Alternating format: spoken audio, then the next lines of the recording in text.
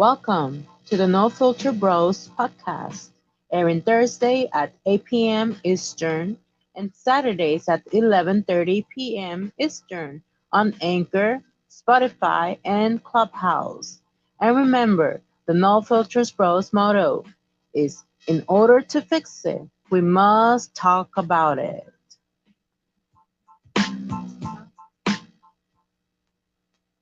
What's going on? What's going on? What's going on, people? What's going on? How y'all doing today? Let me get a sound check. What's up, Darius? What's up, Lady K? I see you. How I sound to y'all? Can I get a sound check? Let me know what's going on in the. Whoa, it's like y'all on both YouTube and Facebook chat. Either or. It'd be good to give me both. How I sound? I sound good? All right, all right. I'm good on the Facebook. And Lady K, how I sound on the YouTube, man? All right, Darius. What's up, brother? You know what I'm saying? How you doing, my brother? My brother Various in the building, you know what I'm saying? All right, loud and clear. What's up, Texas Tornado? How you doing? You know what I'm saying? How y'all doing today? We got a nice juicy show. Waiting for my partner. You know what I'm saying? I'm writing some stuff down on this book that I'm working on, you know what I'm saying? But it's coming in along, it's coming in along. You know what I mean? Glad I sound good on your end. Of course, it's been the third or fourth week in a row that right before the podcast, a thunderstorm comes. But it comes and goes in Florida. That's just the way it is. But what's the weather like out there? Give me a weather report because out here is hot as hell. It's too hot. It was like 94 today. It was crazy with a heat index of like 97. You know what I'm saying? It was crazy, dude. You know what I mean? I went in my car and burnt my back. You know what I'm saying? You can't have good leather seats in this heat. Jeez. Thinking about investing in some seat covers. For real. What's up, Lady K? I'm glad I sound good and clear on your end. What's up, Darius, my brother? You know what I'm saying? I'm going to call you my scripture brother because you be having the scriptures ready to go. You know what I'm saying? For real, for real. I appreciate y'all, though, man, coming through. 88. Okay, that's still cool, man. Today was the first day I felt like I wish it was February again. It gets too hot in Florida sometimes. You know what I'm saying? For real. Rebecca, you sweating to death out there? Yeah, man. You know what I'm saying? It's just extremely hot. Extremely hot. We back to that 2, 3 shower a day weather, you know what I'm saying? Just to cool off. Or so make sure y'all stay hydrated, you know what I mean? Cause it's too hot. You'll be dehydrated quicker than a mug, you know what I mean? Oh, you went to the doctor. You got a checkup, Darius. Everything clear? That's good to hear. That's good news. You get a Don DeMarco for that. You know what I'm saying? Get a round of applause and a Don DeMarco for that one, brother. You know what I'm saying? No back burning here. Okay, okay. Well, I got leather seats, so you know what I mean. It's just hot. You know what I mean? It's just hot. It's too comfortable. You can't do nothing in Florida in the daytime. You know what I'm saying? It's just too hot. You gotta do stuff in the morning or the evening. It's the we in that cooking the egg and cement on cement weather right now. You know what I'm saying? That's where we at right now.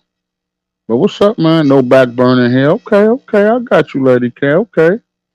You know what I mean? I'm give a couple of more minutes, then we get started on the topic. I'm really waiting on my partner to get up in here. You know what I'm saying? But you know how it is. He's working. And chronic swamp ass, aka sweaty bottom. Okay, Texas tornado. You know what I mean? You have to be too crass with it. You know what I mean?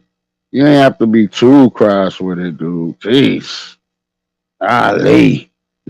But y'all, I believe it's that might be hotter than Florida right now in Texas. When I looked at the weather, y'all might be a little bit hotter. You know what I'm saying? I think y'all like in the hundos. You know what I'm saying? What was the temperature like out there? You know what I'm saying? I think they in the hundreds out there. You know what I mean? 82 there in Dayton. See, that's perfect weather to me. You know what I'm saying? And Dayton is 82. Lady K, your message came up blank. I'll put it on the screen. I don't know what you meant. I don't know if it's because you went from YouTube to Facebook, but that one came up blank. Darius said it was 82 here. Uh, hmm, let's see here. What I said bottom could have said ass crack, but I didn't. Oh, okay. Yeah, yeah, I know.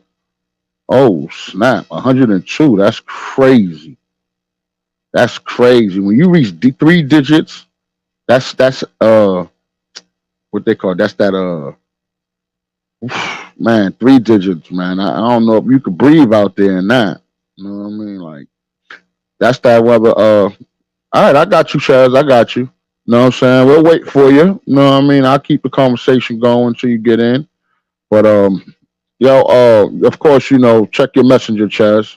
Uh, damn, that's Saudi Arabian weather right there. You know what I'm saying? 102, B. You know what I mean? Word up, man. Like, just make sure you stay hydrated. That's all I have to say because that's too hot. Lady K says, "Hey Becky with the good hair." Oh, okay, okay. She Becky with the good hair. I got you. My partner said, give me 15 minutes. You know what I'm saying? Don't forget to hit the like button. You know what I'm saying? Just give us some love, show us some love on both ends. You know what I mean? Uh, she said, "Hey, back, Ladybug." Okay, y'all calling each other nicknames. All right, all right. Oh, it was a laughing emoji. See, I see it now, but it came up blank the first time. I don't know. Maybe it was a glitch. You know what I'm saying? Okay, okay. I got you. See what my partner says, and hell no, it's too hot to be alive out there. Yeah, man. You know what I'm saying? The kids was riding the bikes in the neighborhood earlier, and they just stopped. They were like, "Nah, it's too hot." When kids stop, it's really too hot. You know what I mean? Uh, my dog didn't want to go out there. B. I walked my dog twice and was sweating like a dog, and she came in and just passed out. You know what I mean? She was like, "Nah, I'm cool, yo." You know what I'm saying? I tried to play with her with this big old stick I got. She played with it for like 2 minutes. It was like, "Nah, it's too hot for that." You know what I mean? Let me see what Chaz in the chat. He said, "As long as there's no humidity in the air, 102 ain't so bad. 102 is hot everywhere." You know what I'm saying? Yeah, you could try to make it sound not so bad, but even the numbers 102. Come on, bro. You know what I'm saying? For real, that's too. But you're right. Humidity does definitely play a factor, partner. You know what I'm saying? Uh, there he is. Oh, eating healthy. Okay, been drinking more water. I've been doing the same and cutting back on junk food. Cut back on the sodas. You know what I'm saying? Sodas is not good for the body, and people don't consider that junk food. So that's why I mentioned it, my brother. Because we got to be healthy. We trying to live. You know what I mean? Oh, what's up? Texas Storm, Renea, Stinky Foot. You know what I mean? Stinky Foot. Yeah, yeah. Chaz, they got dry heat like Vegas in Arizona. I've been in Vegas and it's been 102 with practically no humidity. And guess what? It's still hot. You know what I'm saying? It's just that you don't be sweating. The humidity is what causes you to sweat and all that. You know what I mean? You just don't be sweating like that. So it'll creep up on you. You know what I'm saying? Uh, you had to drag your dog outside. Okay. Yeah, well, it's too hot, man. It's too uncomfortable. You know what I mean? And correct me if I'm wrong, but I believe summer hasn't even officially began yet. I think the first day of summer is in 2 weeks. You know what I'm saying? I could be wrong, but I believe though officially summer has not begun. You know what I'm saying? So if it's like this now, imagine in July and August. It's gonna be a crazy hot summer. You know what I mean? For real. Y'all better learn how to swim so y'all could cool off. You know what I'm saying? For real. You better learn how to swim. Lady K said, "Hey Renee, what's up?" Yes, so she said, "Hey back. I'm a little behind on the comments." Chad said the dog ain't having it. Know what I mean? Definite. You know what I'm saying? Some are not yet. Yeah, that's what I'm saying. I think the official is if I remember correctly, I believe it's in the 20s, like June 20 something. You know what I'm saying? Let me see what Texas Tornado said humid as hell here. Weekend heat indexes to 105 till Tuesday. That's crazy. That's crazy. 105 to Tuesday. Uh huh. Yeah, yo. Anybody want to move to Texas? You got them reevaluating that with that 3-digit weather. Know what I'm saying? For real, dude. Know what I mean? I must have missed it, but Renee said I can't wait. Okay. I don't know what you can't wait for the summer. That's what you mean? Let me know, girl. Let me know. I love swimming. You went to the gym. Oh yeah, get your workout on, girl. You know what I'm saying? Get your workout on. I'm just saying, a couple of people in the chat don't know how to swim, and we're gonna have to get them some swimming lessons, Lady K. You know what I'm saying? Swimming is fun and it's needed. Too many of our people don't know how to swim. Too many, especially black people. Too many of our people don't know how to swim, and that's something I think our people should definitely invest in and learn. You know what I'm saying? Uh, Darius says hi, Renee. Know what I'm saying? Okay, I figured you said that, Renee. You was talking about the summer. Why you can't wait? That's your favorite season, Renee? Let me know. Let me know. My favorite season is fall because that's perfect weather. And in New York, it looks beautiful, like when the leaves are falling off the trees and the leaves are turning colors and all that. You know what I'm saying? Summer's too hot. Too hot. You know what I mean? Oh, Texas tornado. You can't swim. See, if you learn how to swim, you turn from a tornado into a tsunami. Know what I mean? You like that word? Know what I mean? You gotta turn into a tsunami, girl. Know what I mean? Your son had lessons, but did you have lessons? Know what I'm saying? How your son gonna learn how to swim and you don't? That's crazy. Know what I'm saying? Know what I mean? You you like that, Rebecca? That's cool. That's cool. But yo, we about to get started. My partner will be here in a couple of minutes. Darius, man, you was right, brother. I apologize. I gotta apologize to my boy Chaz. The Denver Nuggets took it. You know what I'm saying? They are the champions. You know what I mean? Shout out to the Joker. The Gotham City streets are riddled with crime because the Joker won it all. You know what I'm saying? There ain't no Batman in Gotham no more because the Joker won it all. You know what I mean? Okay, you working. I appreciate it. You know what I mean? Okay, I just appreciate you coming through. You know what I mean? I don't want to do anything to mess up my leg. Are you still on light duty? Stinky leg? You still on light duty? Let me know. You know what I mean? Let me know if you still on light duty. I'm just waiting for my boy. Oh yeah. Yeah, you did tell me. Know what I'm saying? You told me. Okay, oh yeah. Well, I thought what Jimmy was doing was something special, which it was. Ain't too many HCs been to the finals, but I'm just gonna be honest, man. Jimmy Buckets ain't show up, man. Think he dropped something like 13 points in that final game. He ain't show up, man. You gotta show up, bro. You gotta be ready to ball. You know what I mean? Yes, the light bright. Okay. I guess that means you on light duty, the light bright. I mean, that's how y'all abbreviate it out there. It's hard to understand you country people. I'm still a Yankee. You know what I mean? I'm still a Yankee. I live in Florida, but I'm still a Yankee. You know what I mean? Definite, man. We got a nice, juicy topic on today. You know what I mean? And I'm gonna get started. Like I said, I'm gonna respect my partner. I'm gonna try to wait for him to get here. Y'all know how it go. I'm gonna say my dialogue. Chess say his dialogue. Then I'll hit the link, and then y'all could come on up and join us, and we could discuss it. You know what I mean? That's just how it go. That's just how it go. You know what I mean?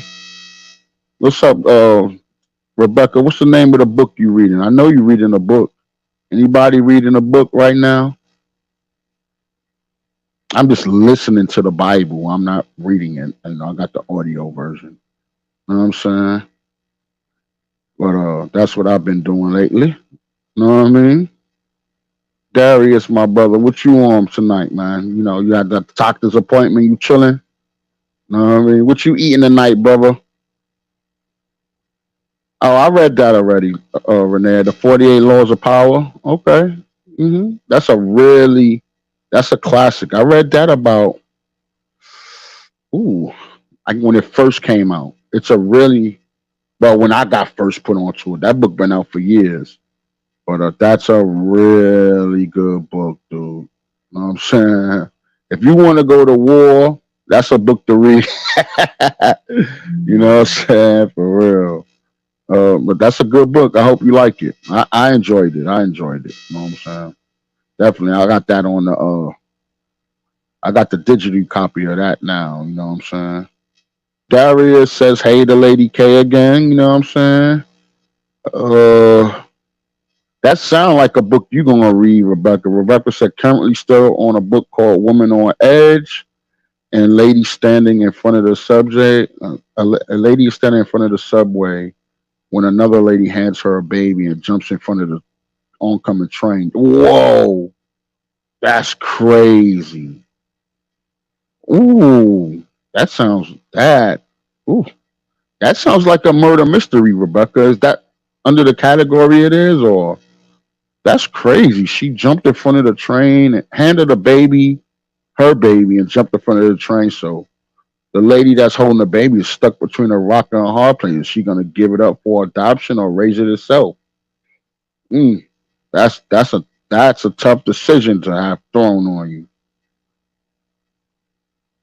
You already listening to How to Outwit the Devil. There you go, Lady K.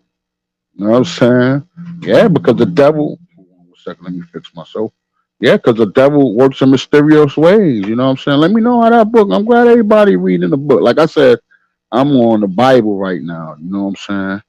So I'm back on the Old Testament, and I just finished the Judges part. You know what I'm saying, and all that. So I'm working my way up there. I'm gonna go in exact order. You know what I mean? Been working out for me. You know what I'm saying? I've been feeling good. So definite, definite. But we'll do something a little different here today. Let me know if y'all see that in the chat. You know what I'm saying? So I could talk to my people. I need to talk to my people. You know what I mean? Not just have them in the chat. Let me bring some of y'all up real quick. Let me know if you see it in the chat. If you see the link in the chat or not, all right? Just let me know. I'm gonna throw it in there real quick. You know what I mean? Let me know. You see the link in the chat? Oh, you do that from time to time with the Bible? Yeah, yeah. I got the audio version on my phone. You know what I'm saying? And I got it set up to go in order because you know how sometimes when you listening on audio, when it stops, it goes to the next chapter in exact order. So that's the way I got it. You know what I mean? All right, I appreciate that y'all see that. You know, come on up. You know what I mean? Just so I can hear y'all voice. You know what I'm saying? I think gonna do something a little different. Chad's running late, so I'm gonna bring y'all up early for this. You know what I mean? Whoever wants to come up, come on up. I know Renee says she's at work, so we'll get it on that. You know what I'm saying? You know, if you want to listen, that's fine. You can stay in the chat. There's plenty of people that's in the chat that usually stay there too. You know what I'm saying? But come on up. You know what I mean? We got Lady K in the building. What's up, Lady K? How you doing? Hello, hello. Yeah, I'm definite, good. definite, man. Come on up, man. Don't be shy. You know, it's a thunderstorm. I need y'all to keep me company. You know what I'm saying? You know what I mean? I need y'all to keep me company, man. You know, that's just how it goes. You remember when you was a kid and you was scared of thunder and lightning? That's how I'm acting right now. You know what I mean? Come on up and keep me company, man. There go my boy. There we go. You know what I'm saying? Let's see if I get Darius up in here. So, There he is. Yeah, How let's was get some masculinity up in here. You know what I mean? Lord? Rod, how was Yeah. your day today? Oh man, I had a great day. I had a great lazy day. because I did a lot yesterday with my mom's because my mom's refrigerator broke down. You know what I'm saying? So she has a warranty on it, and we went to order the parts and all that, and the parts didn't come yet. So she's like, this was last week when she ordered the parts, and she's getting frustrated with the warranty people. So she's like, screw it. So we just went around, her, me, and my aunt just went around looking for new refrigerators and stuff like that, and measuring it because she got it in a certain slot. It can't just be any refrigerator. It got to be a certain size. So we ran around and did that and stuff, and auntie treated her to Denny's and all that shit. You know what I'm saying? So, Nice. you know what I mean? But besides that, and then I went over there and watched Fast and the Furious with my nephew and niece and all that for a little bit. And my niece passed out, and then I passed out. You know what I'm saying? Shoot, you know what I mean? I had to wake up to come home. It was like 12:30, something like that, somewhere around there. But I That fell sounds like a asleep fun 'cause it was day. so hot. Everywhere we went had AC. It's just so hot. It was ridiculous. You know what I'm saying? What's up, Lady K? I see you. Rebecca, I see you. There's somebody else Hey, trying to come Becky. up here. Hey, There he is. Darius. Hey, Lady There he K. is. You know what I'm saying? Hey, Oh, last Chad's here. What's up? What's going on, family? How you Hey, doing? Chad. Nah, we ain't start yet. I just brought people up, man. I felt lonely up here, bro. It's a Okay. thunderstorm. I said I'm bringing them up because I'm acting like a kid scared of thunder and lightning. You know what I'm well, saying? well, I got you, brother. last night I was listening to music on my iHeartRadio app last night. Oh yeah. Yeah, because I've been like, what are doctors that my doctor said a few months ago? You've been dealing with a lot of stress, probably listen to a lot more music. So I've been increasing like probably on weeknights, listen to some good old music for probably an hour or two.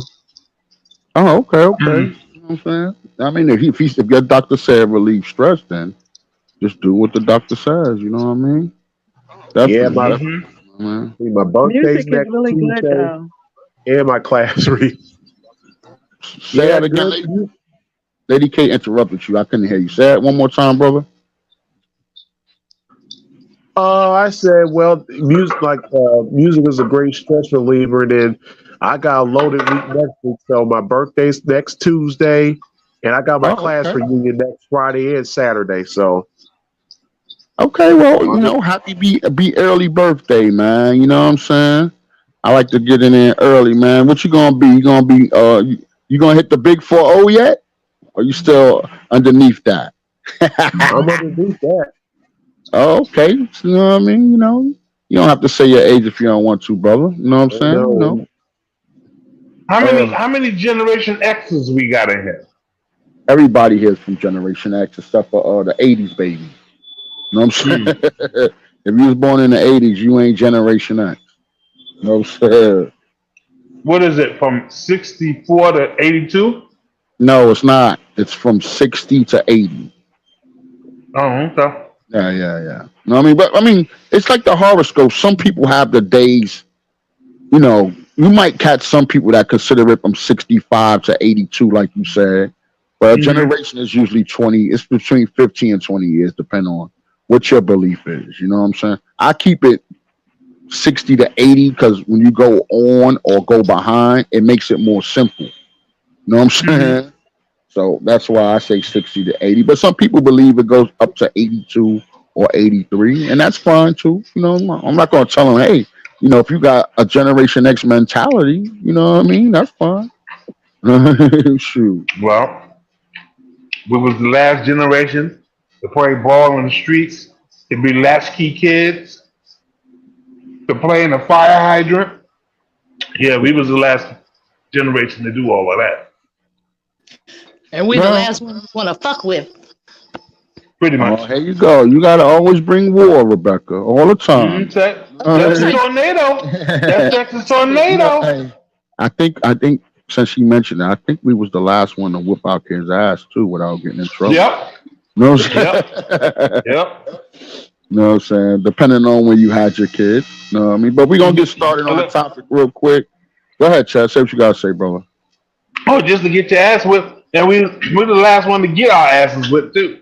Mm-hmm. No, I don't think that's true. I think if we was the last one giving out ass whoopings, our kids are the last ones to get their ass whipped.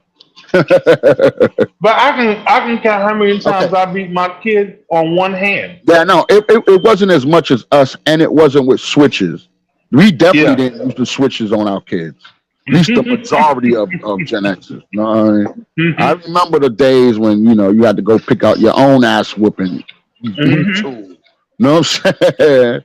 So And I yeah. pray for you because you live right next door to a whole bunch of switches. God damn. hmm I'm Yeah. crazy. Just go right up the Indian Trail, right? You know what I'm saying? Mm-hmm.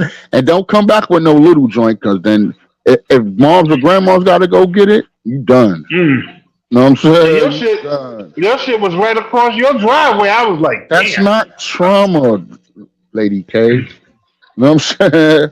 That's not trauma. Nah. You know what I mean? Nah. Just because you don't Nah. believe in it doesn't mean it inflicts trauma on your kids. Why you think If all Lady these kids, K, hold on 1 second, go Chad. ahead, Why you bro. Go ahead, bro. Why you think all these kids is shooting up schools now? That's real trauma. So you know what I mean? If I gotta beat my kid ass so he know that he's not allowed to go around shooting up schools because somebody did something that he ain't like, then you know what I'm saying? What you prefer? You prefer your kid to shoot up the school or an ass whooping? You know what I'm saying? Okay, but didn't you also say that sometimes beating your child just makes them do things more sneakier? So shouldn't there be like a balance? Nah, it's no balance. That's the thing. Everything in life doesn't require a balance. You know what the balance is? The balance is there's a difference between giving your kid a spanking and teaching him a lesson and child abuse. That's the balance. Okay, got you. Yeah, that makes sense. That makes sense. Yeah. It's You know what I definitely mean? about teaching a lesson and discipline. Yeah, because you sit them down, you explain, and trust me, the ass whooping ain't as bad as you think it is. That's for severe consequences. You know what I'm saying? You know, Mhm. like as an example I use, if your kid burnt down your kitchen, whip his fucking ass. Ooh. You know what I'm saying? For real, if he's constantly misbehaving or you told him don't do something and he went and purposely did it, that's an ass whooping. But you got to Yeah. explain to him why he's getting that ass whooping. And I just believe that boys get more ass whoopings than girls anyway. You know what I'm saying? No, So y'all be all my right. mother graduated me. Like she moved from the belt to the wiffle ball bat, from the wiffle ball bat to the wood bat to the motherfucking aluminum bat to the 22 in her purse. Okay, Yeah. were you that bad? Yes. What? You know, boys is it's a different beast, Lady K. Oh my God. Boys is little girls. Usually, little girls they stay in the vicinity of their building or their house. Little boys, we go adventure like Goonies. You know what I'm saying? You know what I mean? So it's a bit different. You know what I mean? They teach y'all more about the dangers of kidnapping and all that. Little boys, ain't nobody kidnapping us like that, yo. They don't want us. They'll be giving our asses back. Here you go. You know what I'm saying? For real. Oh, but we gonna get started. Oh, what's up, Aries? What's going on, my brother? There go my There brother. it is. That's my brother's an influencer. He don't even know it. He's the one that made me think of this topic. If y'all don't know, How he's y'all chopping doing? it up on the book. You know what I'm saying? I hear you, man. How you doing, man? Nah, I appreciate Aries, it. I am so glad that he's a fixture on the show. That's what's up. Yeah, definitely. I But appreciate he was y'all, the man. one.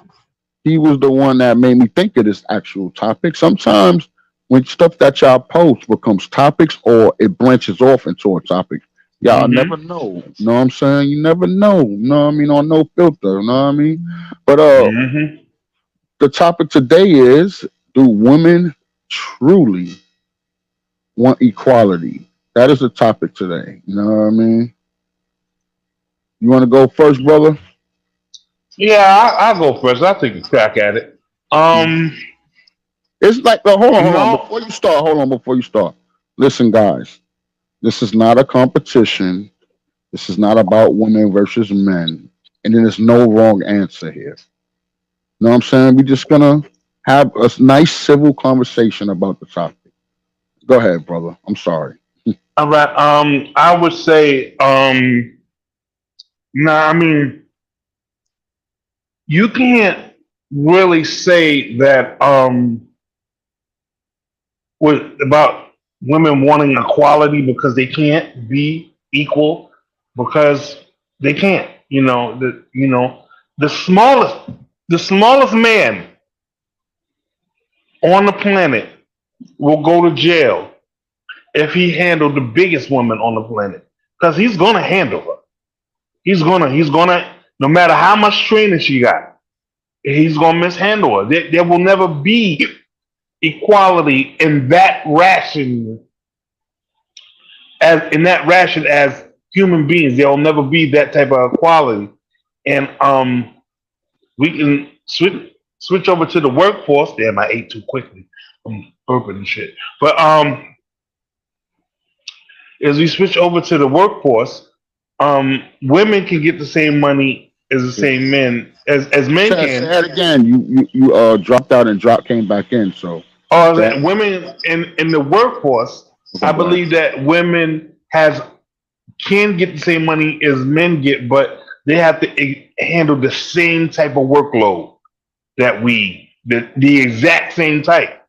And sometimes, like in the construction world, we may have an edge over that. You know what I'm saying?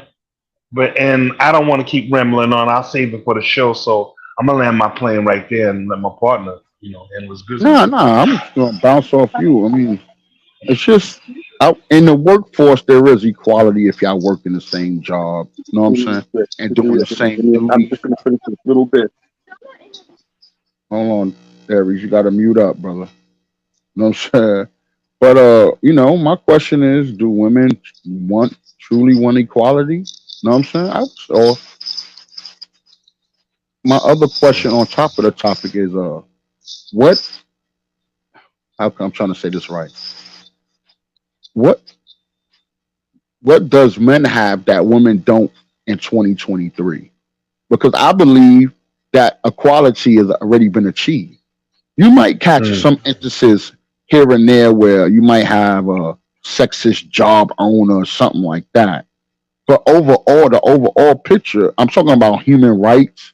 What rights do men have that women don't? Mm. We have the same rights, so I believe we're equal. So what are Mm. we still fighting for equality for? That is my question to the room. You know what I'm saying? Because I mean, if I'm wrong, let me know if I'm wrong. You know what I mean? But I believe in Well, 2023, uh, women and men are equal in rights. You know what I'm saying? And actually, I can make a case that men have a severe disadvantage because women ain't going to jail for not paying child support. Women ain't going to jail for lying on a significant other. You know what I'm saying? mm. Men experience things like that. So I would say there's definitely some tactical advantage in laws that women have that men don't. And it's a fact that if me and let's just say Rebecca do the same crime, I'm gonna get more time to her. They get less time for the same crime. If we both robbed a bank or whatever, I'll get 15 to 20 years. She'll get 5 to 10 years, if that. And I mean, you could think about it like this, Chaz. I mean, it's prevalent even now today. Think about these teachers that's having sex with little boys. Mm. None of them is Right. doing time right now. None. But if the Well, roles were what's the reversed, name died? who? Mary Kay Letourneau, who Yeah, was but that's messing with death. that. Yeah. That's death. That's natural cause. I'm talking about doing Hmm. time. Yeah. Come on. If a male teacher got a 15-year-old pregnant, he'll be under the prison. He could Yeah, for even life. guide the For life. population. He would get But life. yeah, but if a female has sex with a 15-year-old student and even gets pregnant, they let her go, dog. She's set Oh, all free. right. You know All what I right, mean? partner. I know you're still in the middle of your soliloquy, but no. All right.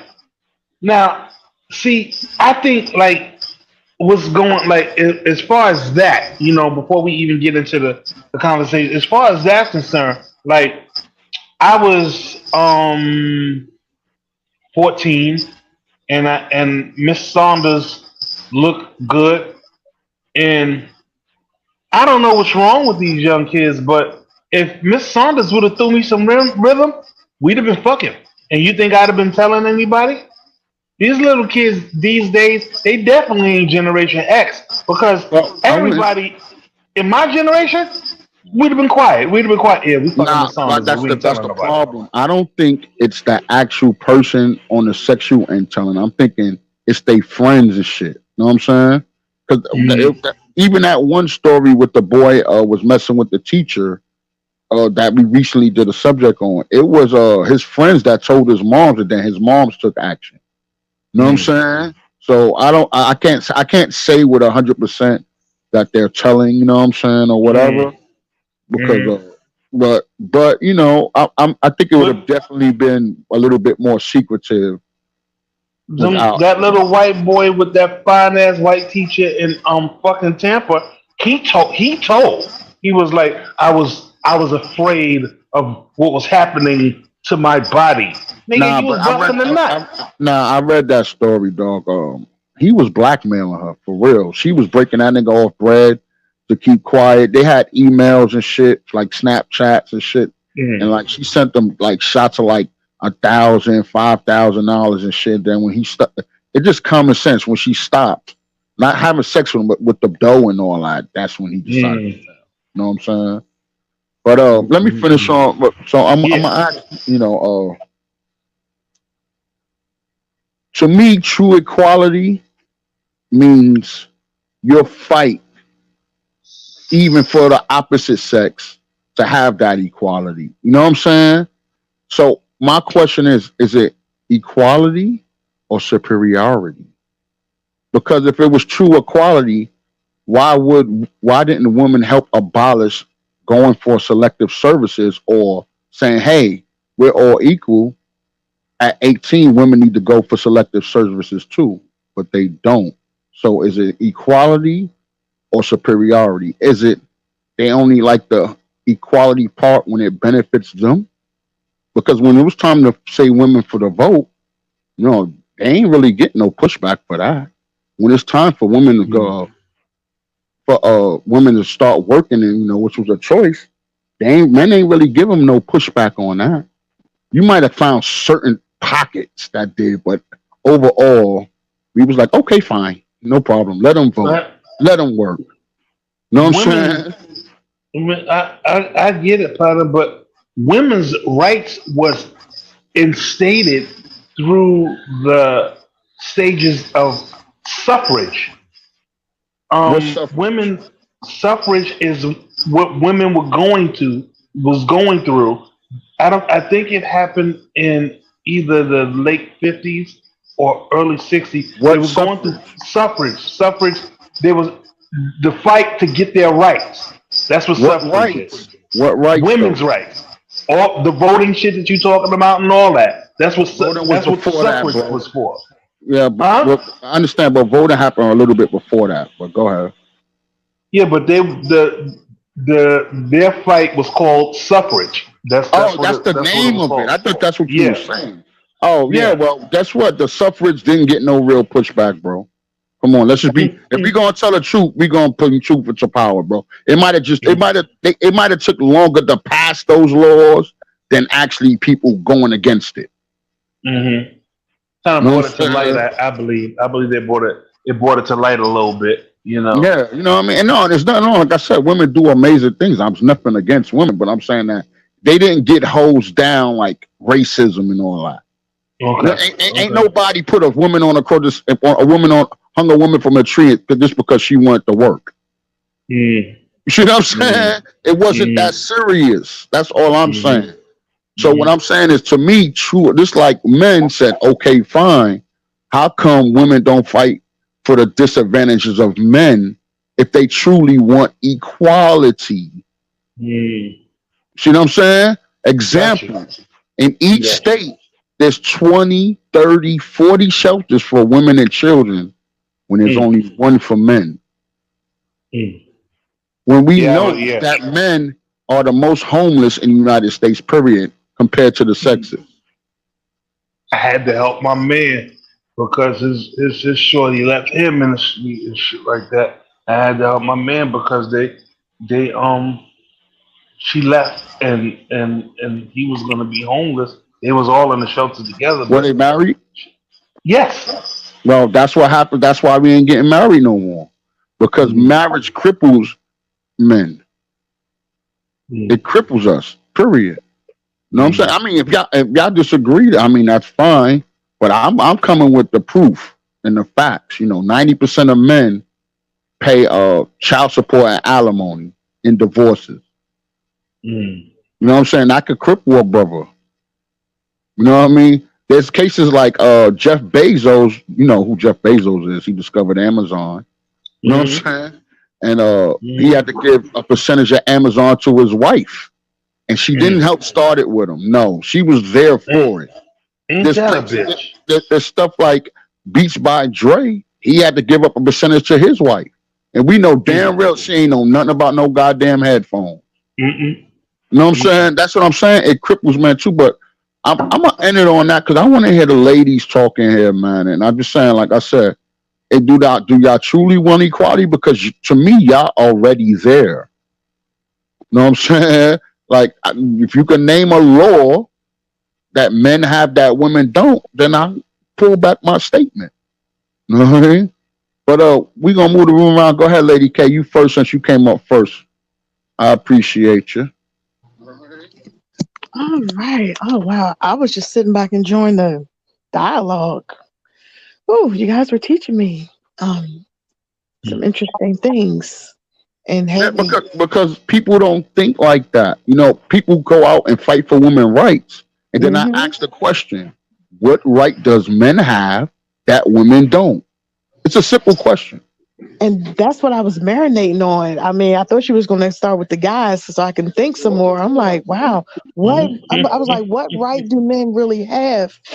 Okay, as far as law. However, the only thing that came to mind, but this is not a law, is the fact that men can get multiple women pregnant at the same time when a woman has to carry a child 8 to 9 months, and men can get up and decide, I don't want to be a part of these homes that I'm creating. But that's not a law. That's just something, that's just a personal thing.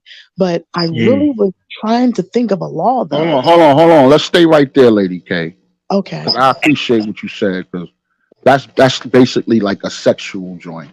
And when you say men, it's only a small minute of men doing that though. Mm-hmm. Okay, so you can't, what I mean? That's not the majority. That's below the minority. You know what I'm saying? When you mm, say that men do that, and when men walk away, they pay a severe penalty for that. mm. You know what I'm saying? Because child support gonna get you, or you get arrested, or you can't get a business license, or you can't go out of the country. You No can't get a, passport. Yeah. you can't get no passport just because you think they got away. You know what I'm saying?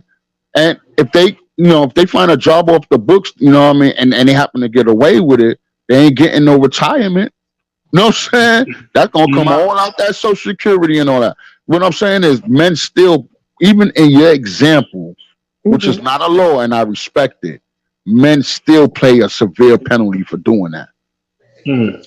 No matter what. And okay, and so I was just speaking as far as hypothetically, because men No, have it's fine. Go ahead. penises. Yeah, because Mhm. men, biologically, men plant the seed and then sometimes they don't stay around and wait for the harvest. But at the same time, I was just saying that part. But I really have to marinate later and maybe do some research to find out, because it kind of saddens me, when things are double standards, on the men's side and the women's side. But Me personally, oh, go ahead. no, I'm just saying, Lady K, double standards are a way of life, though. You Yeah, live in a double standard. Men live in a exactly. double standard too. Exactly. I can give you an example. I can have sex with as many chicks as I want and not really get shamed for it. You know what Mm-hmm. I'm saying? Whereas Mm-hmm. it's a possibility you might get shamed for it if people find out. That's the only Absolutely. one thing I could think of. You know what I'm saying? And that's only because your chastity matters. Ours don't really matter because ain't no woman really want to fuck with a virgin. You know what I'm saying? You know, I'm just So, being honest. You so know what I can I, mean? so I Hold like, on, Aries. Hold on, Aries. Hold on, dog. I gotta let Lady K finish, bro. I know you're excited. We coming to you next. no, Are you I didn't, done, Lady yeah, you K? got, you're good. Um, okay, and you're right, but also Mhm. more important, just to piggyback, there are a lot of men who will not even talk to a woman because they know someone that she has slept with. And it Yeah. could have been someone that is close to him, but the fact of the matter is, like, why? But that's a that's Let me tell you that's another something. topic. I'm not Hmm. fucking with nobody Chaz fuck with. That's just the way it is. It's an honor. That's just we honor each other's friendship like that. Because Bro code. even if bro code don't really exist no more, but even because we don't know if I was to mess with a chick that Chaz fuck with, he could have told her something private, and then she turn out to me. You give it to me, and it could turn us enemies. It's a lot of shit. Mm, There's integrity and honor and friendship on the men's side. That's the gotcha, main gotcha. reason why. You know what I'm saying? Yes, it's because you fucked my homie too, but that's a small, minute reason. There's more to it than that. You know what Okay. I'm saying? And we have integrity with each other because even if let me tell you, Chaz is what, 50, 51. I'm 45 going on 46. Even if it was a chick we messed with 20, 30 years ago, it's still like, nah, yo. Because I have that type of integrity. You know what I'm Wow. saying? You know what I mean? And you know how women are. She gonna be like, well, when I was with your boy, he did this, and I didn't like that. You know what I'm saying? And then I gotta get his side of the story, or look how it's just too much. That causes too much unnecessary drama when you should be trying to lessen a drama in any relationship you in. But go ahead, Lady K, finish up. Wow. Wow. You know what? See, that type of stuff, I think women should learn early about how men think because a lot of times we really just don't get it. And wow. Okay. Anyway, so back to the It's topic. because y'all don't care. Y'all are more ruthless than us, and y'all mating is more of survival. Y'all could be like, fuck that, yo. That nigga cousin look good, and he could protect me. You know what I'm saying? Men don't think like that. We mate if we really want to get together. Really mate for reproductive purposes if we still want to have kids. You know what I'm saying? But you know, y'all survival tactics like just like most think about 200-300 years ago when a village conquered another village. Nine times Mm-hmm. out of 10, they never even fucking killed the women. They just took the women and the women Mm-hmm. adapted onto their new culture and they Mm-hmm. married them and all that shit. You know what I'm saying? Yeah. That's how it is. Go Whew. ahead, Aries, brother. Oh, I'm sorry, Lady K. Are you done? Oh, okay. No, I just wanted to say Okay, go ahead. I don't feel that okay, I feel like we're not equal, but I really don't.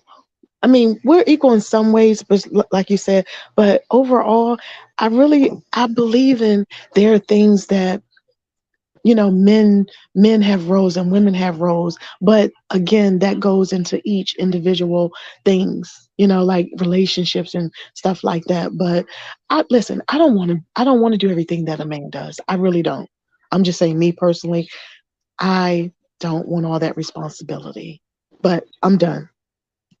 You see, I'm gonna let you go next, Aries. I promise. Yeah, You take your see, time, man. society has changed so much that even my homegirl, Lady K, is scared to say the benefits and can't say the benefits. You know what I'm saying? It's because of the roles that they're trying to eliminate. If you notice, society right now, we in a roleless, like there's no gender roles no more. They trying to get rid of actual gender roles, and that's never gonna work. Is because men are better at specific things and women are better at specific different things. You know what I'm saying? Just because I can flip that brick, I mean, no, just because Lady K can flip that brick, don't mean she should flip that brick. You know what I'm saying? Doesn't mean she's doing it's not she's not flipping it to the best of the capability. I could probably flip it better enough. It doesn't not make her useless though. Women do a lot of things better than men. But this whole new gender role shit is fucking the world up, I believe. But go ahead, Aries. I'm gonna stop rambling. All right, so I wanted to kind of, because you guys was on the point when something popped up when you and Lady K was going. So, I'll start with the double standard part real quick. So we all do. How many of us have sisters on this panel? Yeah, we do. I do. Yeah, I do. I definitely do. So it's safe to say at least 90% of us have sisters. Now, whether they're older than us or whether they're younger than us, do you consider any of them a hoe? Ain't nobody answering that question online, brother. No comment. Okay, so I'm gonna say it's safe to say, especially since talking with you guys, I know the upbringing for at least 99.5% of this panel had a awesome upbringing, right? So it's going to be safe to say that they wasn't, and the reason they wasn't is because they was raised along with you guys, okay, to know right from wrong, and to know how to deal with who and how to do it, because our mentors, whoever they were growing up, was an extension of that when we went into the streets. So if it got to the point where we're talking about double standard, is because one or more genders ran away with or away from the way it was set up for us to deal with each other's.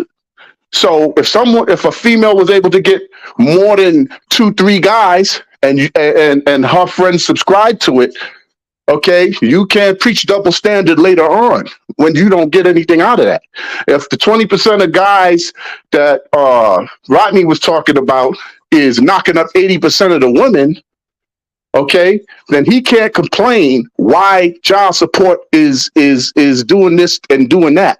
Because what happens is when our behavior starts to hit the surface, meaning it starts to hit mainstream, Congress start placing things into legislation.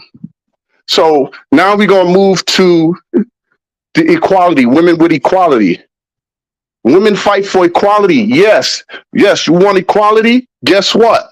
It's going to go to Congress, and Congress is going to say, you know what? Let's put this into legislation for all women. Not the woman that was from generation before that's tired of not being equal, and then 20 years later, it's just for them.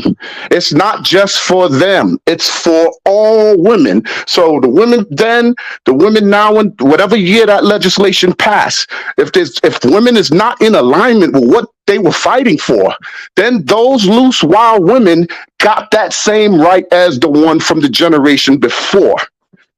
And so if they squander that in legislation and they're ruining their homes with that, guess what Congress said? You women asked for it.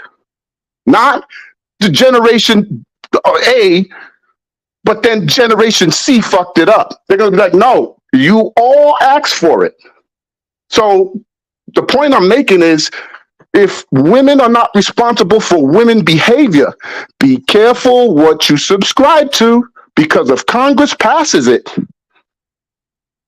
and as you can see now, the 6-figure chick, the high quality chick, the chick that won it all, okay, and she gets that opportunity to get that job, and she's making 6 figures, and you done lived 2-3 decades before her and still ain't catching her, you can't complain because you fought for all women. So if the person that's going to give her that job over you can't give it to a guy because he have to give it to a girl because you all fought for the females, then he's going to give it to the female that actually may not even deserve it. And then what's going to happen is when they start destroying society with it, Congress is going to say, see, you asked for it. So you have to be careful what you subscribe to. When back in the 60s, this is the purpose of the Black Panther. They was trying to educate us to learn how to handle our finances, to learn how to go to Congress and says, where is our 40 acres and a mule? You letting people into this country that never even been here before, and they coming in here and taking up stuff that we built. We built this country. Men had the right to want everything that they worked for, especially the black men. So when you fight for equality, and Rodney said that you didn't fight for the equality of men, that's where that day and age went wrong. And so the Black Panther was trying to get the women of those of the groups to say, hey, listen, we are the women. We have to put our minds together, get these papers written up. When they spoke about their black men, they spoke about we. So when the Black Panthers was teaching us how to maneuver through Congress, it was harder for them to tell a whole family, man, woman, and child, no, when the man of that family worked, the woman of that family worked, and the children was going to the schools, that they was all black because they had it segregated, and the kids in those schools was thriving. But when the government seen that and sent the FBI and the CIA to kill all that off, they went to kill it all off because the men were advocating for the women and the women was advocating for the men. Now today they're doing it separate so that the genders are fighting each other's. So man is going to get this, woman ain't going to get this. Then woman's going to want this, they're going to give it to them. But then woman, if you want this, you're going to have to take this from the men. And so it's that constant competition of saying, oh, we finally got what you want. Now we don't need y'all. I don't need no broke nigga. I don't need no. This is the mentality. This is where it's coming from. It's we get placed into competition, and then this is exactly what they want. So now that we're fighting for equality, it's not equality, physical equality. It's financial equality. Women want financial equality, so they don't need to depend on a man. That's what this is about. So when you get that, then you lose your husband. When you get that, you have to work. They already got it. You got to work 14, 15 hours a day. Guess what? That leaves your child in school. You lost your man. Your child's in school. Now they can start the transgender bullshit in the school while your back is turned working 14, 15 hours a day. So the more you want, another sacrifice have to be on the table for your family, for you to have what you want. And that's exactly how the devil works. He'll give you everything you want. It's called instant gratification. So be careful what you subscribe to, because if that's what you want, be prepared to lose everything else. But you're never going to have it all. No one is going to have it all. And I'll leave it at that. Well I said, appreciate sir. you. When you said the whole they trying to put women and men against us, I was thinking like, yo, that joint is really working, because when Trump was president, anybody remember when Ice Cube wrote a letter to the White House talking about all the black rights, and then he was on that show with Vivica A. Fox and Lisa Ray and all that, and he was he was laying down all the laws and all the benefits that black people could get. And the first thing Vivica Fox said, what about the women? And then Ice Cube said, aren't black women black people?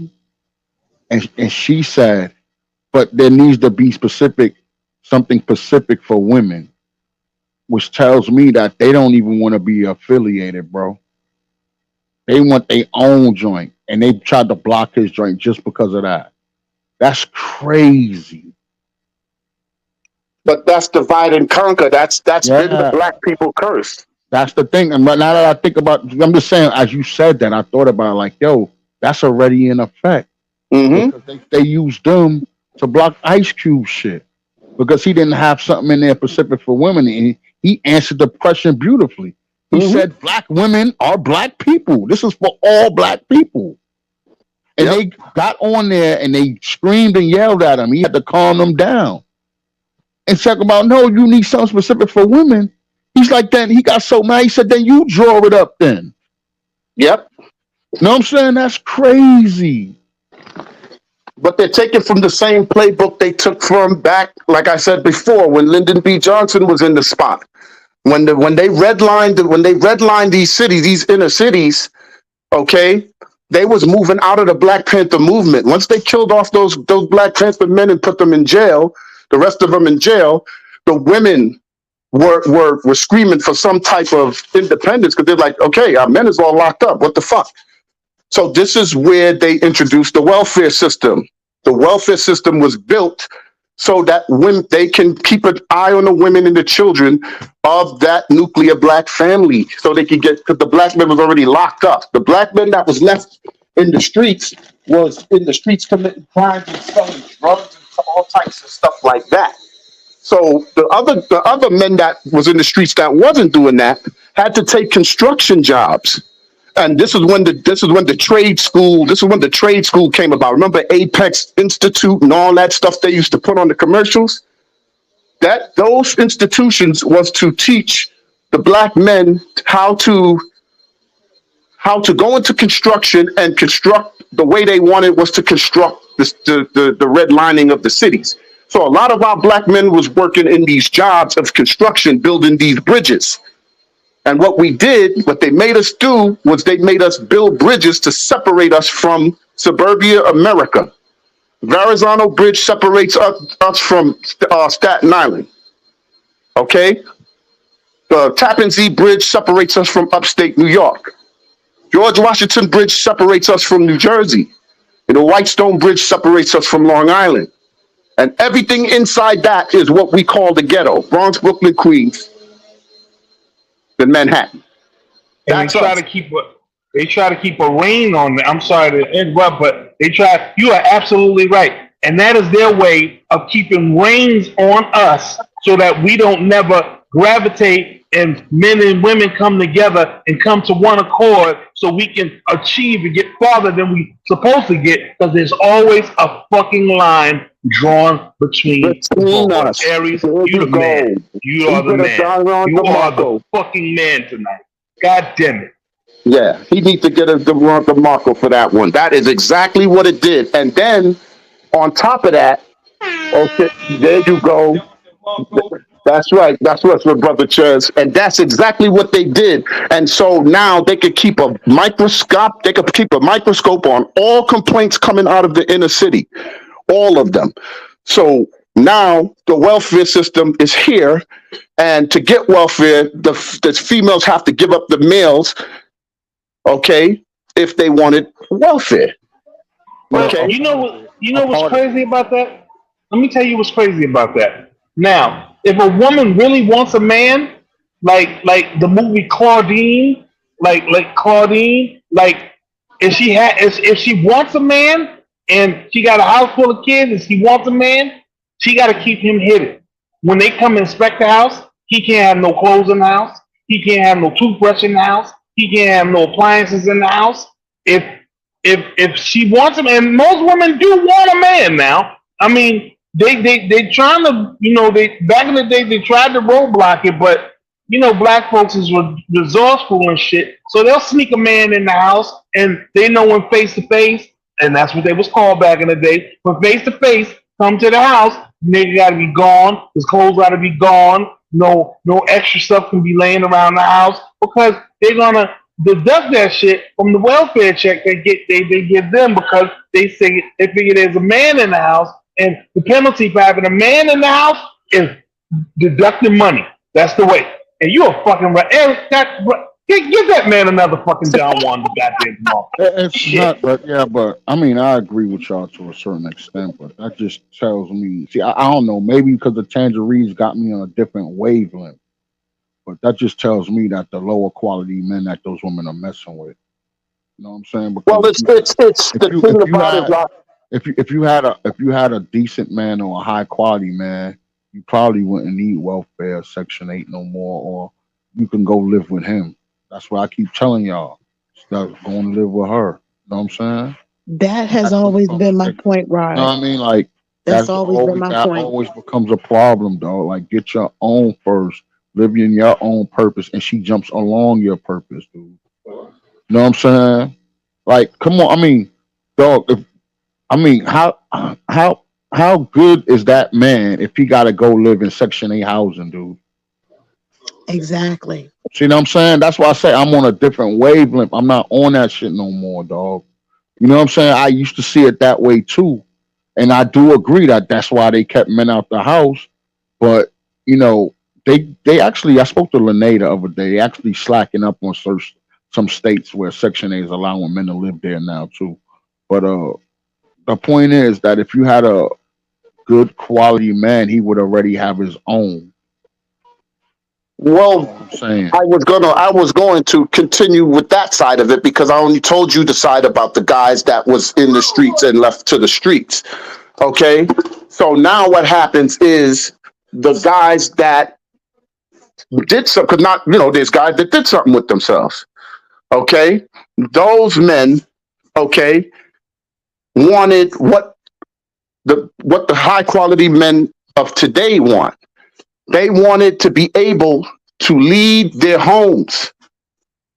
And so at that juncture, the part that the woman have to take the accountability for was the part where whether the man was not a good man or he was a good man, why did you not put your situation in a man that was capable of leading you in your life like he was put on the planet to do?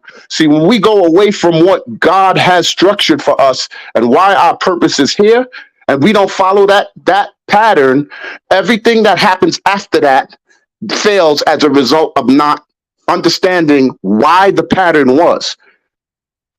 The nuclear family is man answers to God, woman answers to men, children answer to the women. Yeah, go ahead, bro. You sounding like an Israelite. I swear you are. But go ahead, go ahead. That's not an Israelite, dog. Muslims believe that. Christians believe that. Catholic. There's a chain that's called in the Bible. It's Chain actually of command. chain of command. Know what I'm saying? Exactly. That's just the way it's supposed to be. Know what I And mean? the thing that baffles me is that, and I'm not picking on white people, but when everybody understand white people's chain of command, everybody understand that the president has a first lady who's the first lady. Everybody understands that the king of Ukraine has the queen, like the Prince Charles, and then the Queen Elizabeth, and all. Everybody knows all that until it gets to us. Okay, when it gets to us, bro, stop. They know it, bro. They know that. I'm just saying. I know what you're gonna say. Until it gets to us, they know it, bro. Our women want to do their own thing. They don't want to answer to a man. It's been proven for the past 50 years, bro. That's not necessarily true. Yeah, I didn't want to incorporate the point. Yeah, I didn't want to incorporate it as they didn't want to listen to us. They don't. But he's right. Okay, wait. Hold on. So how are you gonna incorporate it? I mean, because you know what I mean. I was going to get to it. I was going to get to it. Go ahead. I want to see how you're going to incorporate it. It don't matter how you say it. That's what it is. What there was only one way it could have been incorporated, and that's if they had respect for their fathers, because their fathers is the first teachers of the corporation. He's the leader of the families he's growing up in. So when she don't have that, to see that, to understand that that's her role when she's up next, then she's not going to respect no man if she feels that she don't have to. So when your family, see me, you, Ches, a few of us brothers understand the title and the purpose of a father. I remember this clearly. Ches said last week or the week before that look at how he talked about his stepfather. That was a beautiful thing, man, because stepfathers has been coming in and trying to still be the last hope to show the women that men, we are supposed to take our place, even if the child is not even ours. So when he said that, that was so beautiful. I almost brought me to tears because I remember some of the time that I was growing up in that situation and other friends that I had growing up in that situation that really want to be around their father.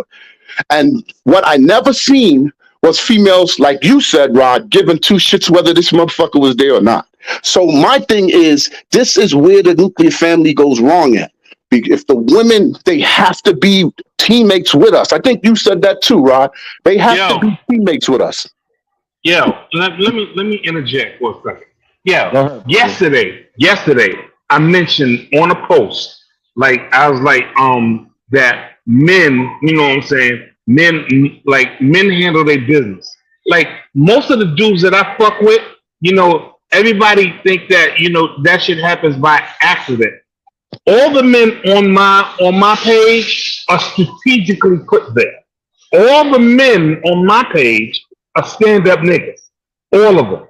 Like Shorty was talking about, I can't get with blah blah blah and this and that, and I've got my FAA pilot's license and all that stuff, and it's like that, and I can't let no man do. I'm sitting there answering her like, who the fuck you been fucking with?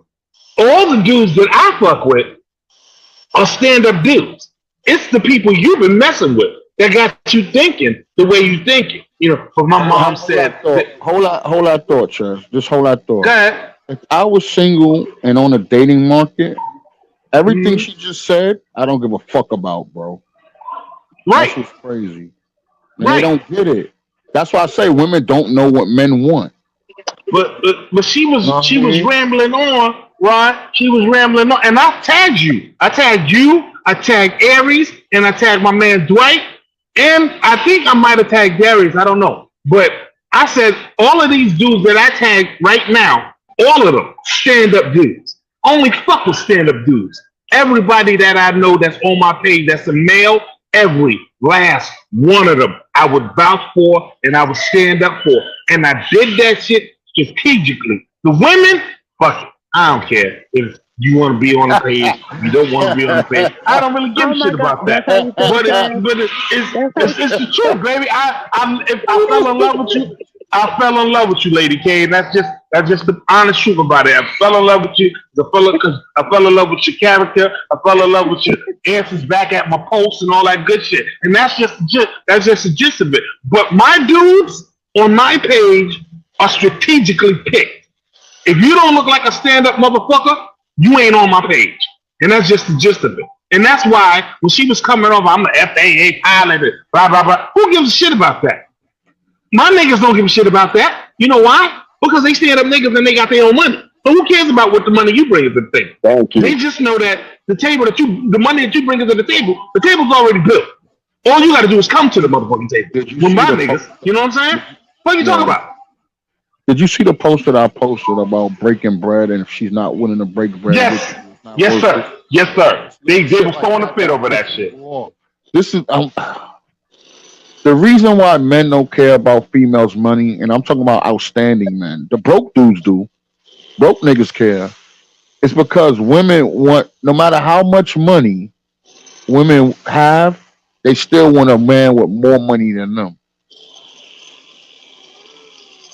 That's what's crazy.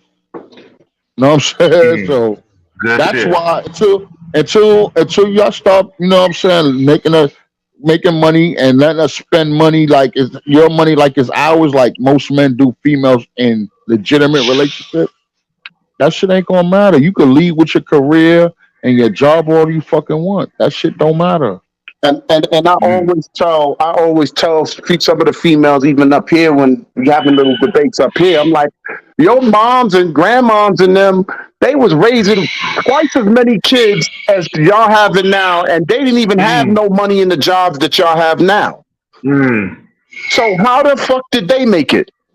You don't make it in this world without networking, and networking means you have to have respect for the person you're networking with. Okay, you have to stop living, especially our females got to stop living to say, let me get this just in case the relationship fails. Stop doing that.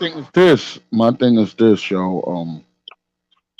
Females, they say what's politically correct, but we know that they're not. We even have females on this podcast whose men lost a job and they wouldn't even help their man with money and no shit like that. You know what I'm saying? Like, y'all not willing. It's like, I don't know if it's in y'all biology or what? You know what I'm saying? But y'all not really willing to share resources on the level that men do. You know what I'm saying? So it's like if you go on a date with a man or you meeting somebody and he's an outstanding person and you lead with your career and your money and shit, you just fucked up the whole date because people with money ain't looking for people with money. That's just the way it go. Right. And the thing is that at the end of the day, all of us men that's successful or having success with females is not because it's not, I wouldn't even say it's just because the females know we can lead. It's because the females know with us in their life is sweeter.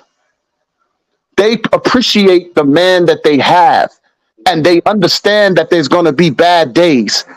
Okay. The problem is not every female experience is the same. The majority of the experience of the female that I'm listening to is anecdotal experiences, meaning it sits in the 20% that Rodney was talking about, where the man was putting their hands on them, they were screaming, and all the stuff was going on. Of course it was going on because you picked the man that everybody else wanted. So you're going to get everybody else's results.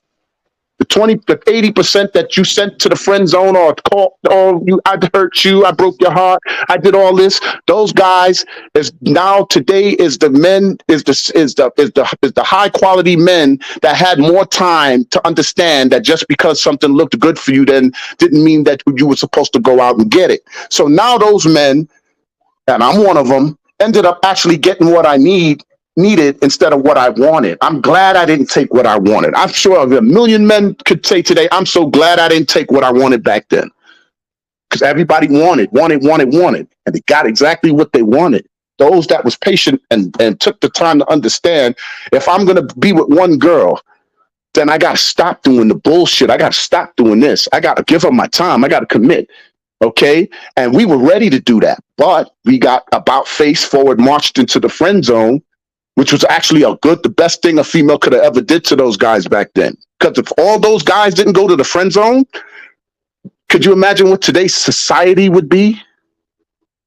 Those men did not, those same men that went to the friend zone and these girls talking about, oh, who hurt you and all that. Those was the stepfathers and the other fathers that came in and saved the day when the dudes that the girls wanted, the 20% wanted, that had 50 baby fathers from different, those men was the ones to come in to fill in for those men. So imagine if the friend zone didn't exist. Could you imagine?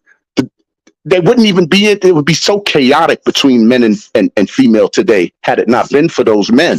So everything happens for a reason. And so what I would say is your anecdotal experience should not be labeled as all men.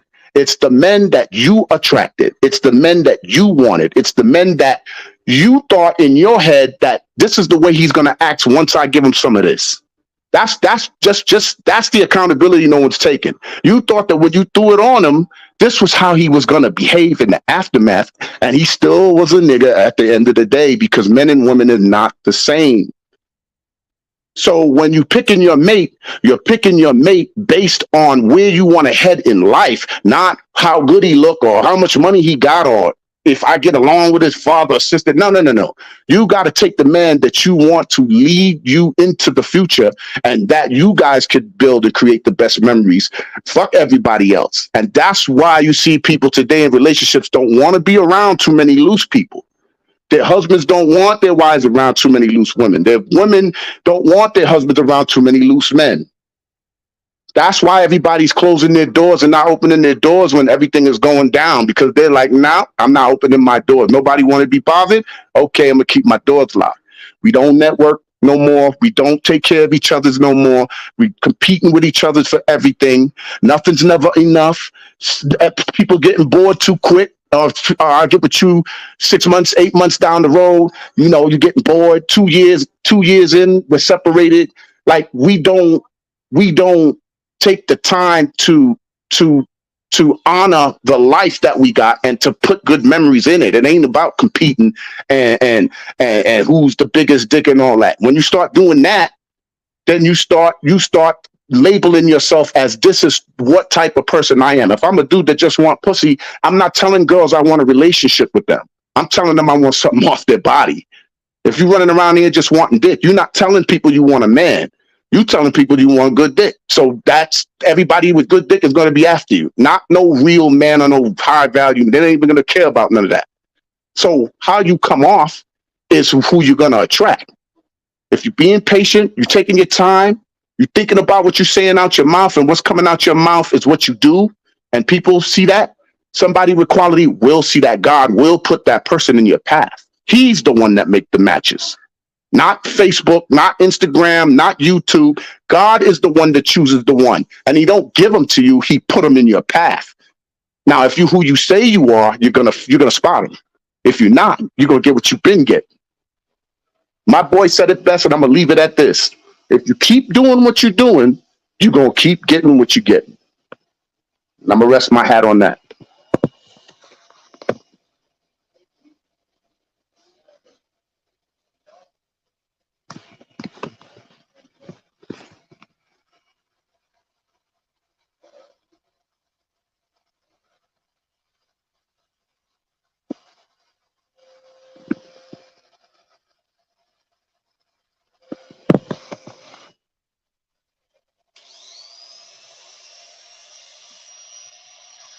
Yo, can you hear me?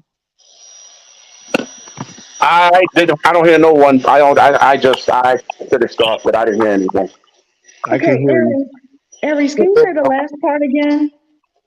I said my boy said it's simple. If you keep doing what you're doing, you're gonna keep getting what you're getting.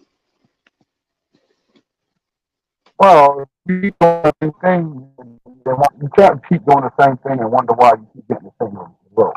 You want different results, you gotta do different things. That's all it is. I missed a lot of that because I had to drop out real quick. I just came outside to walk the dog, and the raindrops is all over the phone and knocked me out. Well, what's up, man? Who's that? It.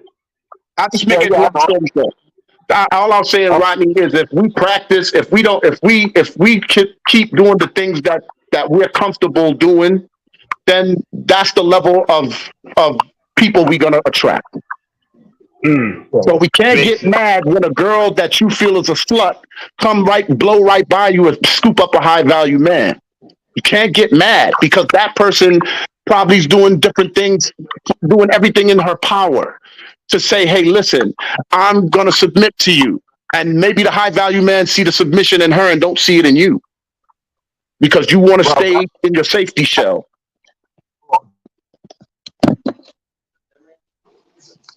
You made, when I say amazing points, amazing points. Thank you. That's what happened, bro. Say the word submission, bro. You know what I mean? They're gonna give you the ringer. Go ahead, Chaz. Do a post.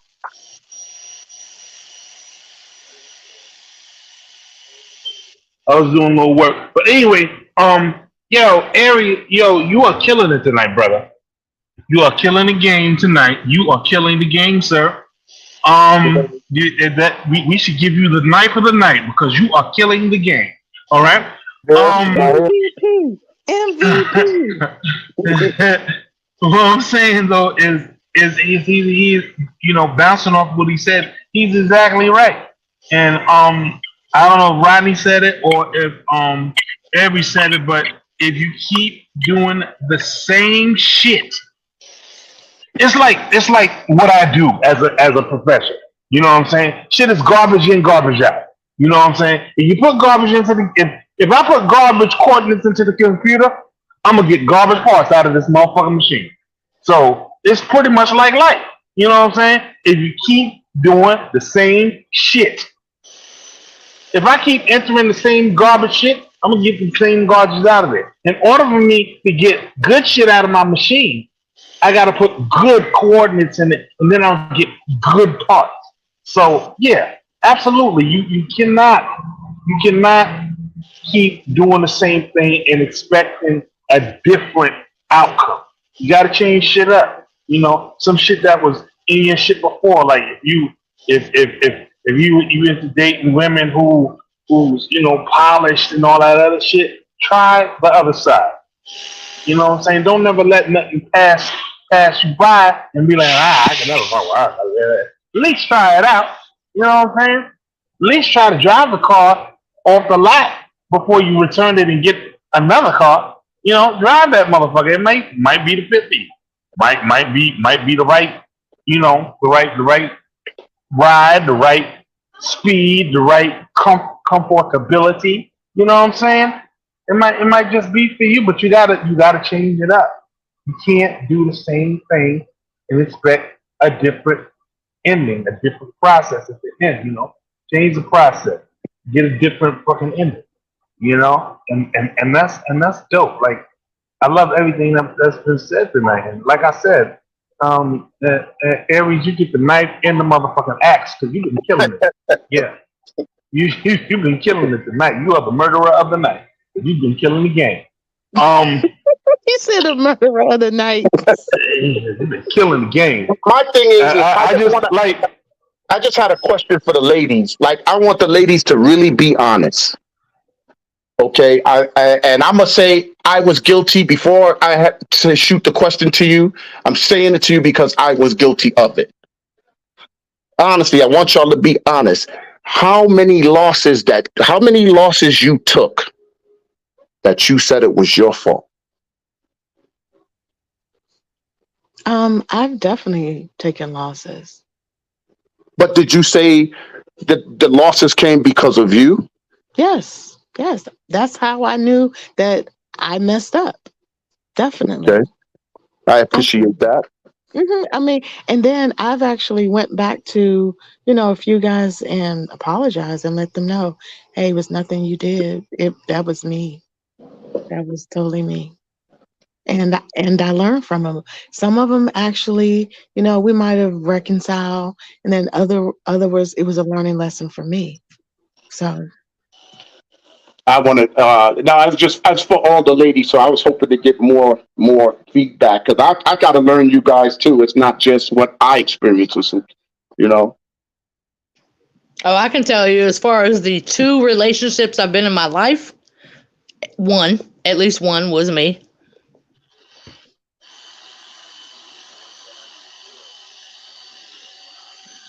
Anybody else?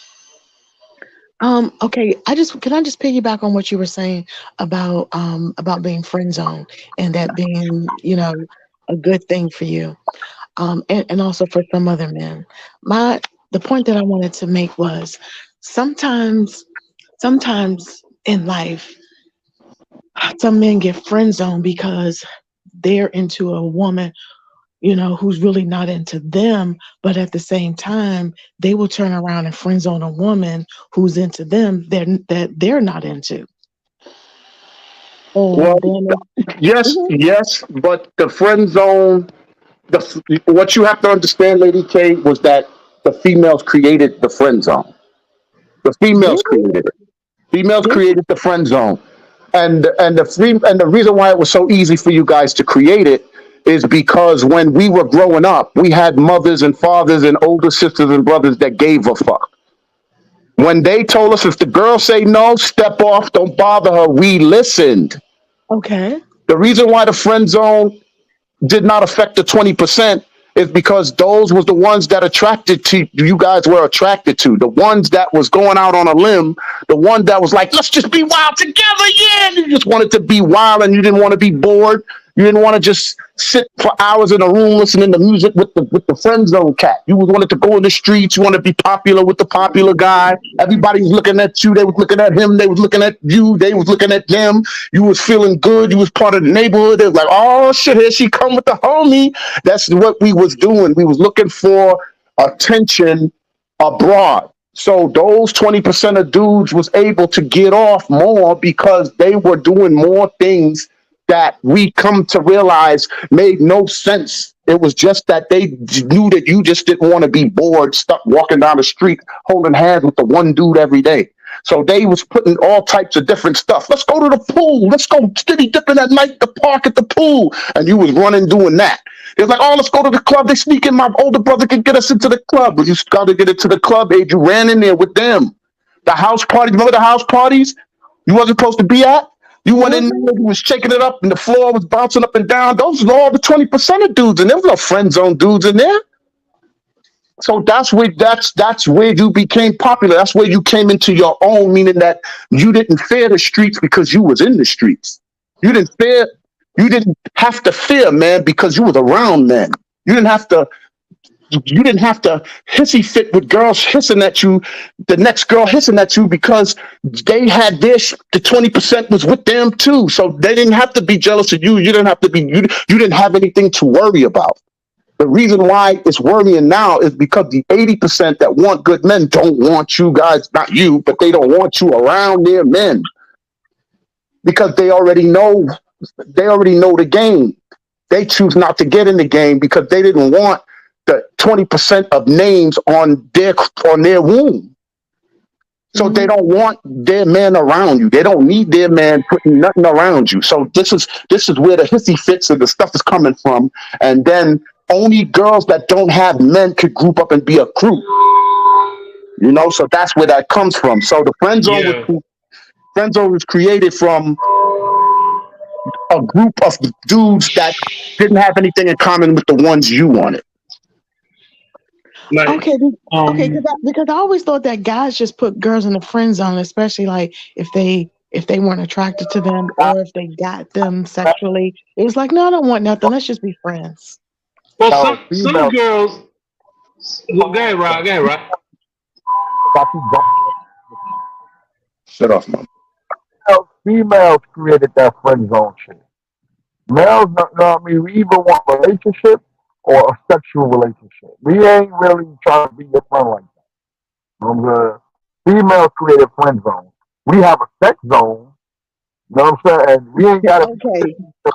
And we don't have to be particularly your friend to be putting a female in a sex zone. But friend zone in particular was created by females. Okay. Okay. I had a shorty that I would smash crazy.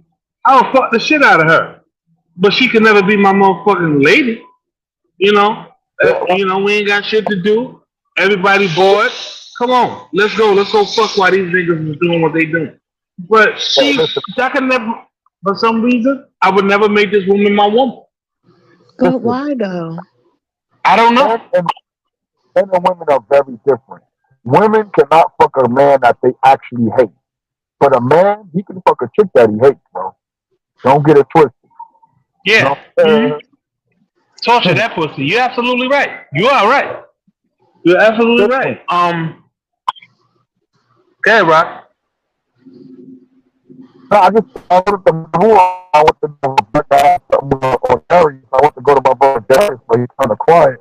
I want to know if he has something to add to, because his thoughts is needed on a authority topic, because he kind of glanced off for like 30 minutes, you know? Well, you gotta, I don't know. As far as the, is Darius, are you there? You there? Yeah, I'm here. When I was listening to this topic, and I just went on Google, and I looked up, and y'all people don't know I like sports. Like the average NBA salary between NBA players and WNBA players. I think Hot Rod probably knows the answer to this, but I'm gonna say it for the people here that's not familiar with sports. It's coming to a point here. It says the average NBA player earns $5.3 million a year. The average WNBA player brings in $130,000 a year. Wow. Yeah. Talk about non-equality. Lord have mercy. No, I'm out there. I got more. And I said, and I looked up on. Wait, are you trying to say that's a reason of non-equality? Couldn't hear you. Breaking up, bro. Can you hear me now?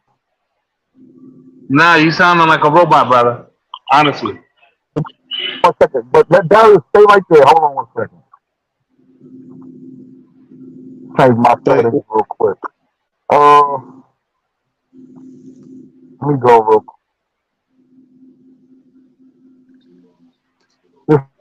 Guys, there we go. Can you hear me now? There yes, you go. There you go. That's a little better. No, what I'm saying is, yeah, thank you. Now I had to step outside because I don't want to be too loud on the old lady sleeping. You know what I'm saying? And it's raining out here, so are you trying to use that as a quality, a thing of non-equality, bro? I'm just asking that question. Why did you bring that up? Like, is that a specific subject that you're using, that the difference between the men and the women getting paid? I was bringing that up because I did when the top about do women truly want equality? My point Mm-hmm. is yes, it can happen, but you got to like you said, like people been saying earlier, like Ari's Lady K, you got to bring something to the table. Yeah, you And, do. But I'm asking you about the whole WNBA NBA scenario you brought up. Why did you bring that up? I'm just bringing up just for example about the average pay raise and per year, and like in the women's game, and like for example, like Brittany Griner had to go to Russia. I looked on her; she earned like $1 million a year playing basketball in Russia. Well, they do earn more money, but the reason why women earn less money in the WNBA because it doesn't gain a profit. It's the only business that I know of today that's $2 million in the hole every year, and people still get paid, bro. So you can't, people can't use that as a scenario that women should get paid more than men when your business is not pulling in a profit at all. The NBA pays for the WNBA. That's why it's surviving, because the NBA makes so much money that it supports that sport. Because the WNBA can't hold its own back. It can't stand on its own legs. Family, yeah, and I'm gonna piggyback off you. Hold on, Darius, real quick. They said in order to get the type of money the NBA gets, the WNBA would have to lower their rims to about 9 feet, and the women would have to start power dunking like the men do in order to gain the same attention that the men in the NBA get. And I believe that's true. I honestly believe that. Like if I seen a chick come down the court and another chick jump up and that chick dunked it on her ass, yeah, that's on SportsCenter. Number one, play all day. You see how she got blush on? She hung on the rim, and her pussy was in her mouth while she was hanging on the rim. Are you crazy? That shit is dope. Come on, that would equal that out right then and there. Women dunking? Oh man, fuck out of here. That would be wonderful. That would be wonderful. I would love to see that shit. I would be a big WNBA fan. They was like somebody come by the side, Brittany Griner, come down the baseline and bring that shit around the rim and funk that shit. Man, please.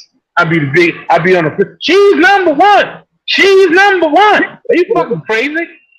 Okay, Chaz, are you saying women don't dunk in the NBA? I mean, the WNBA? Not like that. No, not like that. Come on, man. Come on. Not like that. That's why he used the example of lowering the rim 2 inches. You know what I'm saying? So they'll be able to dunk. But the problem with the NBA, I agree with Chaz. I agree with Chaz 110%. That will make the game more exciting. But the problem is that women don't support other women.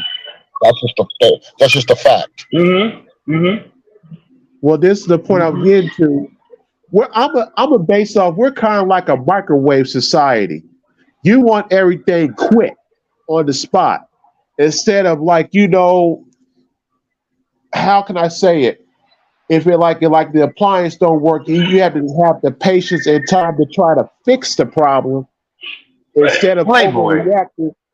I get where you're coming from. This is why, and hold that thought real quick, Derek. This is why Amazon is so fucking famous, because they get you your shit quickly.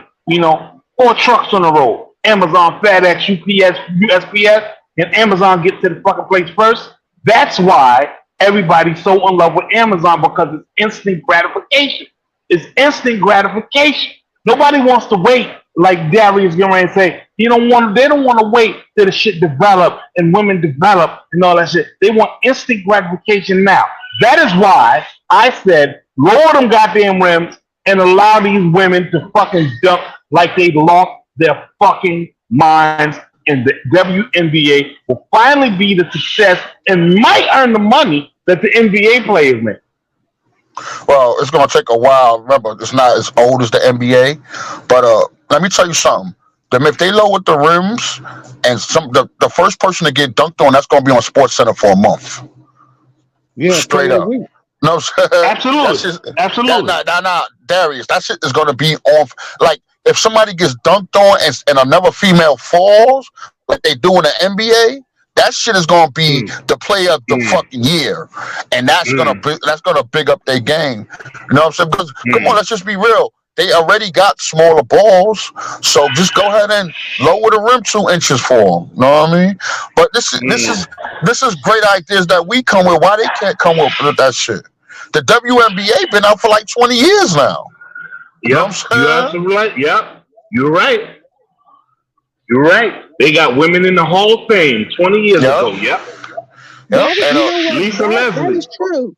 That's true because I remember when I used to go to the WNBA games here, but then it wasn't that exciting, so I stopped going. Yeah, there we go. You see, let these women start dunking. Let these women dunk on a regular basis. She caught it off the rim. It bounced off the rim, and oh my God, she came behind her. Dunk that shit, man. All right, Chaz, you got excited. We waiting for that day. Go ahead, Darius. Finish up, brother. The floor is still yours because we still ain't go to Texas Tornado yet. Okay. On this, like I talk about, like a microwave society, because like I say, you want gratification. You want your food quick instead of waiting like in an oven. It can warm up like depending on what you're cooking. The time and effort, like women want true equality. Okay, I see what you're coming from, but when I say there's like you got more. I have a cousin of mine who owns her own beauty shop, black owned. When I be seeing on social media, I see like a few more females got their own black business. And the sad thing is, you got some people don't support black business. I said that's a problem. Like barbershops, men support that. Then I said you need to support your own. It's just like Ari said about the Black Panther movement. There was programs in place about getting the community educated to the FBI and J. Edgar Hoover interfered. And just like these relationships, if you want to have sex, then you basically want to have one night stands. But I always say this at the same time, there's always a consequence down the line for your actions. And what you do today, you might pay for it a year from now, 6 months, or a few days. And then, like, if she announces the 2 words, "I'm pregnant now, it is yours," you're done for. No ifs, ands, or buts about it until you have that DNA test. If it's not, you might be lucky it's not your child. My thing is, you got to treat like the women they get the respect, and we at the same time. To me, we have to show them like equal. We got to show more equal respect. We got to unite more instead of being divided like we are on social media. It's just ridiculous. Because like you said, like an example, like you've been High Rod Chez been friends a long time. I got friends I know since elementary school, and if I ever try to, that's one of their females that'll not only break up a friendship, that'll break up years of knowing that person. And they don't want to even speak to you ever again. So there's like boundaries is not being honored today. They just step over it just like it's nothing. But honor, respect, boundaries. That's like if Just like these college athletes, they're getting paid now, which I've been advocating for. They should have been paid a long time ago, and that includes in the women's game and for their name, image, and likeness. But why they held back for so many years? Because it's all about, I call the NCAAs not caring about athletes. It had to take Supreme Court to tell them they can the college athletes has a right to get paid for their name, image, and likeness, and they can do commercials, advocate a product, just like Angel Reese from Baltimore. She got famous during the NCAA tournament. I watched her play, and she's making like story commercials, being on radio shows. It's about you market yourself to a certain extent, and we got to still, break the barriers. Instead of being divided, work together and for the common good. And I'll land by playing on that.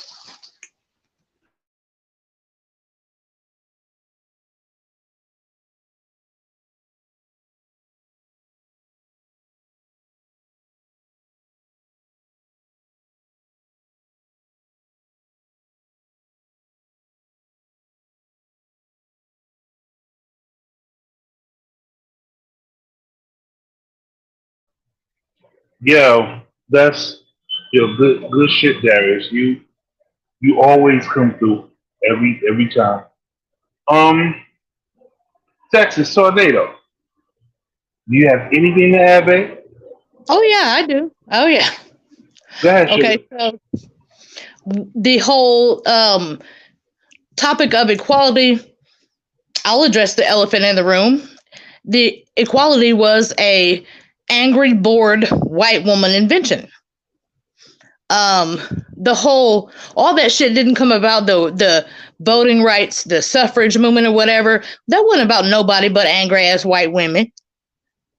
They were pissed off for like 150 years before that. And the whole reason that they didn't get the same treatment as the civil rights movement was because it was white women. The burning of the bras and all that shit was because, again, white women were pissed off and upset with the way shit was going in their life. And you had BIPOC women who saw white women who were like, like a step down, so they thought, from a white man, the powers that be of this country. And they were like, okay, well, shit, if she thinks that's how it's supposed to go, then that's how it's supposed to go. And that's why the whole fucking, get the black man or the Hispanic man or the Asian man out the house so I can get this, and that. I don't need him. I'm independent, whatever. That's where all that shit started. The whole abortion thing or whatever, like Planned Parenthood, that was started by a white chick. That was a whole, and it wasn't for, women's rights or whatever. That was because she didn't want to see any more black babies being born. So equality is bullshit to me. I think now as far as who wants it, it's a 90-10%, that 90% of women nowadays, the Gen Z, Gen, A or what, Gen Alpha or whatever they call it or whatever, they're the ones who want it. But us older women, no, we want the old, same, like not same old same, but we want the same shit that our mamas and grandmas had. They didn't push us towards it, but we do want that. Personally, I don't want to be equal or whatever. Hell no, we can go out there and do the same job, but fuck that. I'm not going to do the same thing you do. I'm not going to go out there and tar a roof or whatever for the same amount of time or same quality that you do it. I'm tired. I'm going to go sit at home, have your meal ready or whatever, and you do your thing, and I don't give a damn if I get paid $18 an hour less than you do. Bump that. I'm going to stay at home. But personally, that's me. Either way. But no, that's a whole, equality is bullshit. And that's my point. Hey, Rodney, Rodney, that came out 2017, and I'm sorry to say, about Bill Cosby. Now they got more women coming after him, even though the Pennsylvania Supreme Court told them those are like the statutes of limitation, and they couldn't He got out of jail. But guess what? They're still going after him for his money. I said, what in the world are they doing? Yeah, I'm gonna say this. And Eric, I know you called my name. I don't know if you got a question for me, but Nah, I just wanted you was to give Miss Rebecca there Don Juan DeMarco, because I heard that exact story. I heard that story before. I heard it before. I heard that story before. She got to get it Don Juan DeMarco. Nah, I stepped outside real quick because I didn't want to be too loud in the house, so I'm not hooked up to the soundboard right now. Ari, But go ahead. Ari, I have a question for you. Have you ever watched a documentary about the Van Jones Black Panther movement documentary? Is that question for me? Yes. No, I didn't. I didn't watch movies. I had read books about it, and then I was watching little videos here and there in correlation with the books. And what I had found was that we was still bouncing off of what happened was Martin Luther King was fighting for civil rights, and Malcolm X pulled him in the room and told him what was he doing. Not supposed to be fighting for civil rights. We're supposed to be fighting for civil liberties. And when Martin Luther King went the next day to the college to preach, which is the infamous "I Have a Dream" speech, that was when he showed the white people that he was moving towards the Malcolm X philosophy, and then they plotted to kill him. Well, this is the reason I said I think you can find on Facebook or the Vanguard Black Panther movement, or I could put in a group about what really went down with the Black Panthers. But anyway, it just like that's why I'm with the Malcolm X approach. Right. By any means necessary, because I like what Martin Luther King did, but at the same time, where has it really gone us the last 40 plus years? Where has it really got us? It's because we didn't continue to practice the welfare system that abolished all that Black Panther movement. That's when the welfare, it was called the divide and conquer psyops, and that's what that is. So what they did was exactly what Ches said 15 minutes ago. What they did was they gave the remaining women the instant gratification so that their focus was off their men. So all the government subsidized houses and the food stamps and the welfare and the free and the Medicaid and all that was instant relief. So the Black woman would say, okay, at least we got our roof over our heads, our babies, we could feed them. It was about desperation situation movement. The reason why it turned to workfare, well, remember when welfare turned to workfare? The reason it turned to workfare was because the women that was receiving welfare was still having relationships with men in their house that had jobs. So what happened was they couldn't stop that. So then the government turned it to workfare, to where the women had to work for their welfare. The reason that failed is because the Republican, or AKA white suburban America, was not two things they wasn't doing. They wasn't profiting from it.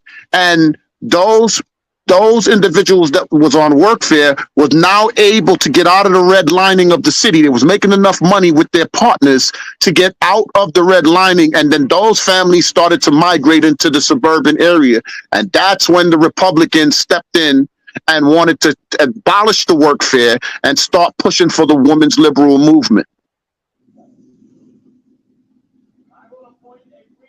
For all women. And so now what we have is the empowerment of the women empowerment movement. And when that happens, that gives women competitive wages. It gives them more rights. It gives them more freedom to not need anybody but themselves. Meanwhile, drugs is getting flooded into the cities. A whole bunch of more liquor stores is on every corner. A whole bunch of Chinese restaurants, Spanish restaurants, all different other cultures.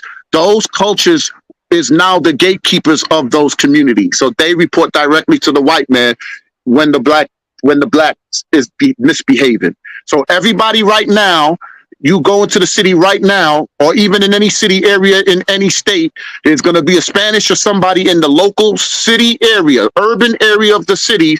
Those senators, those councilmen, those governors, those whoever's running the local governments there, that's in the black community is going to be Spanish. They are now the gatekeepers. They are what's called the new black people. Yeah. Hold on. It gave the illusion of competitive wages when men was the only one. When men was the only one working, that was real competitive wages. And then when women decided to work, which is their choice, they wanted to work. They doubled the workforce. Therefore, you didn't have to pay everyone as much. So I'm just going to use the example. If everybody's minimum wage was $15 at that time, when women started working, they could drop it down to $7 an hour because of double the employment. You know what I'm saying? Right, and I would definitely say that's 100% correct. They're I'm going to go with your rephrasing of it. The illusion, because with the illusion, more people is going to fight to want to get it. Just like they do with these videos or these videos we watch now with the housewives of Atlanta and all that. They create the illusion, and then it makes everybody want to focus on just that, even if they can't get it right away. But can I interject? This is part of the reason why I think VH1 is partially responsible for posting these reality shows and putting black people in the bad light. Because I read on Instagram, I've been reading a few days ago about the main star like Jocelyn Hernandez. She just got arrested again after the Mayweather fight. She's in jail. But my point is, for example, when they always have like the Love and Hip Hop reunions, and they talk about, we don't condone the violence on this show, what you be seeing here, but you're promoting this, so what's the difference? That's a double standard. All you're doing is you're just destroying the black community piece by piece by piece. And you see why the black people, I said the black community is kind of divided. It's like you're damned if you do, you're damned if you don't. It's because they're being told that we could get something that is not available. So we keep fighting. It's like the crabs in the barrel. If there's a half a salmon sitting at the top of the bucket, the person is dangling it over, making all the crabs believe that one of them is going to snap it because they see it, but it's not reachable. You can't touch it. Yes, you see it, but you can't touch it. Darius, you get a goddamn Don Juan DeMarco, bro. Hell yeah. Yeah, you do, You bro. get one of those. You get one. He told the truth. If I was on the soundboard, you know what I'm saying, not trying to keep it quiet and all, I would give him one. Yeah, but yeah, he definitely dropped some jewels, man. You know what I mean? I was like I lost Rebecca. Let me go one step further. Let me go one step further with that. Like I said, you got VH1. They got all these channels promoting all this about love and hip hop. All these other reality shows, 90 Day Fiance. You're basically promoting what we're talking about why relationships don't last. Say, let me try to be with my babe for 90 days and see how this work out. No. If I had it my way, I would have probably stopped that Love It. It was a black creator that started Love and Hip Hop, by the way. I did look it up a few years ago. Look it up on the internet. No, I looked that up too. But look up next time when you go look it up again. Look who funded him, though. You know what I'm saying? It was the white elites is the ones that funded him so he could produce that show. You know what I mean? And let me go one step further like that. I put in the video that post about the black the Black Lives Matter movement, the leadership. You know, one of my good friends told me about the behind the scenes of what they are really doing. If you, like I say all the time, if you say Black Lives Matter, that's you only come out when white people kill us, the police kills us. But you mean to tell me you come out to march and protest, and I personally think for the protest, all you do is get good exercise. Yeah, the thing is, listen. No, I wouldn't say it. Okay, go ahead, Darius. I'm not, but at the same time, when I be seeing these young, that I say these black people, kids, I call them Negroes, shooting, killing, disrespecting each other on a daily basis. I said all the white people are doing this. They just laughing at y'all just as nothing because they don't have to do nothing.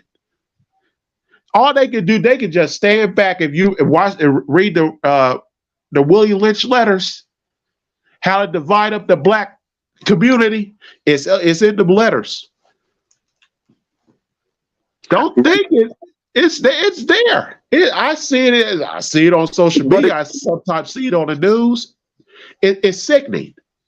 But like but Darius, to piggyback off of that is what I don't know if you caught when I said it earlier about the nuclear family. Rebecca kind of hit on it a little bit when she said about the not giving a shit about the competing with the men. That's that right there. That mentality and attitude right there is where we have to draw the line. Like what she's saying is, I know what his job is. I'm gonna do my job, the job that I know, because it works hand in hand with his job. The government plot was to break up the man and the woman from the inside. The inside is the part that we got to take accountability for. Once you're outside, it all is what? Fear and love and war. Once you go outside those doors. Inside, you control that part. So that's the part where we went wrong at. All the stuff they put on TV don't mean shit if you're sticking to what you know you're supposed to be sticking to.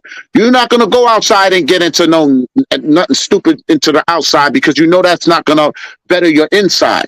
Like Rodney said earlier, there was men back there that wasn't on Section 8. So those men should not have been no 1 and no 4 being no married. They shouldn't have been 2 and 8 men being married, or 3 and 9. It should have been 8 on 9 or 7 on 9 being married. And that's inner. That has nothing to do with outer. Nothing from the outside could affect the inside if it can't get inside. So the problem with us is this is where they put TV in your home, and then they start putting the bullshit on the TV. Anything to get you out. Anything to stop what you got going on. Anything to change your mind and to take the love and the natural emotion that it takes for a man to meet a woman and turn her on and vice versa. Okay? I've been in relationships that I got with a couple of chicks because it started with me going and eating at their house. They was getting down in the kitchen. You know what I mean? So I was like, oh, okay, shit. You know what I'm saying? I just showed up one too many times. They're like, damn, you over here all the time. You might as well date her. You know what I'm saying? But they cook, they was cooking some good food. Today, that's one of the qualities that my wife got that is one of the good reasons why I'm with her. The other reason is because she's the only girl that could kind of make me laugh even when I'm not even in the mood to laugh. Even when I'm not even trying to laugh, she'll do something and I'm like, she's going to do it. And she gets me to laugh. It ain't got nothing to do with no money. It don't got nothing to do with no pussy. It don't got nothing to do with no giving me no keys to no cars. It don't got nothing to do with none of that. All it got to do with is that what we build together works for us. We're not looking at no TV to mimic somebody that got something that, do we need money? Everybody need money, but I don't want it as a trade-off for my relationship. I don't want it for a trade-off for my kids to be in school getting taught transgender bullshit. Like, I'm not going to trade off money for what Chez said. Right, like what Chez said, the instant gratification. No, I don't want it like that. I want it where I already built my foundation and the money is going to solidify the foundation that I built. If it's going to break up my foundation, then I don't want it. And I'm gonna lay my hat on that. Well, now they got I saw now they got like LGBT books and one and I said it's like what it's like sickening, and I say it's just destroying the black family. It's just destroying the families because like you taking all these good books out to could have helped these young kids learn how to learn a good story. All of a sudden now you can put like a LGBT book in there. I'm saying, are you kidding me? Yeah. Real quick, and I'm gonna let you rock again, Darius. All right. Now, and I posted this in the group. Now, I don't want, because motherfuckers is quick to cancel you, especially these homo ass cats. They quick to cancel you because you're on some bullshit. The ABC community got a lock on it because every one of them got a foot somewhere in the game. All right. Now, I do not give a fuck about homosexuality. I do not give a fuck about regular heterosexuality. I do not want no type of sexuality taught to my motherfucking kids from age 2 all the way to motherfucking 14. You should be playing with Barbie dolls. That's what the fuck you should be doing. You should be playing with G.I. Joe with the Kung Fu motherfucking grip. You should not be sitting there. I got 2 mommies, I got 2 daddies. And on every fucking commercial, especially this fucking Devado commercial, that shit pisses me off. 2 big burly ass niggas walk on the beach holding hands and kissing over Devado. Yeah, you gotta get a about that. I don't want my kids knowing about that. Hey, Chaz, just to piggyback off what you said, bro. I don't know if you guys remember, but I remember when I was in middle school and they started teaching sex education, we had to get a letter to take home for our parents to sign for that shit. They not doing that shit no more, dog. Like, do you want your kid to learn sex education? Say with their teachers and all that, and then your parents have to sign it, and then you have to take it back in order for you to get that class. They don't do that shit no more, dog. They just throw that shit in there, bro. I also remember a person saying that at a certain age, the kids should be with their moms, and then at a certain age, they should be with their father. I also remember a person by the name of Rodney Coles that said that. So when Chaz said what he said a few minutes ago about after 14, that ties right into, debates don't make any sense if they don't tie back to the beginning of the whole narrative. And that's how I debate. I debate to where it has to come full circle. And then when it comes full circle, then I know that everybody on that's in the debate understood fully well where each other's was going with the point. And they should all in some way, shape, or form connect itself.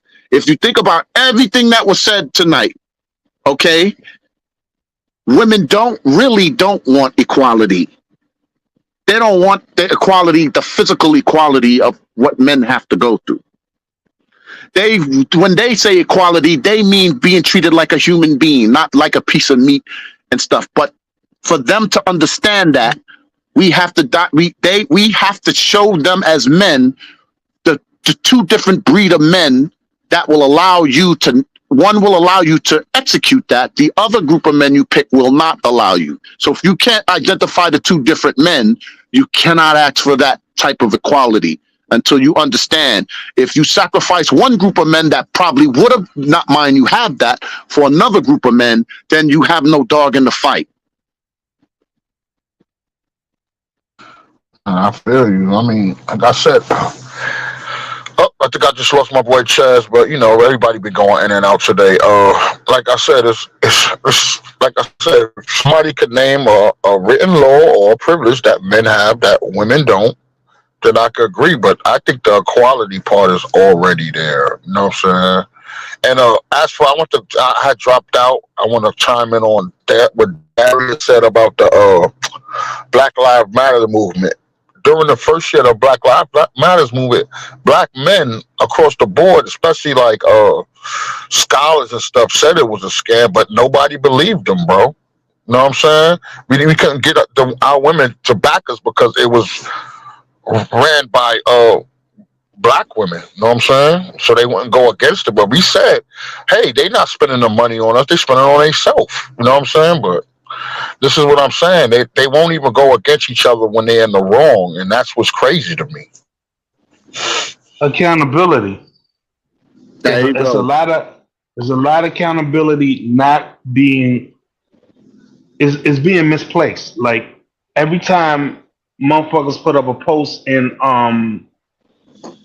the group, we have this band of women, the same fucking band of women that come with this deflection shit.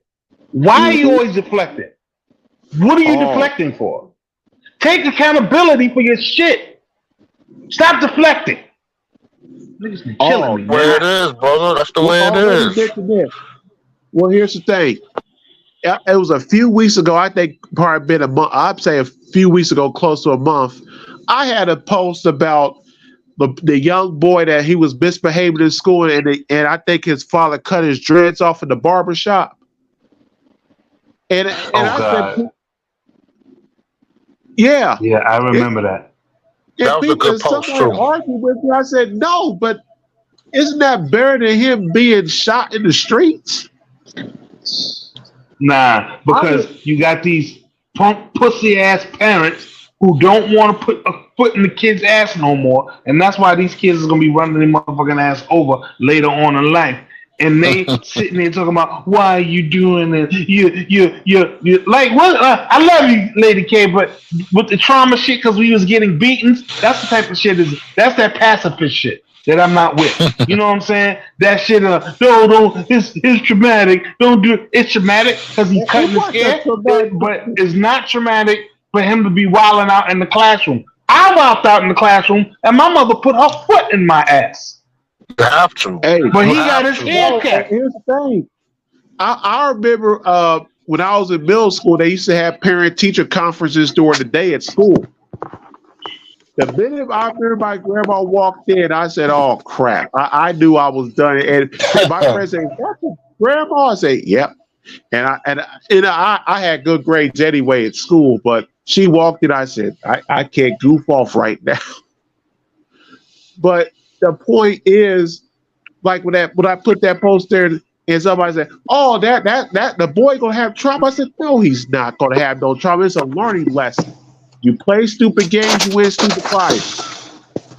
And I said, his hair is gonna grow back.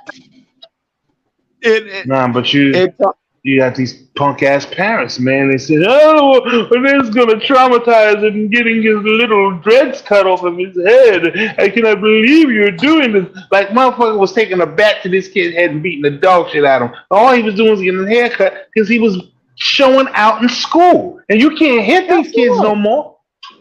So she cut his hair. So that's traumatic. That's a traumatic experience. Oh my God, he'll never be the same. He got his hair cut. If you don't get the fuck out of here with that stupid shit.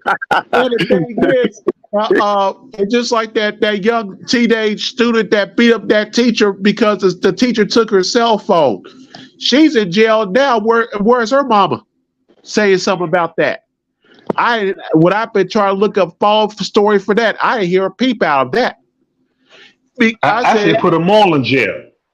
She should have gotten more time, but she took the plea deal. She only going to get a year in prison and supervision once she gets out. So, and the teacher, if they did an interview with her, she'll probably never go back in the classroom and teach probably for the rest of her career because that. But she said she's not. She said she's not. She's done. She's done. You know what? You know, this is the reason why she should sue her parents. Sue the parents right there for the pain and suffering. Sue. That's why I'm saying it's basically you need to have a national teacher walkout. You got to do it because it's not about. To me, it's not about the money. If anybody remember the movie, the Pursuit of Happiness with Will Smith, it's to me, you got to. It's not about to be not about money. It's all. There's all these other these students are getting into teachers' faces and fighting them. I said, no, you're going to school to get the education. And then all of a sudden, you got these parents of today. They said, "Oh, you can't tell my child that he's a good boy and a girl, a good daughter." I said, "Okay, if the worst case scenario happened and the police do something to them, then you'll be crying foul. So what's the difference? So what's the difference in that?" I dare you to out there, anybody debate me on that. If I was motherfucking principal at a high school, I would make it illegal for everybody to have phones in school. I'm sorry. Because there was a point when we was young, when we didn't have no motherfucking phones, they hadn't invented them yet for them to be in school. So I think that we can go back to that without motherfucking, you can go home and cram all the fucking info you didn't get during the day. But right now, you got 8 hours in school, so guess what? You're gonna fucking learn. And the only way that you're going to get to that motherfucking phone is if you finish your 8 hours in the day and get to your phone that's locked in your desk, in your house, in your room. Leave that motherfucking phone home. And again, and the ladies, like, if you listen, if you're paying attention, so he's doing this as still being there for his kids, still doing his fatherly duty for his kids. And again, if you go back to how it's what I said before about the alignment, it has to start with the man answering to God, because he's taken down the orders to how to lead the family, where the family is supposed to go. And so even when we're not there, we can't be in the house with you, that does not excuse us from our duty. You have to let us do our duty. You cannot get mad because the relationship didn't work.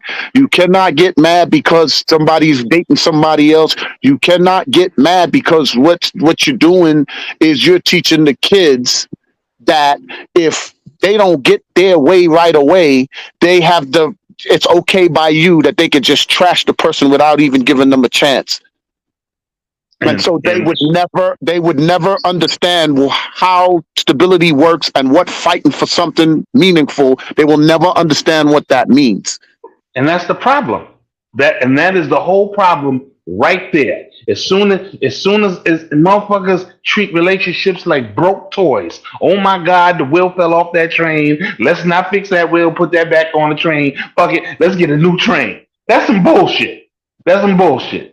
These kids do not know how to stand and fight. Now, to be, fair about the situation, that shit happened with me and my ex-wife.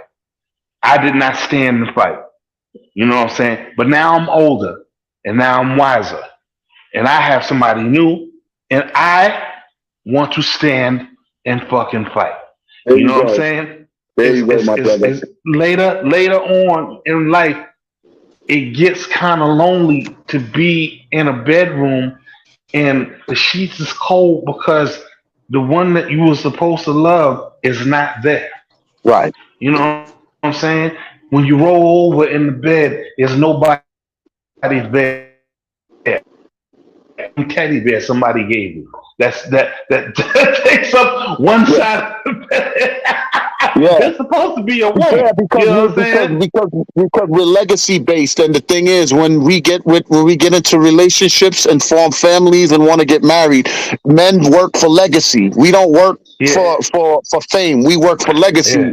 If I give you my last name, it has to. I'm not giving. I swear to God, I come out my own grave. I'm not giving my last name to no whole chick. You know what I'm saying? It's because it's not because they're gonna sleep with somebody. It's because they're gonna ruin my name. I'm not doing that. I got a woman now who wants to get a passport with me. I got a woman now who wants to build the credit. I got a woman now who wants to get into real estate. I got a woman now who wants to build me up. I got a woman now who's like, you working real good where you at, but you want to, what's your dream job? I said, my dream job is at motherfucking, what's this place? the airport, and she's like, "Well, you should go to the airport, and that should be your dream job." And I was like, "Yeah, you're right. I'm gonna fuck with that. That's what I'm." What's up, brother? What's going on? Oh shit, my bad. It's all right. But the shit about it is that you gotta have a woman that wants to build with you. You know what I'm saying? You can't have a woman that be on that fuck shit. You gotta have a woman that wanna, like me. I have to have a woman not only that's on the shit she's on right now, but she matches my fly. You know what I'm saying? I consider myself a fly nigga, and she matches my fly. You know what I'm saying?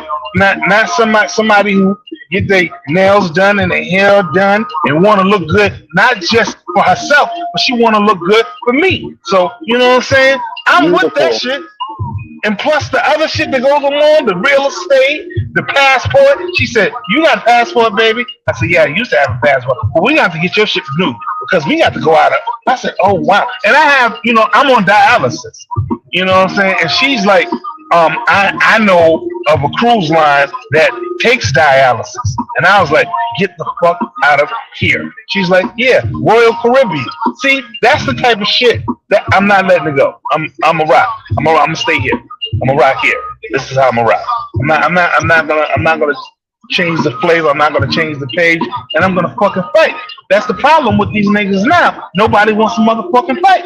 Everybody, the first sign of a fuck up, niggas like, "Oh, I'm gonna go my way, and you go your way. Take your shit. I'm gonna take my shit.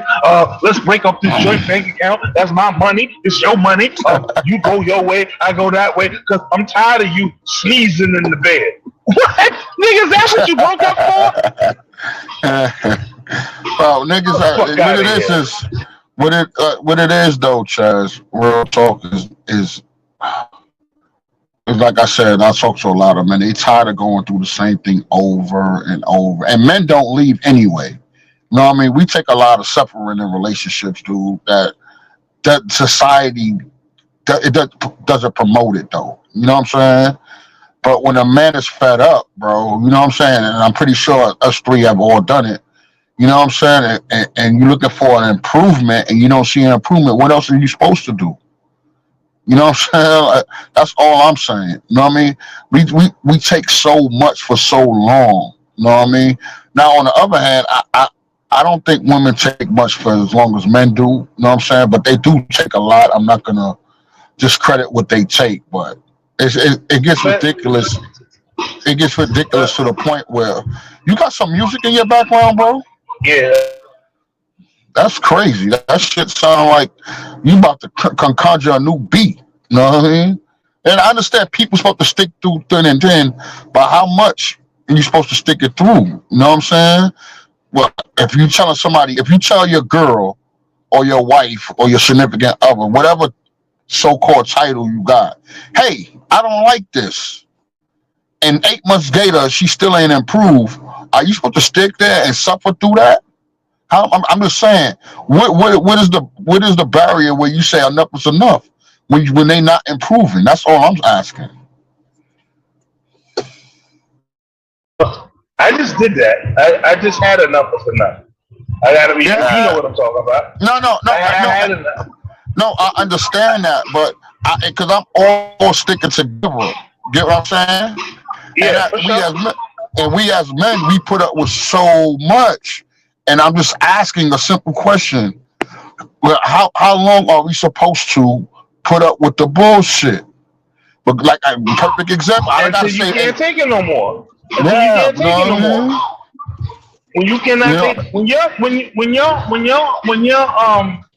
your mental and your physical spirit is compromised, I don't give a fuck. I ghosted a couple of motherfuckers, and I ain't even gonna lie. I'll ghost your ass in a half-hot second. If I don't feel what's going on is indicative of a productive relationship, I'll ghost your nigga. You Casper. I'll ghost your ass. You crazy? I'll leave your ass quicker than leaves.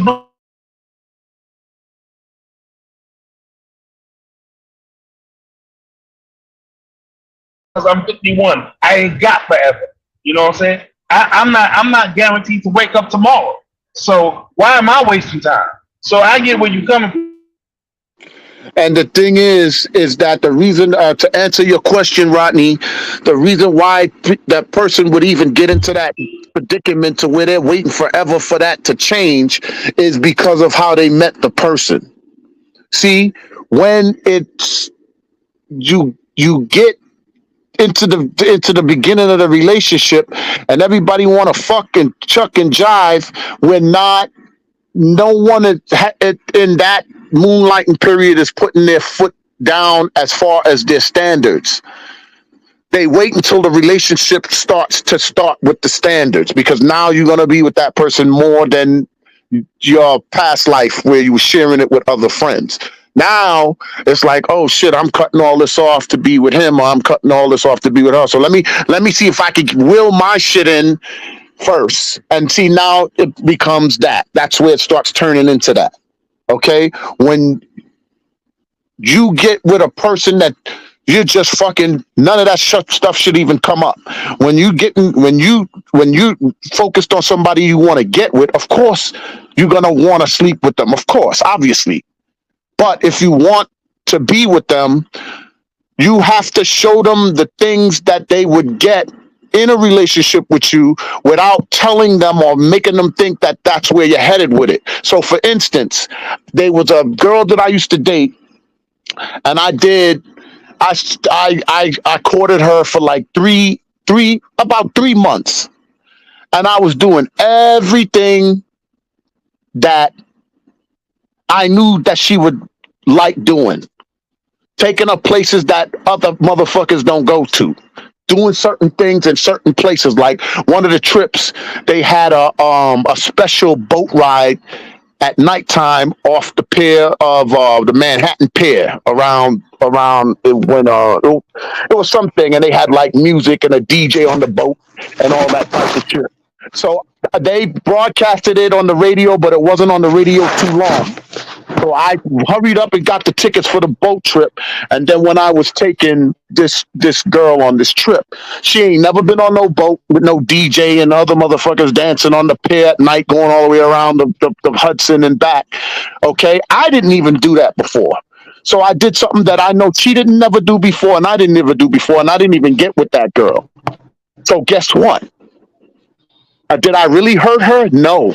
I actually helped her, because the next dude that she gets with, if he's not thinking of it, she'll think of it. And probably that would be what saved her relationship, or could give her a relationship with that guy. Something maybe, and this is what I'm saying. When your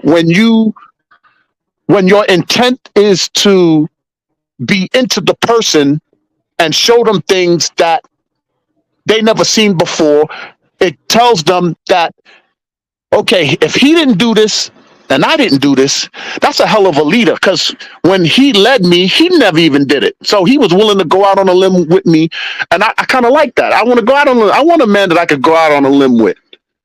You have to show them something different that makes your character, shows them that if they put their life in your hands and their love in your hands, they're gonna be all right.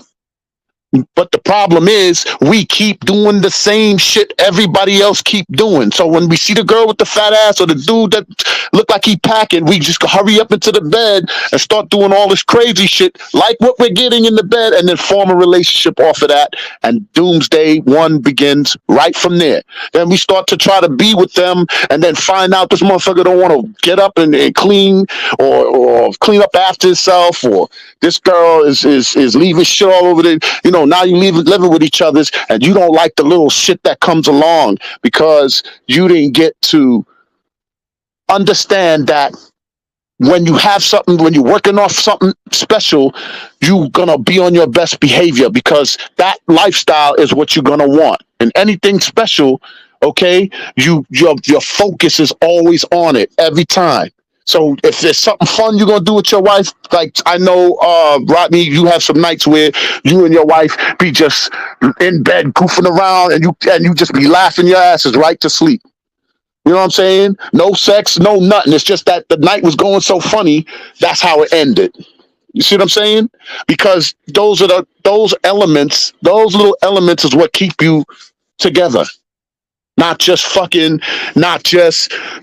around spending money foolishly, not just the things that let her know that I'm paying attention to you without the money, without the sex, without the car, without the club. I could have just as much fun with you here than I could have anywhere else I take you. Your whole life with me is gonna be fun because every aspect of it, when I'm spending money, when I'm not spending money, if we having sex, if we not having sex, is gonna be equally fun. Who the hell would ever want to give up a relationship like that?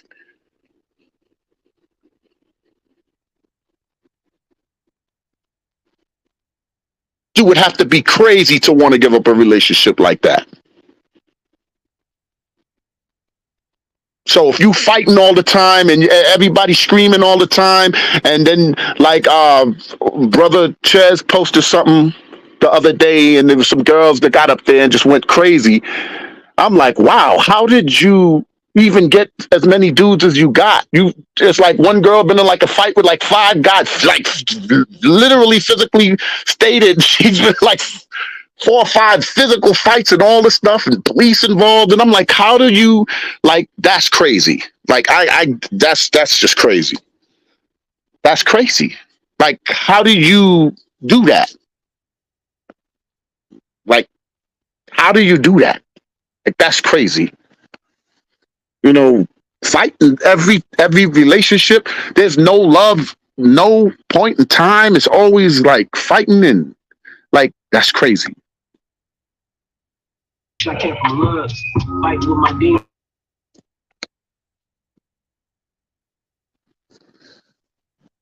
That's crazy.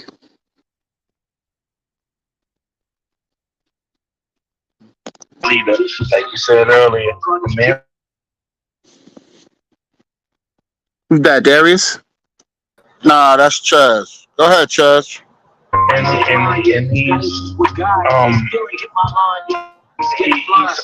coming to one accord, and they everybody do what they do, and everybody will get along if they follow the doctrine that the Lord laid out. The man's supposed to lead the house, woman's supposed to follow this.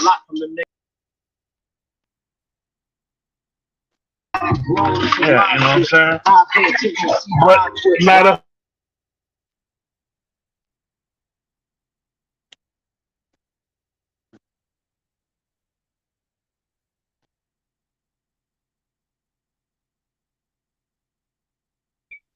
They don't believe in them, and they don't believe in God. They don't believe in His rules. They don't believe in His regiment. They don't believe that He ought to be followed. They don't believe that if you follow Him, you will have a better life than you have right now.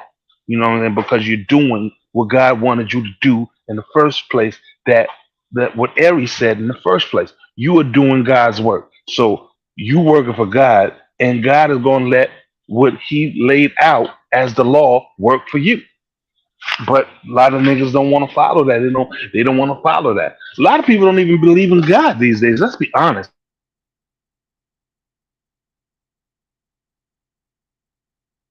Atheist is a religion.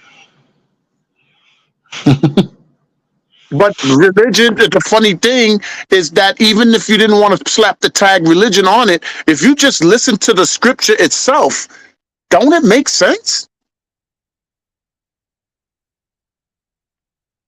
He chose me to wake up because I have a mission that day. But a lot of people don't believe in the indoctrination of the Bible. That's what he's supposed to be. And also don't believe that that's what they took out of his hands. They took that out of his hands. Well, I figured mute up real quick, Chaz. I figured it out. A lot of people believe in God, but a lot of people don't want to follow that doctrine or believe in the Bible. If that makes sense to you? But why? It's because maybe the lack of discipline, maybe the laws are too strict. See what I'm saying? It could be a multiple of things. Or maybe because it don't provide instant gratification. That too. That too. Yeah, that's a possibility. You know what I mean? But I'm Then just talking. I'm talking. It's not just. It's men and women. I'm not gonna just label that a woman thing or a man thing. You know what yeah, I'm saying? until us as men and women listen to the indoctrination listed in the Bible that God has laid down, you can change everything you want about the Bible, but in every Bible, new version, old version, King James, whatever the fuck, you know what I'm saying? Whatever it's gonna tell you straight up and down. The man is the head of the motherfucker household. You got to follow the pecking order. It's God, Jesus, then the head of the household, then his wife, and then the children. You know what I'm Yeah. saying? One don't come before the Uh-huh. other. You can't put the cart before the horse. You know what I'm saying? Yeah. Yeah. I figure it like this. It's like you got the president, the vice president, and the children is like the Congress, dude. You know what I'm saying? But I'm gonna read what Lene said. Folks need to forget about religion and get a relationship with God. I agree. You know what I'm saying? I Yep. definitely agree. Yep. And the purpose for men leading is not to be the boss over no one. Like I think that's where this is going. I think when they say the man is the leader and all this stuff, this is it's getting all misconstrued. Okay, the reason why the man is the leader is because the man, when they say leader, they mean physical. We physically built the earth. Men are born with survival skills. Women are born with living skills. Men are born with survival skills. So because we're born with survival skills, women will always we are given the duty of to protect and to provide because we have the survival skills. Okay, if it's just like the homeboy said, if these faucets shut off, right? Women will go to the first place where there's water and end up going into the wrong pond or wherever and go get salt water and try to boil it back into regular water. That's what their survival skill will tell them. Men will go to a river or some or a lake or something that don't have salt water and get the water that we need to get and sterilize that one because that's more safer than the salt water. Okay. Yeah. So Also, they will go learn how to process water from another man that knows how to do it. absolutely. So when they say we the leaders, they don't mean that we the leaders, meaning that we over you because you ain't shit and you a female and that's not what it means. What it means is that we are born survivors. We are born kings. We are born leaders. We have the duty to lead or we answer to God. And so when we are put as the leader, we don't get the choice not to lead is what y'all ladies don't understand. We don't get the choice not to. We have no choice. We were built to do this. So let us do it. And then you do what you was built to do, which is to reproduce. Your job is to reproduce, but y'all see it as we just want pussy. That's where it's messing it up at. Stop thinking that way. You are supposed to reproduce with your king, your leader, the man that's following God. Well, the thing is, we both have the capabilities of doing each other's jobs. Men can be nurturers too. You know what I'm Absolutely. saying? You know what I mean? But I'll be a fool to say that a man is better at nurturing than a woman. Absolutely. You know what I'm Because saying? So, yeah, but the thing absolutely. is, but the thing is, they make it seem like they don't want to seem like the fool by saying, "Oh, men are better leaders." You see what I'm saying? They don't want to take that. You know, they don't want to ride that train, bro. You know what But I'm saying? They know what I they're mean? not supposed to say it. They're not supposed to think that way. Yeah, If they are thinking through what you said, if like what's her name said, we supposed to have a relationship with God. If you have a relationship with God as a female, you would understand your place with a man. If you're following God's friend, if you're having the relationship with God, you will understand your purpose and you would see it differently. But when you're not in tune with God and why He have you second in command, you would never understand that. You'd be like, oh, he's just the leader. He wanted all. He's just going to do anything he want to do. And you're not understanding that the actual nuclear way, the chain of command is the woman. It's like this. The men build the castle that the women is going to run, because the man have to go out there and protect the castle. We don't have no time to be in no fucking castle. That's y'all job. We're not going to fight you for that job because y'all going to be in there doing y'all thing. We have to have a castle to come back to. You know some funny shit I heard? Let me tell you some funny shit I But heard. if you keep thinking the Listen. king is What's up, Renee? Welcome back, Renee. How you doing, sweetie? Hey, what's up, Renee? What's up, sweetie? Some funny shit I heard, like, I was dating a woman before, and as you dating a woman, you make plans, and she was like, okay, we got the house. I was like, yeah, we got. What happens if we get the house? I said immediately, I want a man cave. And she says to me immediately, well, if you get a man cave, what do I get? The rest of the house, asshole. What are you talking about? He was just being nice, bro. I would have said the kitchen. You know what I'm saying? You know what I'm saying? You get the rest of the house. You gonna put all that doily shit in the kitchen, and you gonna make that frilly shit in the bedroom work as a woman and shit. What the fuck you mean? What do you get? You get the rest of the motherfucking house. What the fuck is you talking about? Kitchen. RC said, nah, y'all not messing with my kitchen. You know what I'm saying? Women, you get the pot holders and all that, the pots and the spoons and shit. Make it your own. Make my house into a home. That's what God designed you for. You're supposed to make my groceries in the mail. You're supposed to make my heart into love. You're supposed to make my house into a home. This is what you're supposed to do. You're supposed to make my children come up young adults. This is what you do. You're the nurturer. This is what you do at home. You know what I'm saying? Not saying that your ass got to stay at home because it takes two people to run a motherfucking household these days. But when home is run like that, through God, through Jesus, through man, through woman, once the pecking order is definitely put in order, that's when shit runs right. That's when shit runs right. But you always got somebody. You always got somebody. One of these women. I don't give a fuck if I make motherfucking 65,000 and you make motherfucking 185,000. Nigga, I'm still the man. You still can't. This was anointed by God. You can't fuck up the pecking order because you make more money. So what? You just pay more of the motherfucking bill. But what I'm saying is, it's still the order is still God, Jesus, you. Yeah, I know what you're saying, Chaz, but I don't know if it's in a biology or it's just they really have a hard time respecting a man that makes less money than them for some reason, and they can't. You know how you said that you still the man and all that, but it's like they can't separate the two.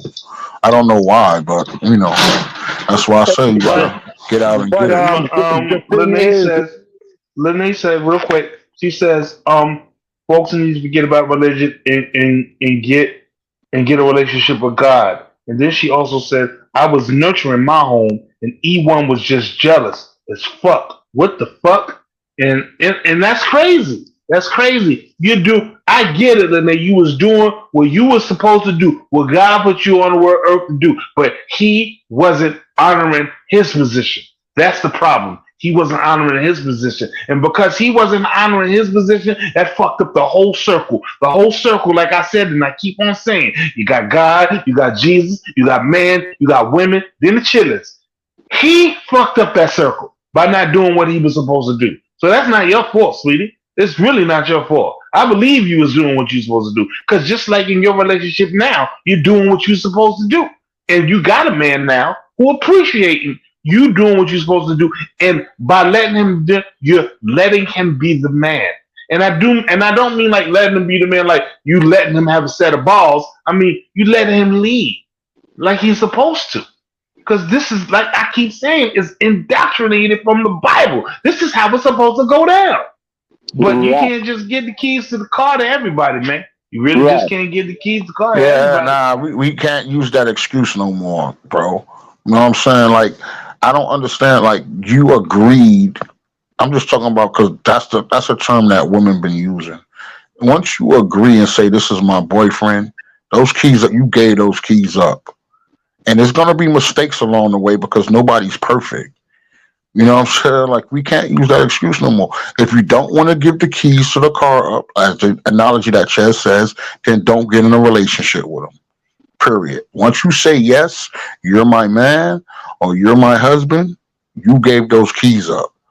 And you can't chastise them if you make a mistake because mistakes happen in every relationship because nobody's perfect. And that's why the only instructions to the relationship is the pecking order. That is the instructions, the pecking order for the female. That is your pamphlet. You're supposed to be looking for your leader, the leader of your kingdom that you is going to be nurturing in and reproducing in. That is the pecking order. You have to have the leader that answers to God. It's not you, him, then the kids. It's always him, you, then the kids. So and it's not because you're not capable. It's because that's the pecking order. Men was put down here with survival skills. We don't have a choice. We are born with the survival skills. The reason why we always want to sleep around all the time is because we have to always be ready to reproduce. We do more physically, so the release has to happen frequently. More energy expended means more release. We need more release. Yeah, And and to piggyback what you said, and we willing to put our life on the line. And that's yes, a big difference. yes, we have no choice. The man come out with the bullet, with the gun, we gotta jump in front of it to protect our lady and our kids. They get disrespectful, we are the first line of survival. We don't have a choice. We was put here to do just what we're doing. And that's why we're not the same. You was put there to do your job. Real men are not allowed to be a pussy. You are That's why allowed we to be can't smart about the situation.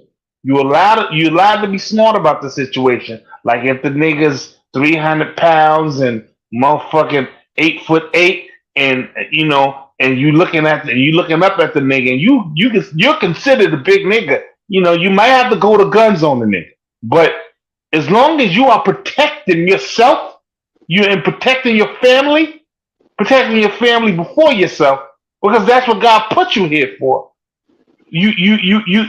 God is smiling. He gotta be. He's like, that nigga's doing what I told him to do. That nigga there. See that nigga down there? That nigga right down there. He's doing exactly what I told him. Here's some blessings. Here's some blessings for him. Give him some blessings. We have no choice. He's doing what he's doing. He's doing what I told him to do through my words in my book of instruction before leaving the earth.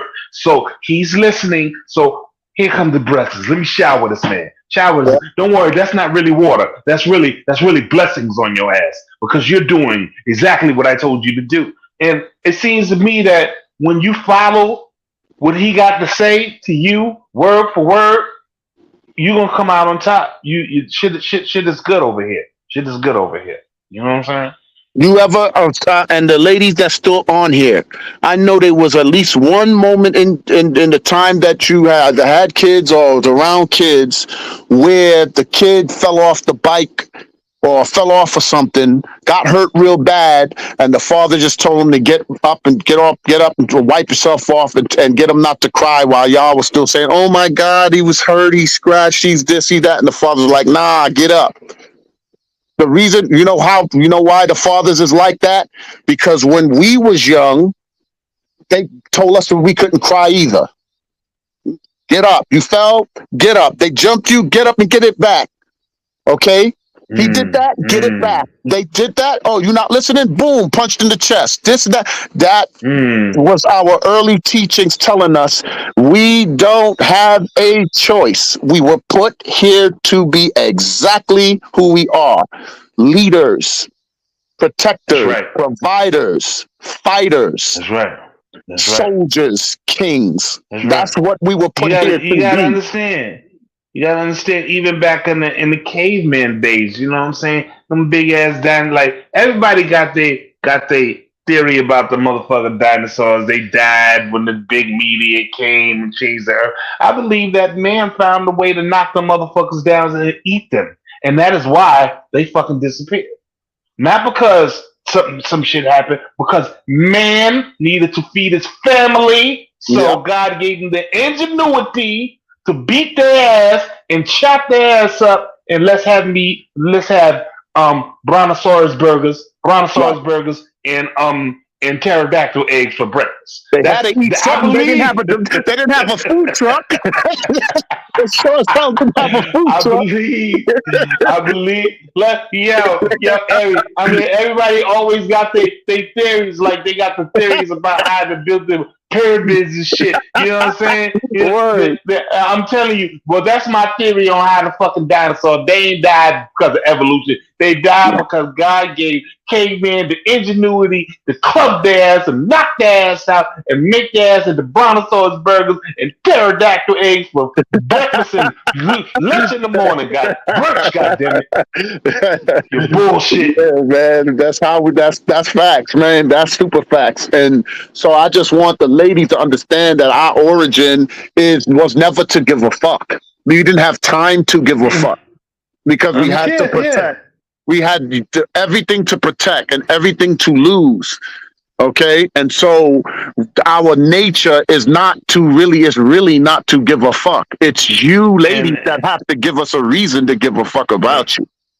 yeah, I mean, like I would like y'all to know, you know, since we the only people left on, I like my brothers to know that I love my children with everything inside of me. And I love my children with everything, every being, every bone, every fiber of my being. I love my children. You know what I'm saying? Ain't nothing on planet Earth that if they want and I can't get for them that I won't try to get. You know what I'm saying? But this is how I'm supposed to feel. I'm a father Mm-hmm. with pride.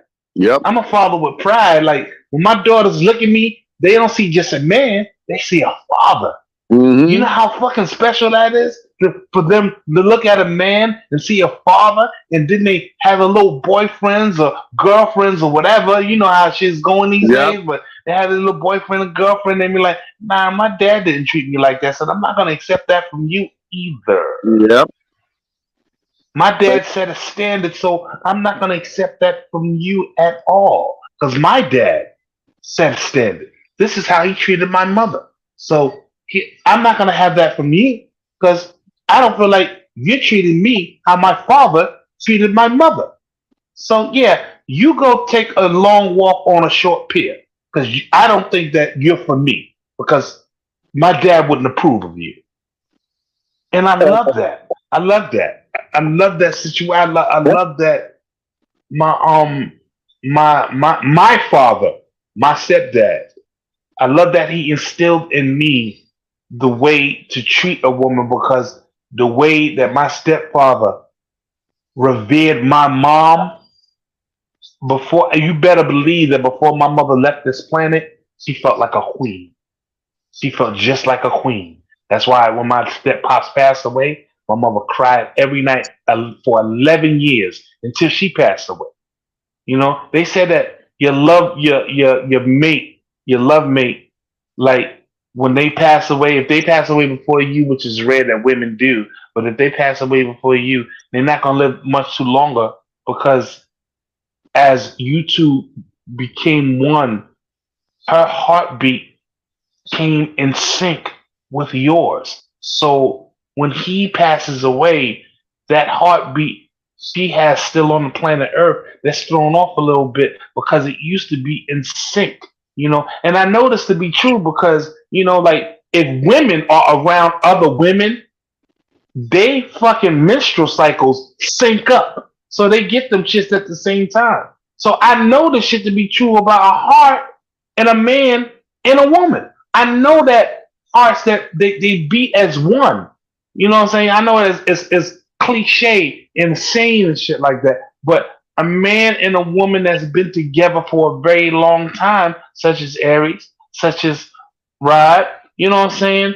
You know, I believe that when they sync up and they go to sleep at night, their hearts sync up with one another and they beat at the same time. Boop, boop, Yeah, boop, it's a boop, boop, fact. at the That's same a fact. shit.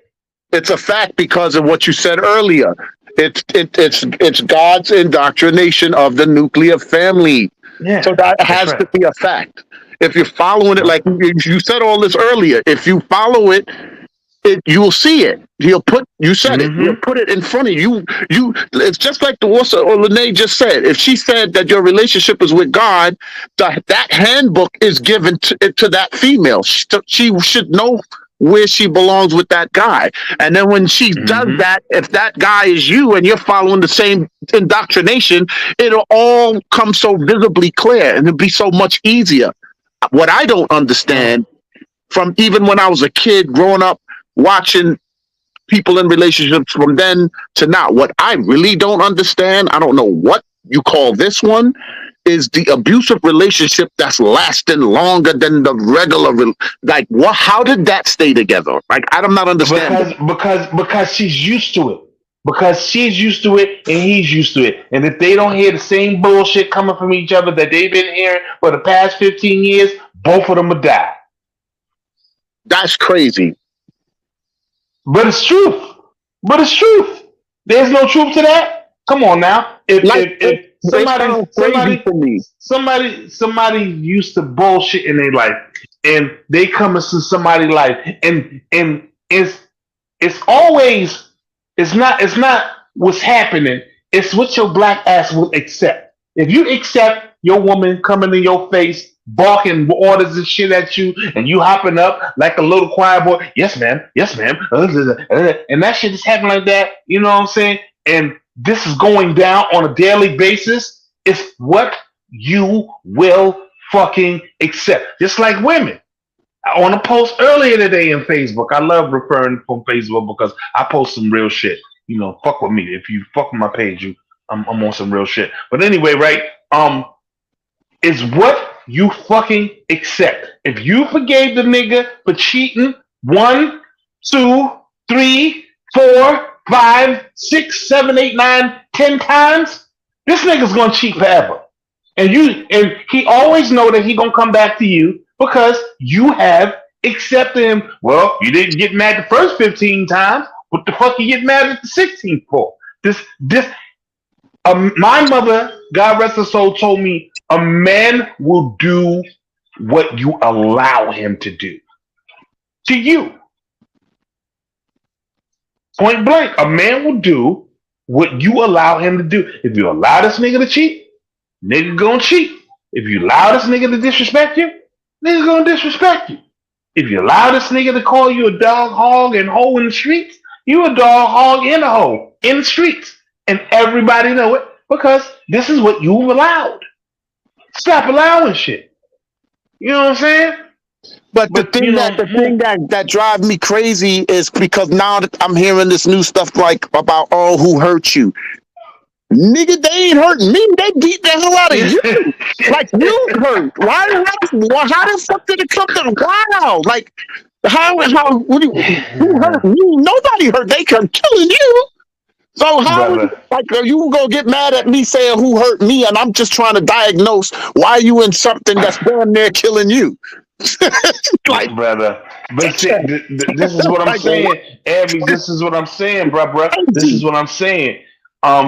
Some people get so caught up in so-called love that they will accept the bullshit. Wow. They will accept the bullshit. Oh, he loved me. Oh, he kicking my ass around the house and I got black eyes and missing teeth. But that only means that the nigga loved me. What? What? I would hate to see hate. What, nigga? So wait a minute, because you have to get new teeth every fucking week. This nigga loves you. Oh wow. Oh wow! You know, I don't get that. I don't understand it. I will never understand. I will never understand why a woman will accept a man putting his hands on her. But I think that some of them who accept that shit, they see it as some type of affection. Permanent affection that he ain't gonna whoop nobody else's ass, but he gonna whip mine and love him.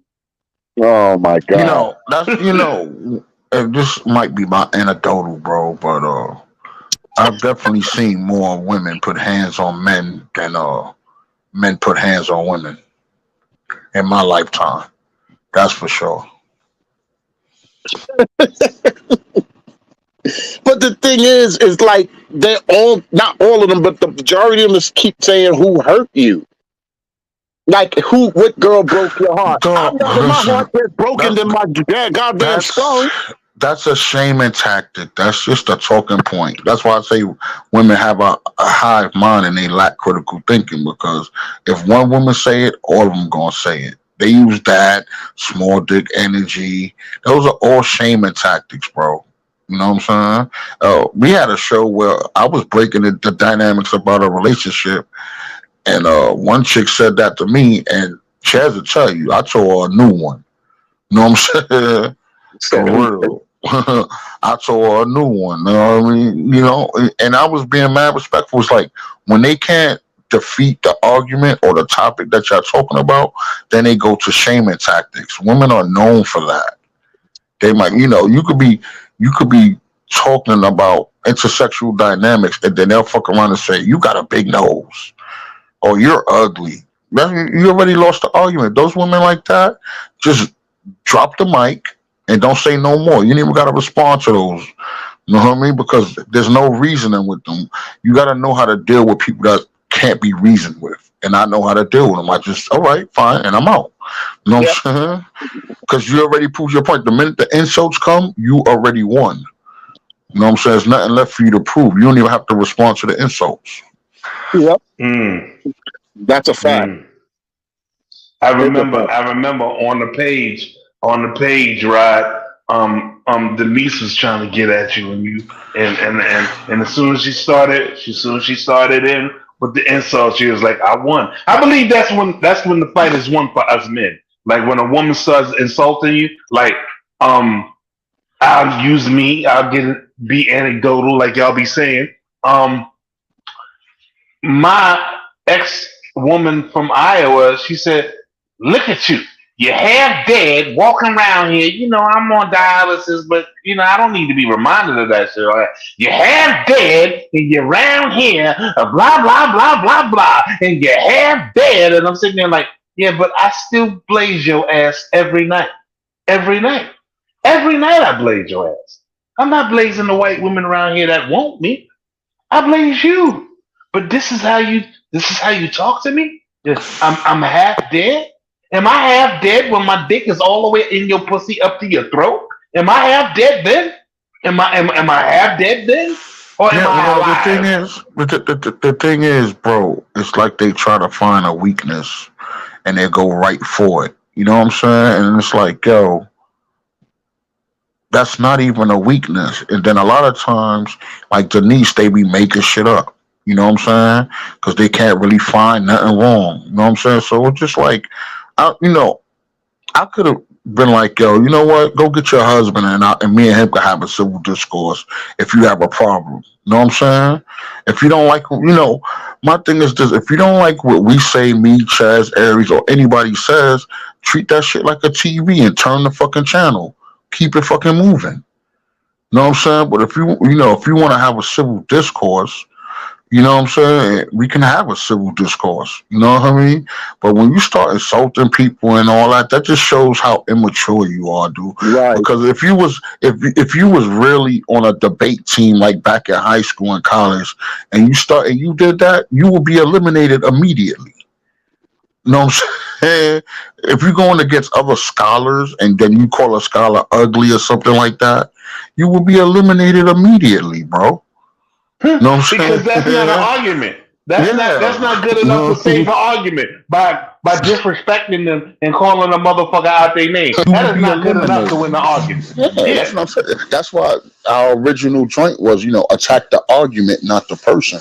But they Right. can't do it. They can't do it, dog. They always got to find a way to try to insult you. And that's when I'm like, when the insults come, I'll be like, got him. You know what I'm Yep. saying? You can't attack Lene, it. Got him. You know what I'm Yep. saying? I love it. I love it because it just Lene proves my said, point. Go ahead. Go ahead. I'm sorry. Lene said, Mm-hmm. I started fighting E1 back and hit and did a him on him. F that. I like peace and quiet. F all that arguing and bickering. I ain't got time. You goddamn right. Niggas is 50. Yeah, What is going on with y'all? well, that's another reason why. Well, that's another reason why men leave too, because sometimes women don't provide peace. But I understand the opposite with Lene. He wasn't providing Mhm. peace either. But a Right. lot That's of right. times, like when I speak to my people, women ain't providing peace no more in the household. You know, and now you got to come home and fight another war.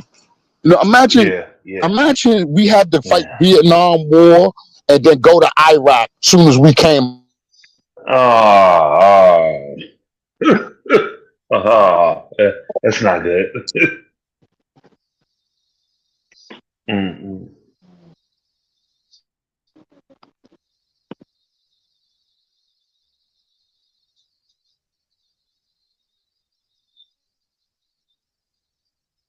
Mm-mm. So how is They're everyone? crazy. What's going on? What's going on there? All right. I was just speaking, seeing how everyone was doing. Uh-huh. If she was getting ready to make a point, sweetie. Oh, excuse me. Damn. Excuse me. Excuse the piglet in me.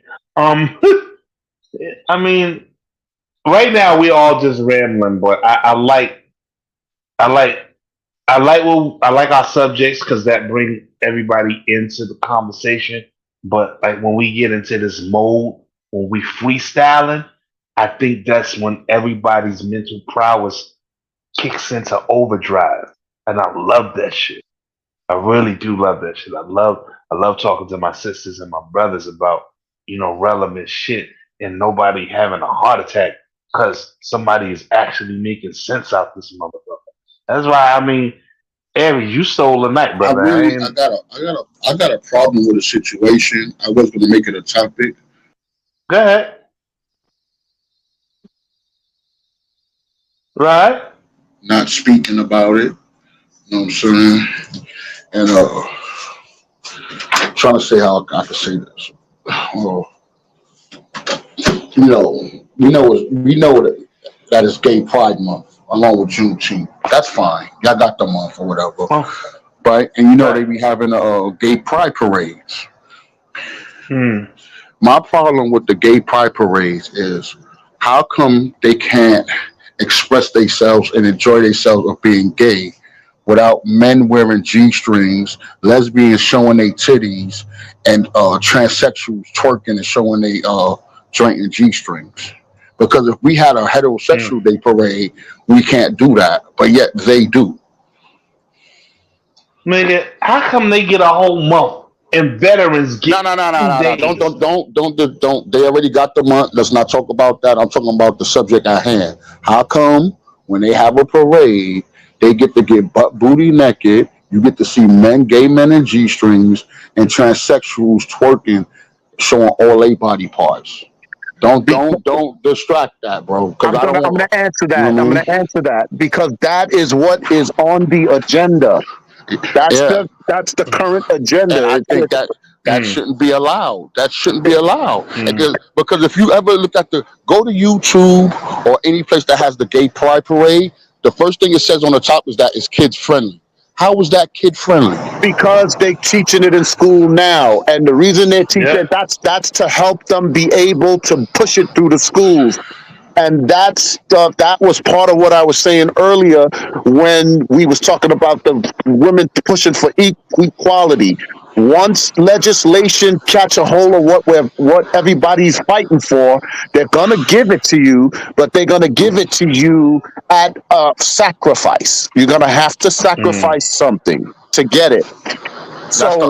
Like I said, I'm not trying to cancel their parade, but come on, you got to put some clothes on, dog. That's crazy to me. It's so the kids could see it. Saying? It's so the kids could see it, so that when they get to school and the people start teaching it, it's not strange to them because they've already seen it in the parades. This shit is gonna, number one, I'm gonna tell y'all, I love y'all, and I'm glad y'all brought this shit up. But this shit is gonna get us canceled because they run the world right now. But fuck it. I say fuck it. I don't give a fuck. Let's run that risk because this shit needs to be talked about. Yeah, they get away with that shit because it's like Ari said, it's being taught in schools. You know, I got two mommies, I got two daddies. You know, that shit that you kept out of school, Rod. They teaching that shit in school full force. They pushing that agenda like a motherfucking shopping cart. You know what I'm saying? Stop playing. And this is what's gonna happen. It's gonna keep going on and on and on, and to, like Ari said, until the shit go to legislature, and then everybody have to walk around with G strings and shit like that, and they're gonna make that shit law. I'm telling you, you're right. The agenda's heavy. The agenda's heavy. It's heavy. Just imagine during Black History Month, we go to a Black Pride parade, and all the black men is showing their thongs, and all the black women are damn near naked showing their boobs. It will be a catastrophe, bro. Yeah. That's all I'm saying is that shouldn't be allowed, yo. You know what I mean? Nudism on a parade should not be allowed. And that's what I'm fighting against. I'm not fighting against them having a parade. Do what you do. I don't care. You know what I'm saying? But to have a parade where y'all showing nudity, y'all got transsexuals out there twerking, you got gay men showing their private parts, you know what I'm saying? That's crazy. They have to, because the kids that's being born into this don't even know it's bad. Only us that already know it's bad it's going to affect, and that's why they're trying to eliminate our rights and fighting against it, so that we don't have the power to fight against it. And then when the new kids are being born into the world by these fatherless youths, by these angry men and angry women that can't get together and be a family, those kids are going to be born into that, and that's going to be normal for them to get born into seeing a man thing swinging around and all that. They're going to be born into that, and it won't even affect them. It's like right now, like our kids, that our babies right now is not going to give a fuck about a $100 bill 10 more years from now. They're gonna be like, what the fuck is a $100 bill? They born into the swiping the credit card era. So they don't even know, they won't even care about the fact that we had to spend a $100 bill to get back $20 and change. Everything is gonna be digital, so they'll be like, ill, y'all had money, ill. Like, they won't even acknowledge that. Like, we would become prehistoric to them.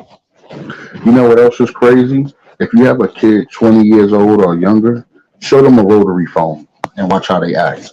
Exactly. That's how it's going to be, just like that. So, that, like I said, when we keep subscribing to stuff, we can't subscribe it in battling each other's, because that's exactly what they're going to do. Feed the beast. We have to fight as a family to keep family morals, values intact, to keep the nuclear indoctrinated way intact. We have to get legislation to submit to that, so that we have the power to teach our children and raise them to be world changing in a positive way citizens when they get older. But we can't do that because everything women want and men want is not the same. So they give it to us so we can keep fighting each other. Oh, they gave me this 10 years ago. They passed it for us to be competitive. 10 more years. Oh, they passed it for us to have this over you. 10 more years. They gave it to us again. They be over you again. And then we keep fighting and we can never be together. So we can't reproduce. Reproduction is going to go down dramatically because if we don't even like each other, how the hell are we going to make babies? I made my contribution to the earth. And so they're going to be less people. This is going to be the new way of controlling the population, because if man hate woman, then we can't reproduce.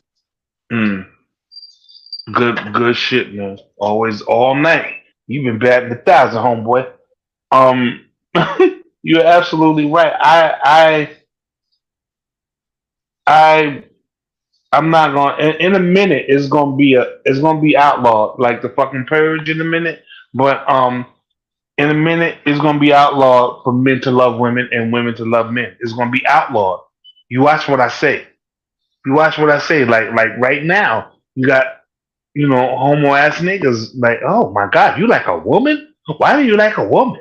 Because I'm supposed to, and because they're fucking gorgeous. You asshole. Fuck out of here.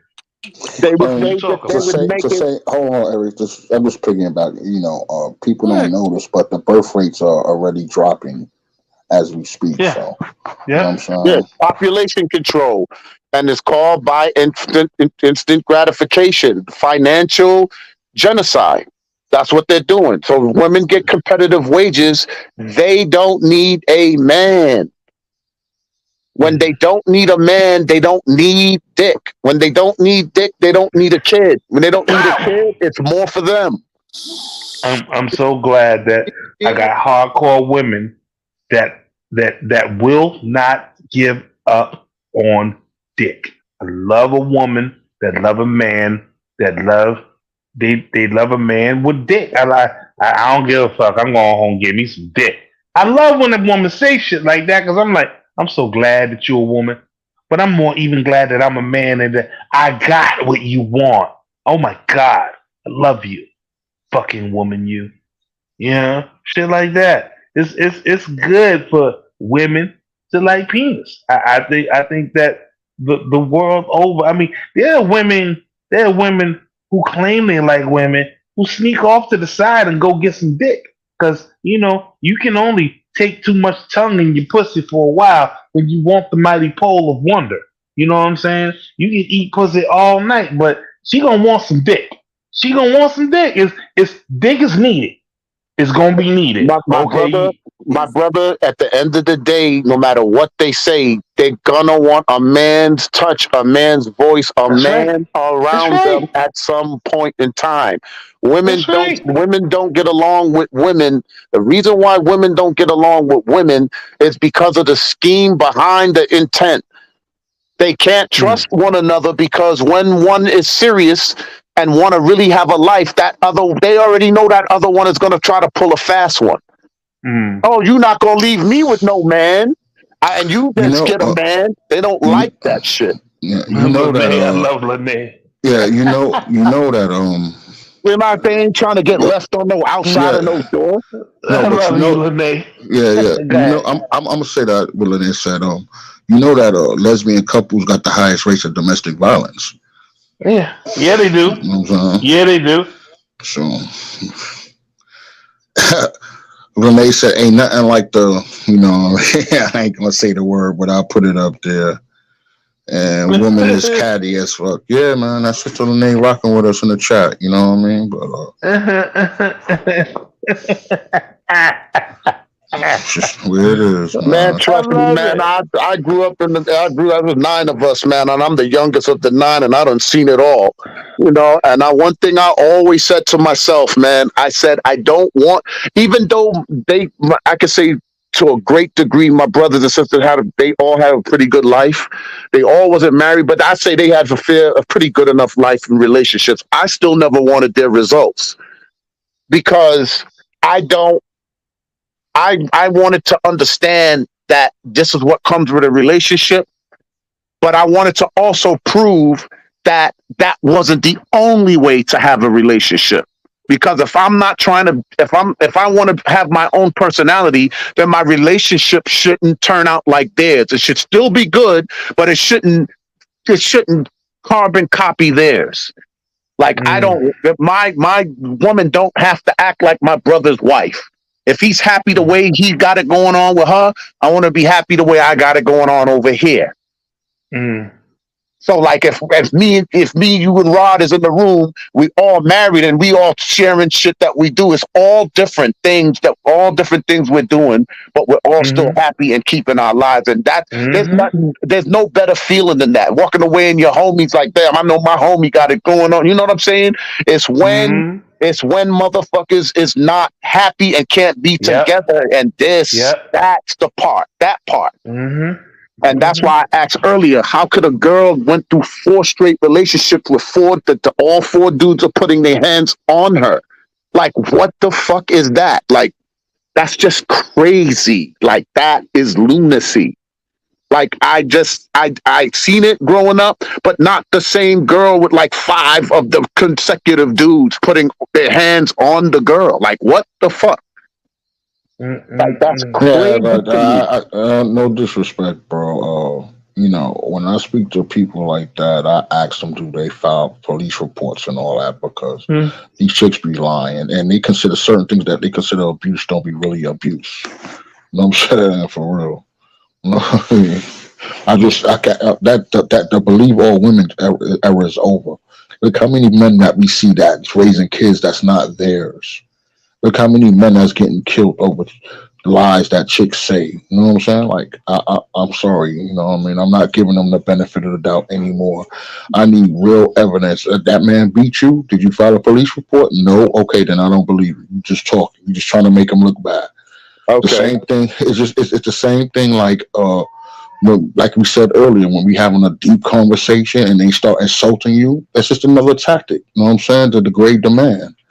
You know what I'm saying? For real, we can't believe them no more. You know what I'm saying? We can't believe everything they say no more, bro, because it's been proven that they lie just as much or even more than us.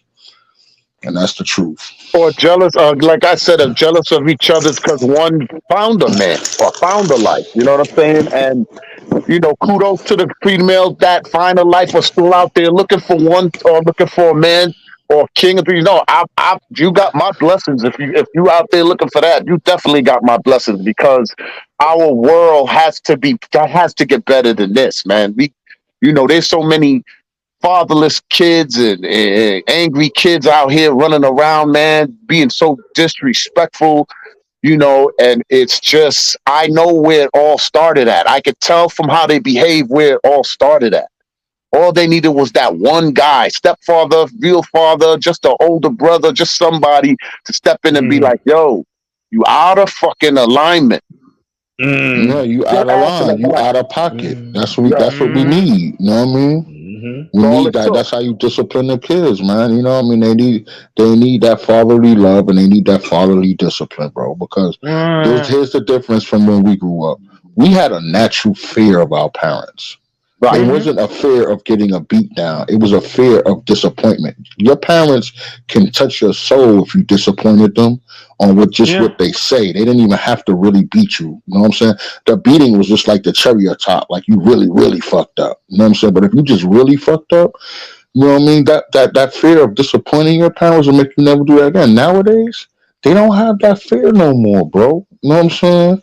And I don't know if it's because the parents are working too much or parenting is dead. I've been said that, but they just don't fear no more because, let's just tell the truth. Most dads ain't in the household. Yes, dads are in lives. You know what I'm saying? Because we are the most of our fathers as for black dads, but being in the household is totally different. You know what I'm saying? Than getting your kid every week or every 2 weeks or whatever dynamic you get your kid. You know what I'm saying? But Lene said, ain't nothing like that face down, ass up between a man and a woman. Absolutely, sister. You are absolutely right. I like standing in the pitcher's box. Yeah, I love standing in the pitcher's box. Are you fucking crazy? Please. Standing behind a woman tearing that ass up? You got to be shitting me. That's so good. We are living in 2 eras at once for probably the first time in history. We are living in the simping era and where the heterosexual is strange era. It's not normal no more. You know what I'm saying? We are right now as we speak. We living in two eras at once. Soon, like 5 years from now, being a husband and wife, that's gonna be really outlaw. Like it's gonna be strange. They're gonna be like, ooh. You know what I'm saying? Like it's not gonna be normal. It's not right now. It's not even normal no more. Right. You know what I'm saying? That's what's crazy. And is this and the birth? I think like I told you before. The birth rates are down now because everything is still pretty much new. But in like 10 years, bro, the birth rates is gonna go back up. But it's gonna be them lesbian chicks that want kids, and they're gonna find a man. They're gonna do it that way, or they're gonna be going to the sperm bank. Watch. Mm. And gay men too. You know what I'm saying? Mm-hmm. Yeah, let's They're fuck up gonna the be race. fighting for the competitive wages, and they're gonna be fighting for they're gonna add a new species into the agenda and have them renting space for what we've been fighting for the last 4 decades, 5 decades, and this is how they do it. It's all what you fight for. It goes into Congress, and Congress say, okay, we're gonna give it to them, but what they gonna give us in return? A headache. So when they get what that agenda is that they could profit off, because the elites profit off of all these agendas. They just go through time profiting, and they be like, hey, this is what the fuck they wanted. As long as they make a profit off it, remember when we was fighting, oh, I wish weed was legal. I wish weed was legal. Now they legalized it. You guys wanted it. You wanted now I knew that was a bad idea. I was because I used to smoke. I'm like, there's no way in the world I'm paying taxes on weed. They got me fucked up. You know what I'm saying? And niggas is still buying illegal weed. Ain't nobody going to the dispensaries like that. Not like that. Well, you just gotta have the doctor hookup. You know what I mean? The only ones that's doing is the ones with the doctor hookup. And come on, how many niggas you know is going to the doctors? No, I'm just saying it's and in Florida the caveat is if you have a weed license, you can't have a gun license. So I chose the gun license. Very good, brother. Very and good. Even though we we went against this, putting the chip in the hand and the chip in the hand, the chip in the hand. They said, "Oh, okay, so we'll just find another way to do it." You hold that credit card in your hand every day, swiping it is a chip in that card. Yeah, the chip in your hand, been passed. The chip in your hand, see, that was just another analogy. The chip in your hand is your cell phone, bro. That shit is already. Credit card, the cell phone. We thought as kids, we thought it was going to be an actual chip that they're putting like a microchip in your hand or your forehead. But no, they said, nah, we got you. Because think about it like this: there's nowhere in the world today, but maybe a poor third world country, but everywhere else, bro, everybody got cell phone. Fucking China. You know what I'm saying? They give away cell phones, but when you go to China and you get an apartment, there's two things that's in that apartment: a cell phone and a laptop, bro. It comes with the apartment, bro. Yep. You know what I'm saying? Got a chip in the phone. We got a chip on a credit card. There's a chip in these 4K TVs we got hanging up out here. They don't need to put nothing in our body. We doing it for them. So bring it into the house. Yep. Everything that you collectively fight for, and you think you're crying for because they're not hearing you, they're just figuring out a way for them to get it back off of doing you the favor. So when it's taking years, right? Black Friday, they got motherfuckers thinking that you're getting a deal and they're giving away TVs for practically nothing. Of course, they're giving them shits away for nothing. They want you to put them in your house so they can see what's in your house before you see what's in your motherfucking house. Absolutely. Get the fuck out of here. And that's how they know. That's how they know who's arguing. That's how they know who don't like each other's. That's how they know who's not raising each other's. That's how they know all this. They go, remember I spoke about it earlier. Their job was to always infiltrate the inside of your house to force you to the outside. And this is how they do it. That's how they do it. And They while we let sitting there, you tell on yourself. That's why yeah, social media was created, because every person has a right to privacy. That's a law. Yeah. You know what I'm saying? right, Yeah. But with social media, they be like, oh, you know what? We want to know a little bit more. We're gonna let them tell on themselves. That's yeah, why you Mm-hmm. got people doing all type of shit. That's what Twitter was created for. That's the yeah. stupidest app on the planet. Like people Mm-hmm. waking up saying, "Oh, I made bacon and eggs." They doing like every step. No, I'm just saying they were really tweeting every step that they did for the whole day. This is crazy. There's no more They lucky, privacy. yo. They lucky we don't live around the niggas we used to live around, boy, because niggas have empty houses, boy. I'm going on vacation. Look at the white sands of the cool lands in Jamaica. Look at. And it's like, yeah, nigga, I'm looking at you. I'm looking at the TV on your TV in my house. Yeah. Yeah, that's why I told you. And my best advice for all of y'all is when y'all go on vacation, do not post the pictures until you back home, because that's what I do. Yeah. You know what I'm saying? You can take as many pictures you want. I'm not saying don't take no pictures. I'm saying don't post them until you're already back home, because them people that think, like, let me tell you something. Back in the day when I first moved to Florida and I had my own crib, my mom's house got robbed, and all of a sudden, none of my neighbors, they be out there every day. Nobody saw nothing. You know what I'm saying? That's what I'm saying. That's what I mean. Like, yo, people that you think is your friend or your friendly neighbor, they be scheming on you, bro. Don't come in there. If you want to buy a big screen TV, bring that shit in at night when nobody can see you, bro. You know what I mean? You know what I mean? Cut that box up, because people are like, oh wow, he got a new 75-inch. It's okay. You know what I'm saying? As soon as I get an opening, I'm taking that joint off the wall, off the mount. You know, people be thinking, oh, that mount gonna save. Nigga, I'll rip that whole mount off the wall, bro. You know what I'm saying? That not mean nothing. You can pull that shit out of sheetrock so goddamn quick. Stop playing. I'll have the whole mount, bro. Screws in it and everything. You know what I mean? TV be just fine. You know what I mean? But I just That's crazy, dog. People think they can just get away with anything at any time, and there's not gonna be no dire repercussions. And that's the state of the world is in right now.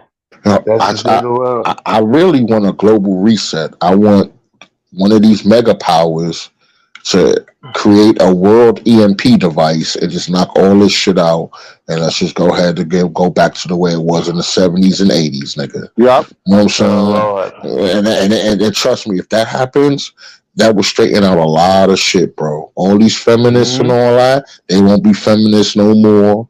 You know what I'm saying? All them I hate a men group. You know what I mean? All we gotta do is have a global reset. Set up a electromagnetic pulse where you can't use a cell phone, a computer, none of that shit no more. Yep. We'll go back to mailing letters to each other. I have to mail. If I want to contact Chaz, he got to send me his address. You know what I'm saying? Yep. Or get a landline. Or get a landline. Get a landline. I'm just saying, you know, because it's just too much right now, dude. You know what I mean? Yeah, what it's doing is it's and even with the technology, I don't mean sorry, just let me get this last one off, Aries. Yeah, go ahead. You all right, my brother? What I've noticed is that we're effectively not even using our brains as much. When we was kids, we knew our grandmother's phone number, our aunt's phone number. Nigga, I don't know. I only know my mom's phone number by heart. All this other, I used to know like 10 to 12 phone numbers easily when I was a kid, bro. Nigga, I know mine. I know my phone number. I don't even know my own number, bro. I got it saved. If I lost my shit right now, like if I lost my phone right now, I couldn't call the motherfucker because I don't know nobody's shit by heart. I don't know nobody. That's what I'm saying. I only know my mom's because sometimes I go batshit crazy. So when when you go to jail, they be like, you get that one phone call. That's the one number I remember. But I'm just saying, just picture how that makes our brains a little bit lazy because we're not even, and that's just one example. We're not reading as much no more. Everything is. I'm audioing it. Like even me myself, Mm-hmm. I'm doing the audio version of the Bible, and I think for me that's better because I could do it at work. You know what I'm saying? So I'm bringing out more verses, but just overall, we not using our brains that much. We letting the computer do all the work. You know what I'm saying? Or your Well, phones do all the this is work. how China became the superpower. They became the superpower because they are our catering service to keep us brain dead. Like, so what they do is they create all these electronics and all these convenient devices to stop us from actually using our body. So we are the AI. We are the dolls, and then they're installing the chips in us. So we're actually the moving objects. But we are learning and we are programming ourselves to their devices. So we are the AI. And another thing it does, it makes us compliant. You know what I'm Yes. saying? It makes you compliant. Everybody got, think about it like this. Everybody got a cell phone. I seen a homeless guy pull out a cell phone, bro. You know what I'm saying? Like, for real. Like, yo, how are you paying for that? You know what I'm saying? Like, he like, this nigga likes $30 a month. I could at least get that, begging everybody for $1. You know what I'm saying? That's crazy. You know what I'm saying? So it's just like, yo, it's keeps everybody compliant, because if everybody's compliant, that means everybody's going along with the program. Yeah, you know what I'm saying? We're programmed. We Yeah, are think the about it AI. like this. Chaz, when we gonna have another Million Man March? When we gonna have some more big marches for fighting for black rights without somebody dying? Only time we have big marches is when somebody dies, bro. Yep. That Million Man March was planned 2-3 years ahead of time, bro. When we gonna have a plan like that? That's all I'm saying, dog. It's keeping everybody compliant. And to me, it should be easier to do that with the cell phone era that we in. Yep. And Think about it Playboy. like the Million Man March cell phones wasn't out like that. You know what I'm saying? And look how it got around from place to place, from city to city, from state to state, bro. People from all over not the United States. There was black people from Paris at the damn Million Man March, bro.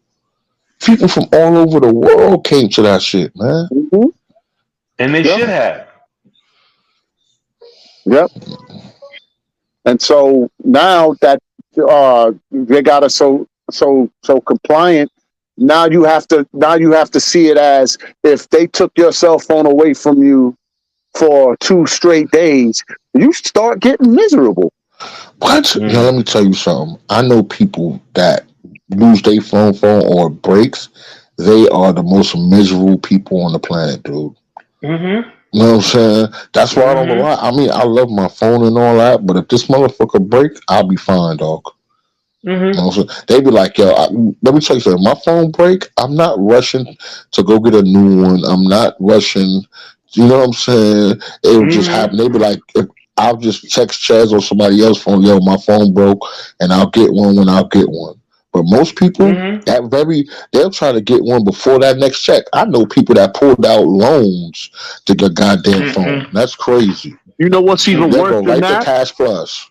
You know what's worse than that? I want to ask all of y'all on this panel a question. Tell me that, I want you to honestly tell me that you're actually on your phone talking more than you on the apps that's on the phone. I might be even, because I actually speak to my moms and my sisters every day. I might be I think I'm on the apps more. I agree. But like I do the phone talk. became an iPad. Like it's a cell phone, but it became an iPad. But the only thing that could probably break even though with me is probably texting though, because I do text a little bit more than usual. You know what I'm saying? But I just text to check up on the homies. You don't actually want to talk to a motherfucker all the time. That's when texting come in handy. You don't actually want to gab with her. Because there's some motherfuckers who don't know how to get the fuck up off the phone. There's some motherfuckers you be like, God damn, nigga, you long with me. Shut the fuck up. My little homie Stevie like that from New York. Oh my God. You know what I'm saying? Yeah, I know about him. We used, but I think it's like I say it all the time on every podcast, bro. we using the phone wrong, dog. We staying on social media too much and playing these fucking games, bro. You could learn a fucking trade on your phone, dude. Literally. Mm-hmm. You know what I'm saying? You could find out so much knowledge, bro. You have an Encyclopedia Playboy. Britannica in your palm of your hand. I understand this. And that's a good fucking point. Like yesterday, right? Yesterday, one of my machines was down. We got two MA 1600 Mark threes. I mean MA 600 Mark III Okuma machines, right? The brand new one was down, and nobody knew how to get it started. Nobody, and I called my man that I called my brother in Texas, and he's a machinist too. So I called him. I was like, "Yo, this motherfucker won't start. I don't know what to do. Nobody know what to do. Nobody know about the codes. I don't know if the fuses is blown. I don't know what's going on." My brother told me, turn that bitch off. Go into the circuits, flip 126A, 126B, and then turn it off and back on and see what happens. I did that shit. The machine came back on, nigga. I'm a star. I'm a superhero. I'm a superhero. I won the day. I am that dude. Because everybody else in the building was like, we gonna need somebody to come look at the machine. We don't know. We gonna need somebody to come look at the machine. My brother told me exactly what to do. Yeah. My brother told me exactly what to do, and that shit came back on. I go, what you did? I said, exactly what my brother told me to do. Yeah, that's networking. You still learn more off each other than even all these goddamn computers. Absolutely. You know what I'm saying? That's the point. Yep. Yeah. That's a form of networking. Like, you know what I'm saying? I got tired, I learned how to fix brakes way back when I was in college, because when I got my car in college, my brakes went out, and my neighbor, he used to work for this mechanic it used to be a place called Just Brakes. I don't know if it still exists. Okay. You know what I'm saying? And it was a mechanic place called Just Brakes, and I was like, "Yo, bro, I'll throw you a couple of $100 to fix my brakes." He's like, "Nigga, you just buy me a 12-pack of beer, and I'll show you how to do it, and you'll never know how to do it again." You know what I'm saying? And I'm like, "Cool." He was a cool neighbor, man. His name was Reggie back in the day, and he showed me how to do brakes, and now I do my own brakes, bro. Because every time I go to the mechanic, they charging me $400, $500, $600, bro, when I could just buy myself fucking brakes for like $70, and I'm saving $500. You know what I'm saying? Just do it myself. You know what I'm saying? See, and we'll see. That's what's going on. I'm sorry to cut you off, Aries, but that's what's going on. It's a whole generation of motherfuckers who don't know how to use their hands no more. They don't want to even change. Yo, if the tire go flat on these cars, these niggas will throw the whole car away. Well, the thing is, how can I say? That's going to wind up backfiring in the future, too, because we need people to work these goddamn power plants and shit. You know what I'm saying? Yes, sir. You know what I mean? We got to have all hands sir. on deck. So, you know what I mean? Hopefully that doesn't backfire and these kids find a way to get into that type of trade and all that, because we need people that's going to process the water at the plants. We need people that's going to process the power. All this stuff makes the world run, dude. You know what I'm saying? Yeah, So, hopefully that number doesn't get too low. But the only good thing about that, you only need about 5 or 10% of the people to learn that, because that's what. Believe it or not, 5 or 10% of the people is what's making the world go around today with all the electronics we see anyway. You know what I'm saying? You three are officially talking to a motherfucking self-ordained motherfucking warrior. You hear what I'm saying? I am a warrior.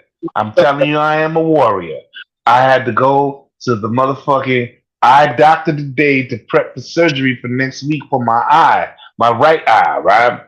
And he stuck a needle in my fucking eye. Oh my God.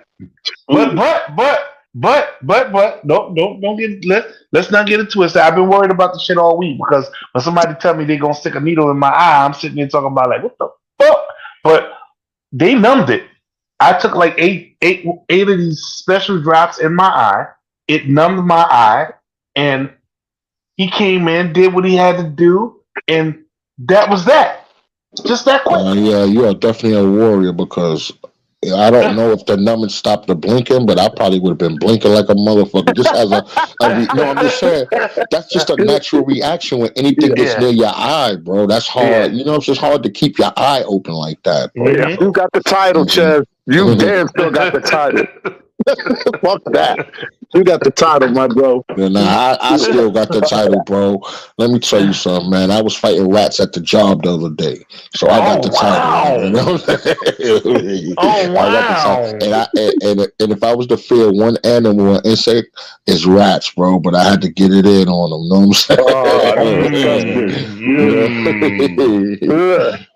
I'm saying? Okay. I hate rats, bro. I will fight. Let me tell you, Aries. I will fight a lion and an elephant before a rat, bro. Shit, man. I'm with you on that. And see, this is what I was trying to say to the ladies. Like, we don't get the choice. Somebody got to take on something if we want to be safe, if we want to be poison free, if we want to see better.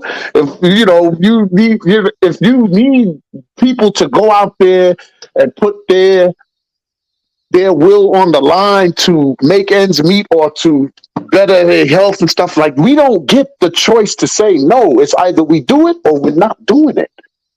And we know for something to get better for us, we have to do it. 9 times out of 10, we're going to have to do more than we get the choice to not have to do it. So this is our makeup. Even when we didn't even never experience it before, we're not supposed to start looking into what we fear. We just supposed to just dive in head first and just do our God-given duty. Hold on, Chess. Hold on. Renee said I'm gonna fight that rat's ass like Martin did. Renee, you know you lying. Hold on. Sister Renee lying, dog. She posted like 3 weeks ago that it was a little lizard outside or something. And she said, guess who's not going outside? You know what I'm saying? That lizard took over her whole porch, dog. Stop telling that story, you know what I mean? I remember everything, dog. I told you I eat a lot of tangerines. You know what I'm saying? That nigga said, guess we're not going outside. That's what she said. Guess who's not going out? Who's not going out there? You know what I mean? Hey, Lene, in the chat, just let me know. What was it? A lizard, right? Either a lizard or a snake or something. And she was like, I ain't going out there. No, she took a picture of it and posted it. You know? I remember. I remember one of my friends, he was living down there near Gainesville, somewhere down there. And I guess him and his kids came into an encounter with a snake in the crib. And he was on the phone with me, and it was me and somebody else on the other line. He kept switching back and forth. And we was on the phone for like hours. And I'm like, so what, what are you going to do? Because we was trying to figure out so many different ways. And he got so tired of being scared that this snake was in the house, was going to bite somebody. He just said, fuck it. If I open the door and the snake head is not turned, I'm going to run in there and I'm going to throw a bag over his head and I'm going to take a rope and tie it around under his chin. And that's exactly what he did. He just got tired of being scared and tired of the snake being a threat. And he ran in there and he did that.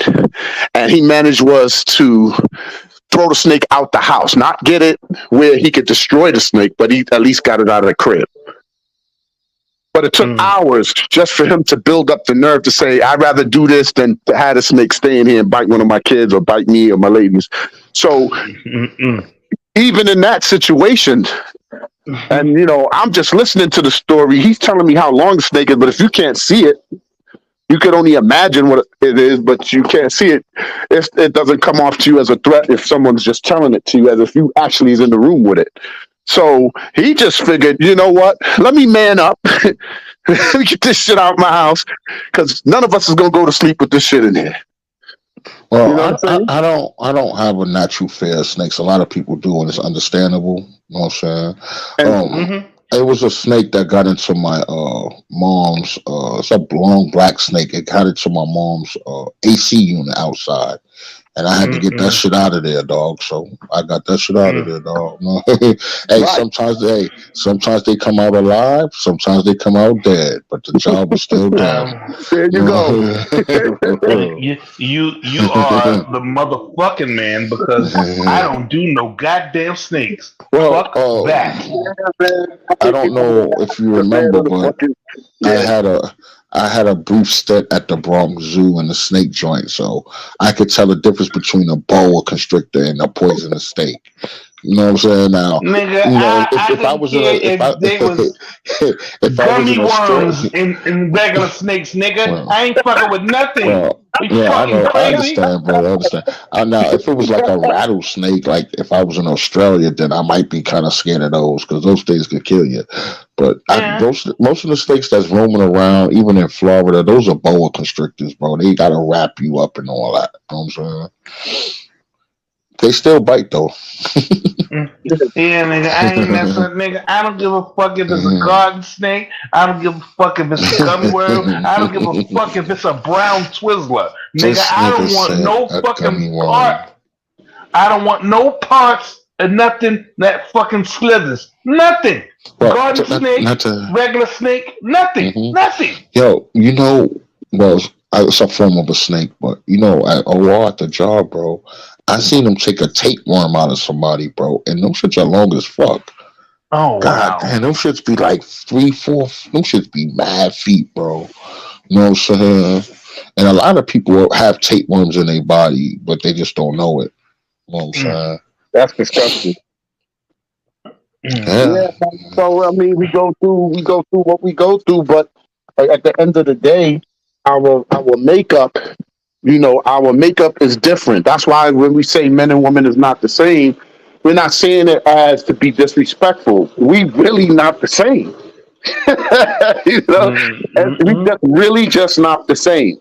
So if you, it's as simple as this: if your girl is trying to get you to be what she is, then you a bitch. And if you trying to get your woman to be what you are, then she's a nigga. You know what I'm saying? So it doesn't. At the end of the day, it's gonna still be the same shit. If you're not getting along, why try to turn each other into each other? You still ain't gonna get along. You're gonna get along.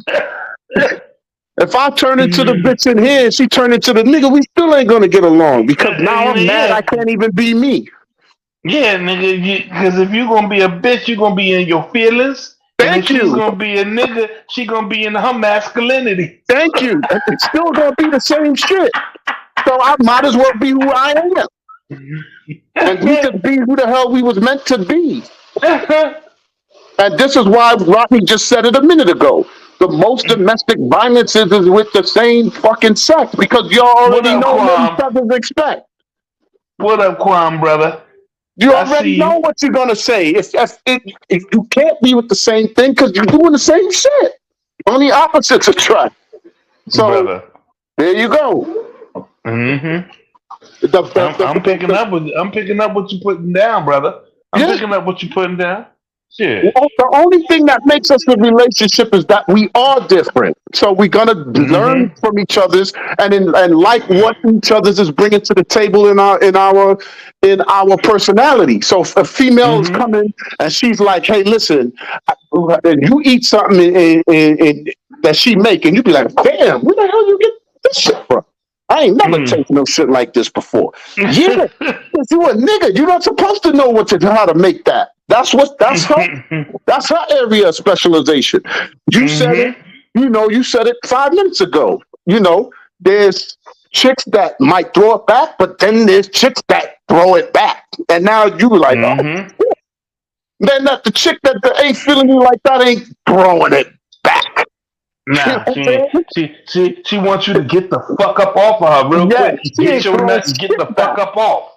Yeah, you gotta be more than that for them to throw it. So If a dude is thinking that all it takes is for him to just lay her down, that's gonna be that's gonna be one of the broken heart dudes that's gonna be angry because he thought that that's all it took. Mm-hmm. But that chick ain't throwing nothing back to you that she's gonna like you and want to be with you for it. It's just gonna be another fuck.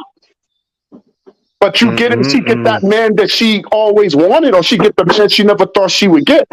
That's when you're gonna see the things that many men haven't seen.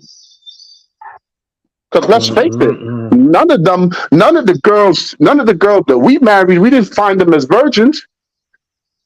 But us men we know the difference between a girl that is wifey material that's not a virgin and a hoe. And a hoe. We know the difference. Trust me, we know. So Yeah, we're not gonna wipe you up. But You do way too much. some men get tricked, and some women change, and they lose that wife title. You know what I'm saying? Well, She some could've- women. Okay, again, She right? could have Some been a women. wife. No, I'm just saying she could have been a wife when you met her, and even when you married her. But once you got into the relationship, that she became not a wife anymore. You know what I'm saying? Yeah, and that's What's up, Quam? understandable. Quam is here, fellas. Quam is here. What up, Quan? What's up, brother? Yeah, Shalom. How y'all brothers doing, man? Good. Chilling, brother. You know we congregating. You know how it is. Yeah. The shit about it is that sometimes you can be a victim of circumstance. You know what I'm saying? Every woman that's labeled a hoe, sometimes she ain't a hoe because she wanted to be. Sometimes she's a hoe because she had to be. That's all she knew. You know what I'm saying? She ain't know no better. So she just. Okay, explain to me how she had to be a hoe. Give me an example. Well, she had to put food on the table, and she didn't have no other commercially viable skills but her pussy. That's bullshit. She could have worked at Wendy's. They train you there. Come on, man. Fuck outta here, These days. I'm just saying. Come on, We nigga. can't. That's what I'm saying, Chaz. I'm not disagreeing with you, but to me, that's just a lame excuse. Remember, I always said humans will always choose the path of least resistance. You know what I'm saying? That no matter what, that's just male and female. You know what I'm saying? You're making And me. they just You're chose. making And me they just laugh. chose. And they just chose the path of least resistance because. So wait a minute, nigga. Wait, nigga. You trying to say her back was the path of least? No, it was that. No, it's not that, bro. What I'm saying is, it was the path to make faster money. Okay, You know what I'm saying? all right, But they don't all right. realize. They don't realize. No, what I'm saying, but in the end, they don't realize that fast money comes with slow problems, just like a drug dealer. It's the same difference. Drug dealers, they make fast money too, but it comes with slow problems. And see, You know what I'm and that is saying? why I love to work, because like I work, you work, motherfucker, everybody in this motherfucking room works, and we know within the span of 2 weeks, money's coming. Money's going to be there, no matter what, because we did the work to get the money the next 2 weeks. You know what I'm saying? Chaz, we put in the work. Chaz, you speaking the same. You backing up your own point, and it's when we're put here as born leaders. We are put here as survivors. The men are survivors. So we have no choice but to find a way to get that dollar. Okay, we everything that we couldn't get legally was a hustle. Because or everything they stopped. That's why I do agree with Rodney when he said that the girls had a choice, they could have worked and went. Because even if they have a choice, and that's not even their job to be leading us nowhere and to be surviving or nothing, and they even would have been able to find a way, there's no excuse for us at all. So if a man don't want to be good to a woman, it's because he just don't want to be fucking good to a woman. Because if she's following what she's supposed to be following, which is that relationship with God, that is the handbook to telling her that we are to lead any family or any empire we trying to build with them, we have to be the leaders, even if you don't even want to be it, because that's what we were put here to do. And that's why a woman should never try to make a man lead or make a man do anything, because in desperate situations, it's going to happen naturally, because that's how we are built. You absolutely. You've been hitting on all cylinders tonight, bruh. For real. I gotta say what Lene said, dog. She said, "Take a shortcut and get cut short." I am definitely stealing that. That's gonna be my new phrase. Get us a motto for that.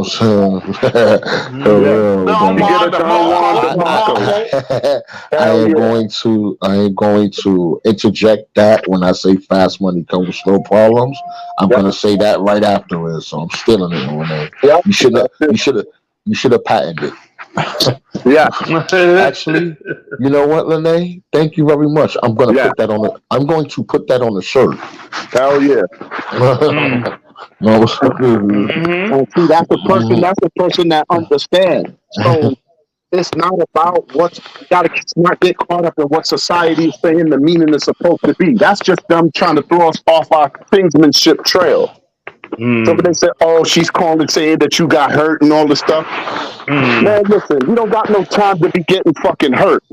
Either we gonna do this or we not gonna do this. If you don't align with me, you gonna die because you can't survive without me. So you follow my lead, or I don't want to hear it. Because you don't have to do it. You have to go through that. That's what I'm here for. I'm not here to say I'm the king because the you look at the TV and the man is screaming, "I'm the king," and have a crown on his head and all that dumb shit. We're really somebody kings. typing? Sound like it. Yeah, like we're really kings. We were born kings. Sound like somebody actually motherfucking typing. I'm sorry. I said it was me, bro. I was typing, bro. So we can't when they start putting TVs in the house and all that stuff, that's what that's for. That's to get us off our track of who we supposed to be. It's not supposed to be a visual king running with a crown and a baton and with a cape and all that. That's not what it is. The king is a man that can be through winter, spring, summer, fall, surviving through that, fighting through that, support his family through that. Nothing like that powerless British fuck in all England. Types of adversity. Not him. Not nothing like him. Right. Shit. We're talking about the real king, the spiritual king, man of the sun, man of melanin, 3-6 melanin, 6 to 360. Okay, that king. You know what I'm saying? But they making it to seem like it's the Burger King one with the cape and all that, and so it gets watered down. And then our women is looking at that saying that nigga ain't no fucking king, because they thinking that we seeing ourselves as that man with the cape and all that on. That's not what we're doing. We're not saying that's the king we are. Not the Burger King, bro. Yeah, we're not that king. We the king, meaning that we're gonna die for our family. We're gonna die if we're gonna put our lives on the line so you eat another day. That's what we're going to do. You okay? If there's a freaking, I'm a magical Burger King. Well, I can do most anything. The thing about what Aries is saying, it's absolutely true. I just don't think that our other halves really realize that, bro. But it's sad because the thing is, Rod, is that we still live that way every single day. Like when we go out into the world, we live like that every day. Bro, they don't honor it as much as we do, bro. I just think they don't, bro. Because if they did, they wouldn't put their males or boyfriends or husbands in so many jeopardizing situations. That's a fact. That fight out there is a whole new different fight. Like that comes with psychological warfare. Okay, that's because a lot of those people now, they don't want to fight us up physical, but it's a lot of psychological warfare, a lot of cutthroat. There's a lot of stuff we gotta take on out there to be able to come home and say we provided for that day. So we're not coming in saying that, you give us pussy because you can't make it that way. You as a female have to understand my man is out there putting in that work. Okay. And when he comes home, I'm his recharging station. I have to recharge him so he can go back out with 100% battery life the next morning. Niggas ain't trying to come back and have you arguing and fighting and talking about there's only a half a steak in the fridge and all that. Like, Wow, bro, Look at that. you just said that they're the recharging station, and when they don't recharge, they just wind up draining the whole battery. Yes. And then you go back out there with 40% battery. Okay, and then when you burnt out for the day and you come back, and then it's like it almost appears like they playing a game, because when you come back burnt out, then it's like, oh, I missed you and want to do it. Get the fuck out of here with that. Like, you didn't even charge me up, and now I'm supposed to, where the hell am I supposed to get the extra charge from? So it's like it's your duty. It's your duty, but it's not your duty as in a job. It's your duty in a loving way to keep your man charged every single day. I think Rebecca hit it a little bit on the head earlier, so that's why, because I remember how she laid it out so clear and so in a demanding way. I don't need to do that. I know what his job is. This is my job. When he comes home, I'm gonna be the recharging station. Chaz hit it about an hour ago when he said that the girl said that he could get the passport. He don't have to be stuck here in the States because he could get the passport or whatever. These type of things is what makes men know that the female is more mature and more smarter than he has to expect her to be. Or they're just what Rodney said, just immature. And see, that's the difference. So when we pick, we gotta pick. She's gotta jump start your jump drive. Like I said earlier, the passports, the motherfucking she wanna get the passports, she wanna get the motherfucking real estate. You know what I'm saying? She want to build a motherfucking empire from the ground up. All that good shit right there. Come on, man. And then look good while you're doing it. Get the fuck out of here. But who wouldn't want to work? See, like, the thing is, we're not even supposed to know. See, this is how you could tell somebody love you or not. But this right here, what you just mentioned that. Now something just came to mind. This is how you can tell somebody love you, they don't love you. They supposed to be doing stuff for you out of love that you're not even realizing they're doing out of love. Right.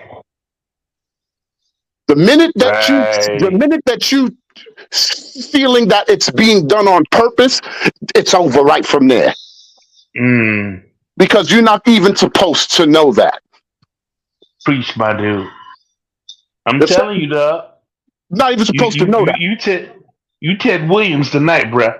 You Ted Williams tonight. You are batting 1,000. But I'm also in a 17 year. You know what I'm saying? I'm in 17 years, and I'm talking I'm talking like I just met her yesterday. Like, there's nothing boring about what we have. And that shit is dope. I think that shit is dope. I think that shit is dope. You've been with that woman for 17 motherfucking years, and you talking about her like you just met her yesterday. We still bullshit around, giggle. We still do the same. It's weird. It's weird because it's not the norm, because we took it from what it was supposed to be. But if that's how it's like, the reason it works for all who wants to know, the reason it works in here is because we're not using the past to maintain the future. If you get what I'm saying, we're not using things from the past to save the future. To say, let's go to this, so we don't lose the spark. And like, no, what we do here is we say, hey, listen, no matter how society changes up, we're gonna go with what we have to go with in the society. If it doesn't have to change what's in here, we don't change it because it's still working. But if we need to tune up from whatever they're giving us today, it could use a little tune up in this area, this part of society. We could use a little tune up in the relationship in this part. So we just take in what we need if we need to need it. Other than that, we try to keep the same, what I would say, you know how you first meet each other and the eye sparkle. I forgot how they say it, when both of you look in the eyes and it sparkle, whatever. We try to keep that spark as far as no matter what happened, this is the reason we're together. We're together because of this one reason. And everything that happens after that, we're building on why we got together. This is what we wanted to always do when we got together. And now as time is moving along, we're moving closer to these opportunities to do these things. So the journey is still what I'm saying is the journey always got to be the main reason for the relationship. As long as there's a journey, the relationship should never end because you are both on that journey. Remember, it only ends when there's a destination. We haven't hit a destination yet. So it's the journey that is making it last to 17 years. If there was a destination, we would be divorced or dead. So the key to it is, if the journey is that important, why the hell are you going to let somebody mess up the journey? Look, it's definitely a journey, and that's a problem that a lot of couples make, is that they think that the wedding or the marriage is the end game, and it's not. It's just the beginning. Absolutely. It's the beginning, but it's just that now you got somebody riding with you now. Before it was just you by yourself. Now you got somebody riding with you, and the reason why it's so beautiful for it to be a woman is because when the journey drains the energy out of you, again, she's there to be the recharging station so that you can continue to lead y'all on that journey. I fucks with you. I so fucks with you. So her purpose becomes more important, and that's why women have to understand it. Stop looking at it as the way society is saying, oh, you keep catering to a man, and then every time he say suck it, you want to stop. Don't listen. They ain't even know nothing. They didn't even know girlfriend and boyfriend telling you what to do. I told my lady, I said, listen, I don't mind you have friends, but please have friends that have success in something. Don't just pick up friends that's just doing nothing and just like you because they just like you. They have to have, it don't just have to be married people, but I prefer married people. I prefer people that got businesses going for themselves, people that is changing the world. Have those type of friends that's changing the world. Their mind is set on how to make this place a better place. Like, not telling you who's at the freaking club or what artist is performing at the Summer Jam, and then somebody is changing the world so that when we sit with them, you know what I'm saying? They may put us on to something that could change our lives for the better. Like, I don't want regular friends. I already know what's coming with that. I always live my life like that. How do you think I landed on this podcast? I landed on this podcast because each of you guys are unique in your own way. Y'all got not a story to tell me. You're telling me about your journey, and this stuff is real life shit. This is not nobody making up nothing. That's what I'm talking about. That's why I said earlier. This is why I said earlier, like, every motherfucker, every dude on my page is strategically placed there. I got 1 billion women on my page, but there are specks of dudes on my page like dots of pepper in a salt factory. You hear what I'm saying? You hear what I'm saying? I don't just have niggas there because he can get a whole bunch of women and shit like that. I got niggas there because there's some wisdom there. There's some some keen, smart, and sensitivity there. I got niggas there because they know how to laugh and they know how to joke, and we can still be niggas in the morning. This is you can't do this with a whole bunch of dudes. I swear you just cannot do this with a whole bunch of dudes because these younger niggas have developed and cultured bitch feelings. Mm-hmm. You know what I'm saying? Mm-hmm. If you breathe on these niggas the wrong way, they run into their girlfriends. He breathed on me, and and those niggas took my purse, and then they flew away. Shit like that. Come on, man. It's because of what we said about the transgender with the kids. Because these kids that's being born now into the world now is being born fatherless.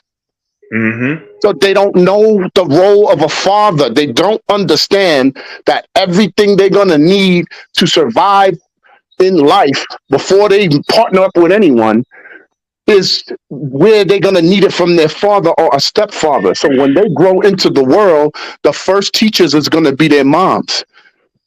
And the one thing a woman cannot do to a boy is raise him to become a man. That she can't do it.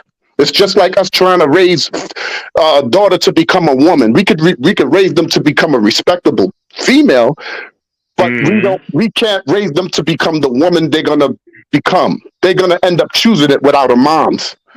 So when these boys are born under females, it's not that they're going to pick up a female trait. It's that they are going to pick up the female character as far as how that female feel a man should be. So two females is in different house. One may feel that the kid, if somebody's trying to jump him, okay, go tell the teacher. Or the other female might be like, okay, well, if he trying to hit you, you just go get your friend. Maybe your friend might help you. That instead, the father is telling him, motherfucker, you better get your ass back out there.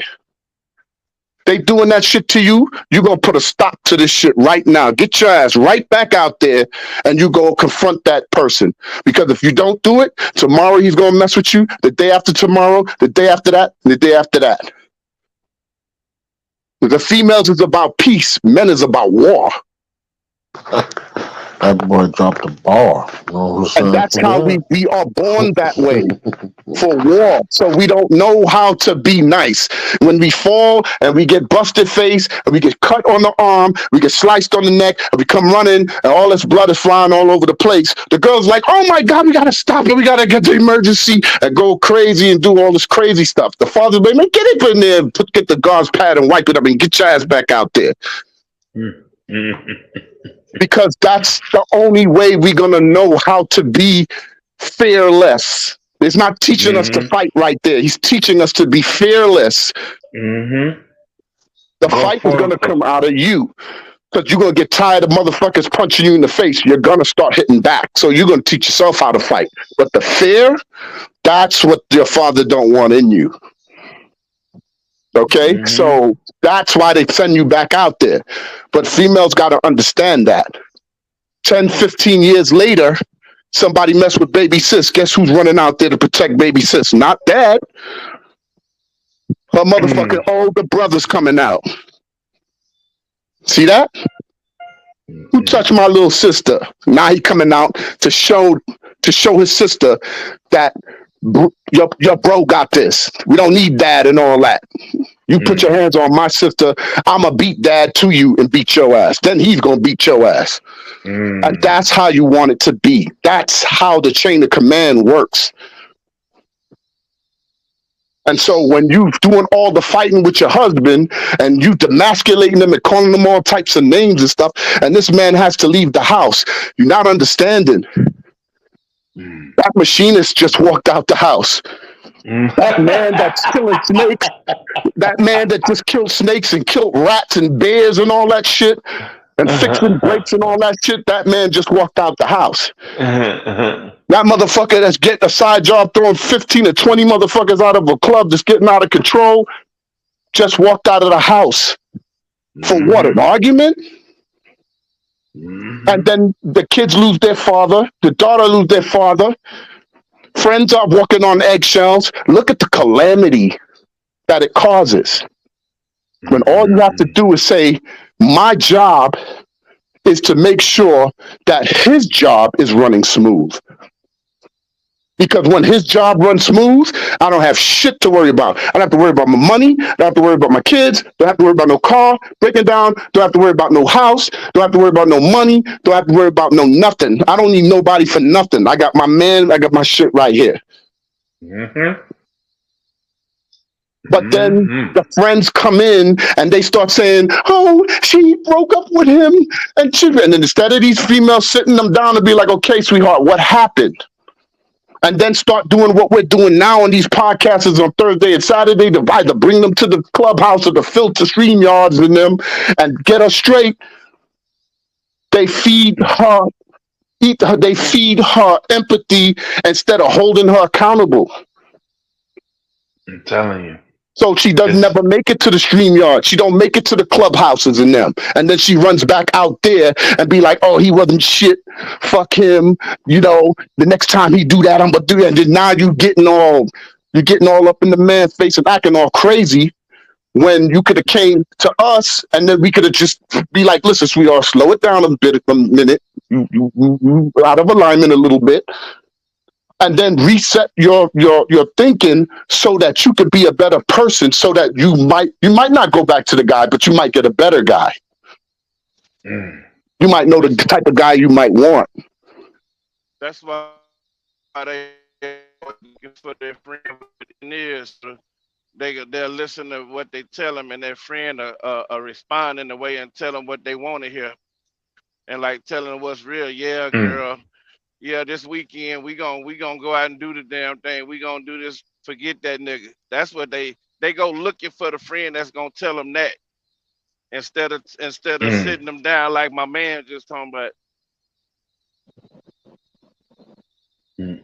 But the thing is that the sad part about it, Quam, is that when they do find the dude that they feel replaces that guy that they were supposed to not want to mess with, he ain't no different than that guy. So you might as well have just stayed with the same guy. Or he worse. He just caught her. He just caught her at a vulnerable time, you know, and he what they call him, a homosexual. That nigga got junior high qualities about him in a grown man body. But you done ran off a real nigga to get with what they call a fuck boy. Right. And I think what's his name alluded to that earlier, saying that how they just hard headed and don't want to listen. But it can't come. You can't be hard headed to the point where it actually affects your well being. Like you can't do that. That part you can't do, because especially with the social media, you're not even getting to meet the person no more before you meet them on social media and all that. So now it's definitely even more like detrimental doing it that way, because you're not how we used to do it, meet the person and then start chatting with them later and stuff like that. Like we sitting up here relying on social media, so that's even worse. Yep. So you can't say you got a legit dude when the first time you come into contact with him is after you done talked all the last 3 weeks online. There ain't gonna be nothing to talk about. He's gonna be expected to get some. So that's how we starting off the relationship. The first time I see you, we're gonna have to fuck because I just spoke to you 4 weeks on the social media. I'm not gonna come to see you to talk again. Does it make any sense? Or am I just do I sound weird? Or like if I'm on the phone talking to you for a month, there's nothing else to talk about by the time I see you. What am I gonna talk about? Bruh, I try to have not just dialogue, but actual conversation You know what I'm saying? And that is a thing that, as men and women, we lack towards each other. You know, like you said, about time we get to each other. You know, because you on the phone most of the time. You know, you talk about fucking that because that's where you want to go. That's where you want to go. And ain't nobody really like, as much as everybody here. You know, we all try to be as righteous as we want to be. Ain't nobody trying to buy the car if they ain't take it for a test drive. Okay, Right. let's just be honest about this shit. You know what I'm saying? If we if you gonna drive this motherfucker, I'ma buy this bitch. Let me test drive this motherfucker. Let me take it off the lot. Sometimes some cars come back because they fit the lemon law, but sometimes, you know, you want to hold on to the vehicle and ride this motherfucker into the sunset. But you must take this motherfucker off the lot first for a test drive. I'm not taking nothing home I ain't test driving. Fuck that.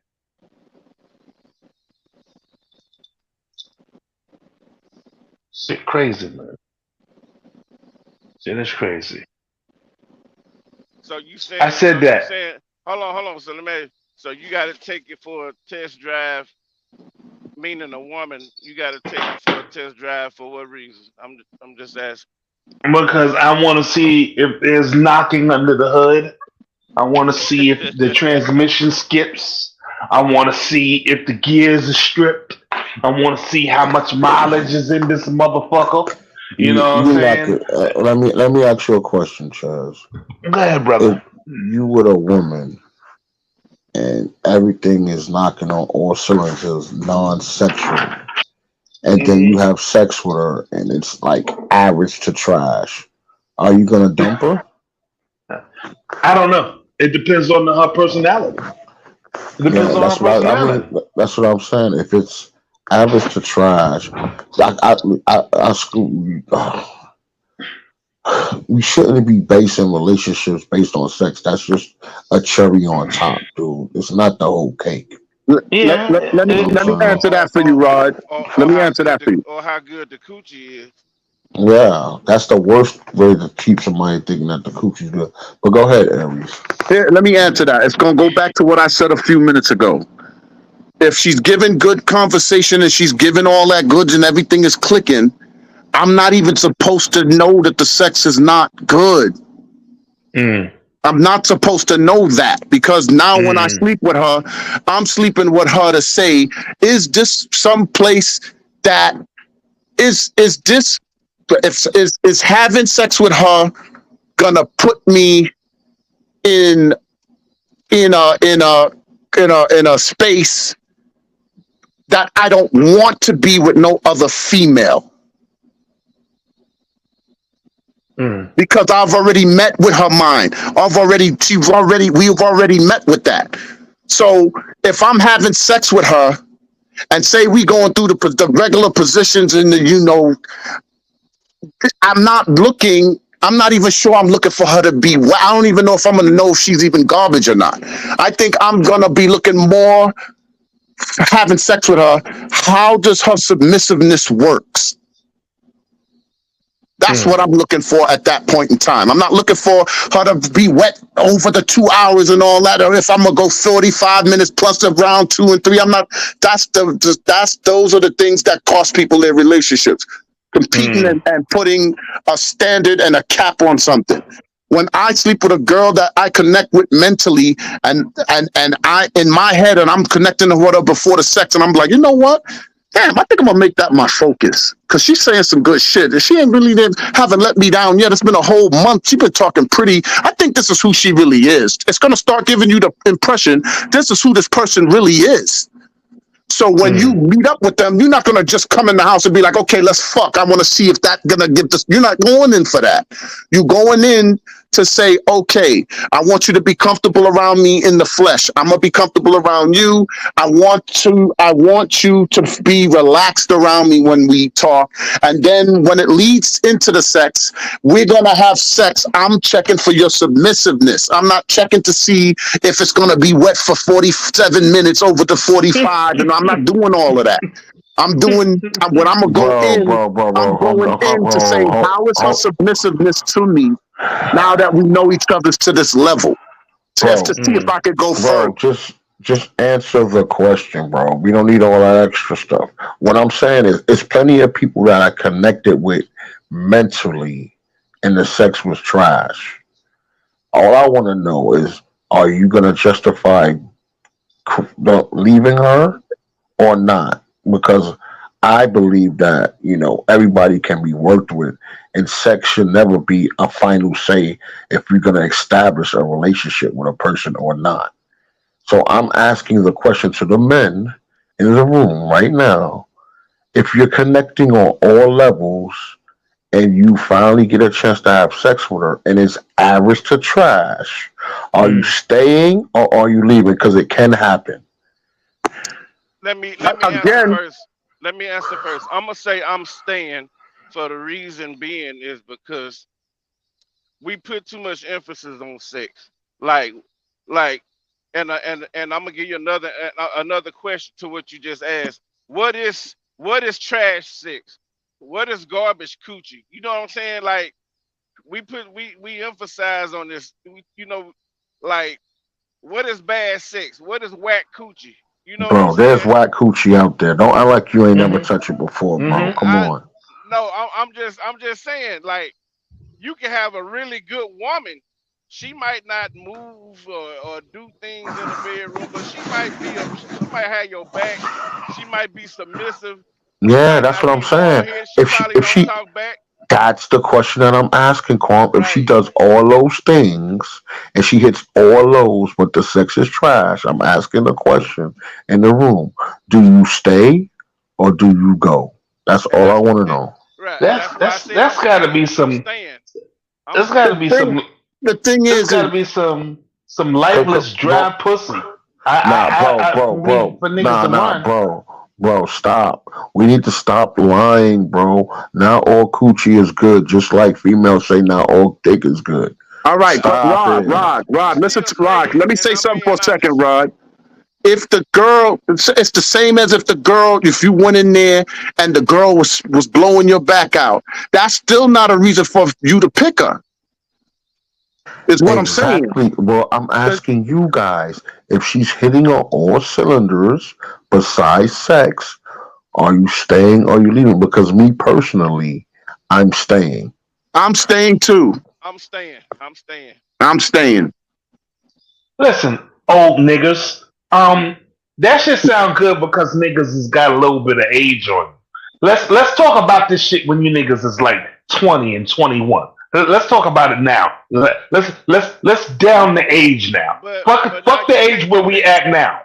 All You right. So can't do 20. that When I was because 20, I So didn't even care. hypothetically, that's what I'm we ain't saying. we ain't I young didn't and dumb care. no more. No, yeah, but what I'm saying, Chez, I'm asking it as for now. But when I was 20, I wasn't I didn't looking even care. for.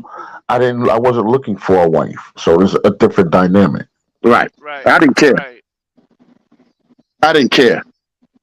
So I think what if I had to say what whack sex would be in that situation would kind of probably be little to none because you there's no like brother Quam said, what is trash sex?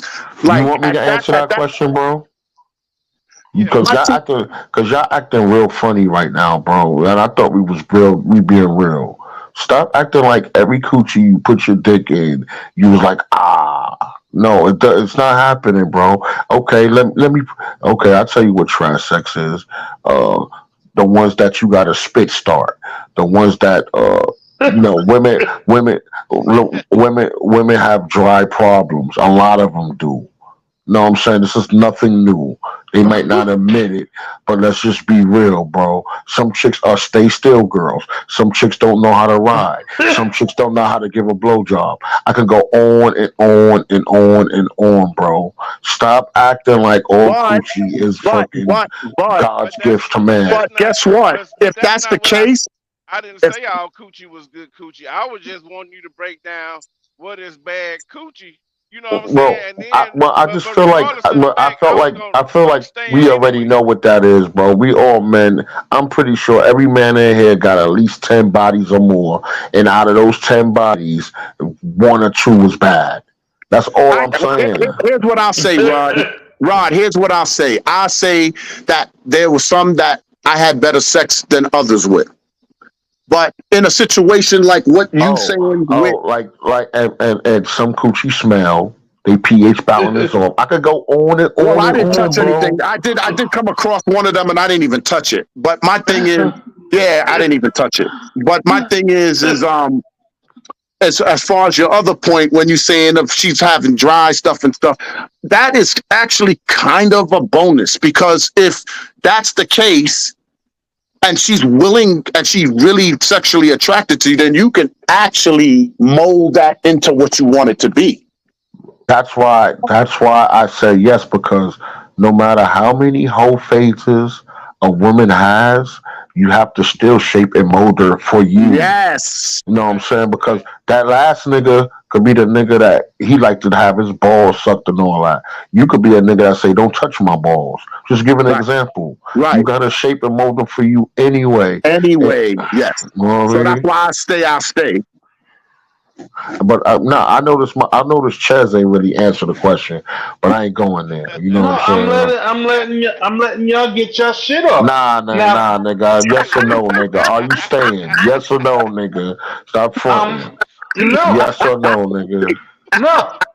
Chez scratching his head like, damn, do I have to do this? No, not really. I'm not really. I am my last name. My last name is Blunt for real. And I am no, nigga, no. I'm too old not to get the pleasure that I want when the fuck I want it. No, I am not saying. Bro, stop it. You could fuck a wet paper bag and get off. She can No, still nigga, get no, you off, no, bro. nigga, no. Listen, my dick don't get hard for everything like it used to when I was younger. Okay, you can have a naked squirrel walk past me when I was younger, and my dick would get hard. Well, not a squirrel, but you can. So wait, hold on. So let me ask you this question. So would you stay with a chick who has fire coochie but don't know how to cook, not feminine, is constantly argumentative, and doesn't follow your lead? Not that I cannot do that. I cannot do that. Nah, dog. Your joint, she got fire for you though. Yeah, I mean, she got fire, but I have this thing in my life that I need called peace. Okay, so if you had a choice between the two, would you pick the first instance that I picked or the second? That's the only two. It ain't no in between. You and because that's what you can't. Well, I don't like you tell the women, you can't have it all. You gotta see we can't have it all. My short term memory ain't what it used to be. So I will pick the option that brings my heart, my soul, the most peace. Because I can't afford it. So that's the first option. No. Which is the first option. That's what I'm saying. Okay. And Chez, what I'm saying is, it might be trash now, but once you train her, it'll get better. You can train her to give you fire ahead, nigga. Especially if she's into it. The problem comes when they're not into it and they act like it's a chore. You know what I'm saying? Or something like that. You know what I mean? And believe it or not, that should be coming from the one that you fucked the most in the beginning of the relationship, and then as you get into it, then it starts to stop and slow them. Like, bitch, what? It usually be the ones that do all the fucking in the beginning that stops during the middle to the ending of the shit. You know what I'm saying? So it's just you gotta pick. I don't even call it a poison. You just gotta know that if it's something that you have inputted, that's why sex is supposed to be both ways. See, that's why it's supposed to be enjoyable for both people. That's the significance, because when you working to understand what makes that person go and they make you go, now you guys has built something that you know works for each other's. She can't go to another dude doing something different. Hold on a second. Let me ask this question, dog. You know, because we going, since we on after hours, if you look at the bottom, I already changed it. Do you Who needs to be satisfied more in a relationship? A man or a woman? A man, biologically. Okay. Go ahead, Ches. Don't know. We I want you don't know. next. I absolutely don't know. I absolutely ain't gonna lie and act like I do know because I don't know. Okay. I don't know. I think It's the man. It's the man. Yeah, It's you the have man. to. If you're supposed to want to please your woman, but sexually, it's the man because It's the men man. don't act. Men don't act for much. That's why sexually, it's like on our top 3 list, but on a woman's list, a real woman, sex is not going to be on her top 3 list. It might be 6, 7, or 8.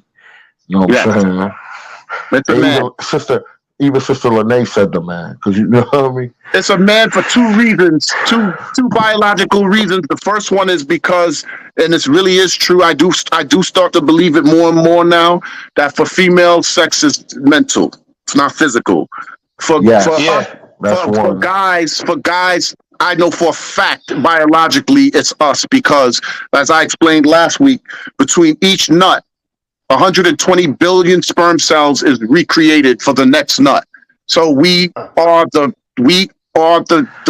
that's why our purpose is to reproduce with the woman. Yeah, Yeah. it's If only, a woman, it's only one orgasm that produces a child. The female it is. orgasm, if you want to get technical, is kind of irrelevant Right. Yeah. when it comes to It, reproducing. Right. yeah. And when a woman checks out mentally, it's fucking over. When she checks out mentally, it's That's it. done. It's Yeah. done. It's And a wrap. that's why when you deal with them, what I was told, I don't know if it's true or not. This is just what I was told, that the only time they really want sex is the week after their period. That's it. So that might be true. Right before the period. Or maybe Yeah. that too. Hey, y'all got it all wrong. They want it during the period too. I was You just just about to choose say not that. to. I was just about to say that. So But they Sister I was about to Lene- say that. technically only really want it once a month, but it's for reproduction. But This is why I think though the right before the period and the right after the period, right after. I believe those are the most when they're most Because vulnerable to get. y'all gonna Hold on, front. Chaz. Go Hold ahead, on, Chaz. Hold on. Go ahead. I'm just saying. Let me Yeah. finish what I'm saying. I believe that's when the egg is ovulating the most. So that's Right why after, a yeah. lot of people say that. You know what I'm saying? That's when they're most vulnerable to get pregnant because that's the biggest lie that females con on men. They claim they don't know when they ovulating, and there have been some cases where a female wasn't ovulated and got pregnant, but most females should know when they ovulating. Period. Right. Yeah. That's a fact. So we always got to be on guard for reproduction, and that's how we're built. So yes, we're gonna want it more because we have to stay active. Remember, we want to when we make babies, we want strong babies. So we have to. We're actively ready because we want to give them strong babies. That's how that happens. So Fellas. that's just biological. Aries, let Chaz talk. Chaz was I'm saying sorry. something. Okay, it's okay. It's all right, brother. Go ahead. Since we after hours, and we all, not all of us are men in here, but you've been with your women for a long time. A lot of us, been with their people for a long time, or been with a woman for a long time. Any of y'all, and I know niggas are gonna front in here too. Any of y'all ever fuck your girl while she was on her period?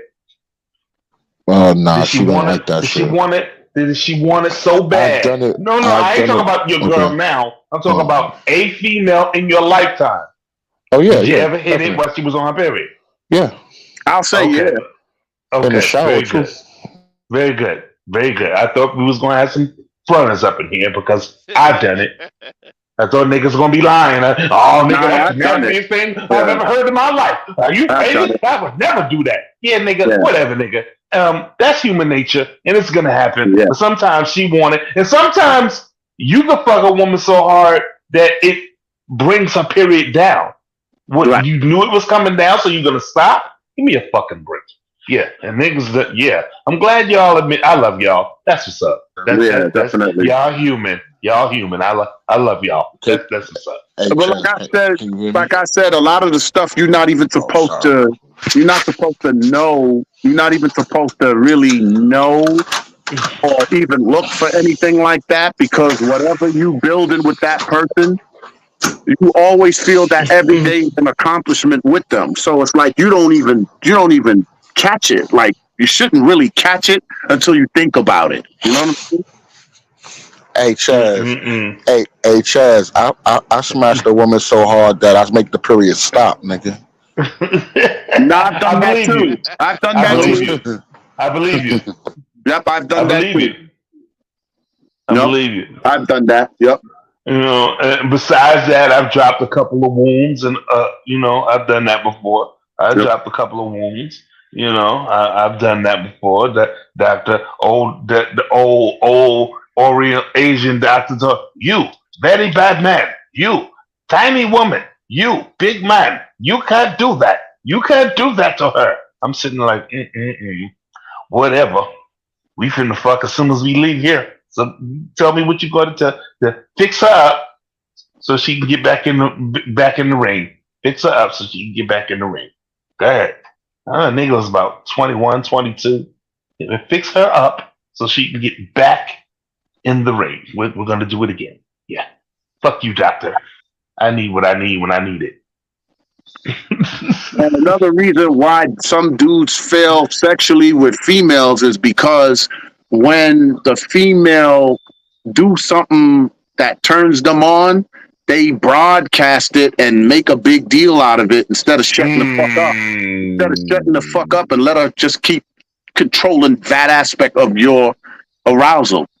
Because sometimes when you say something and open your mouth, you kill the whole fucking shit. You know what I'm saying? So even in my relationship now, there's things that she does that I don't open my mouth because I know, you know, when she's doing her thing and it's going well for her and something springing me, I'm like, oh shit.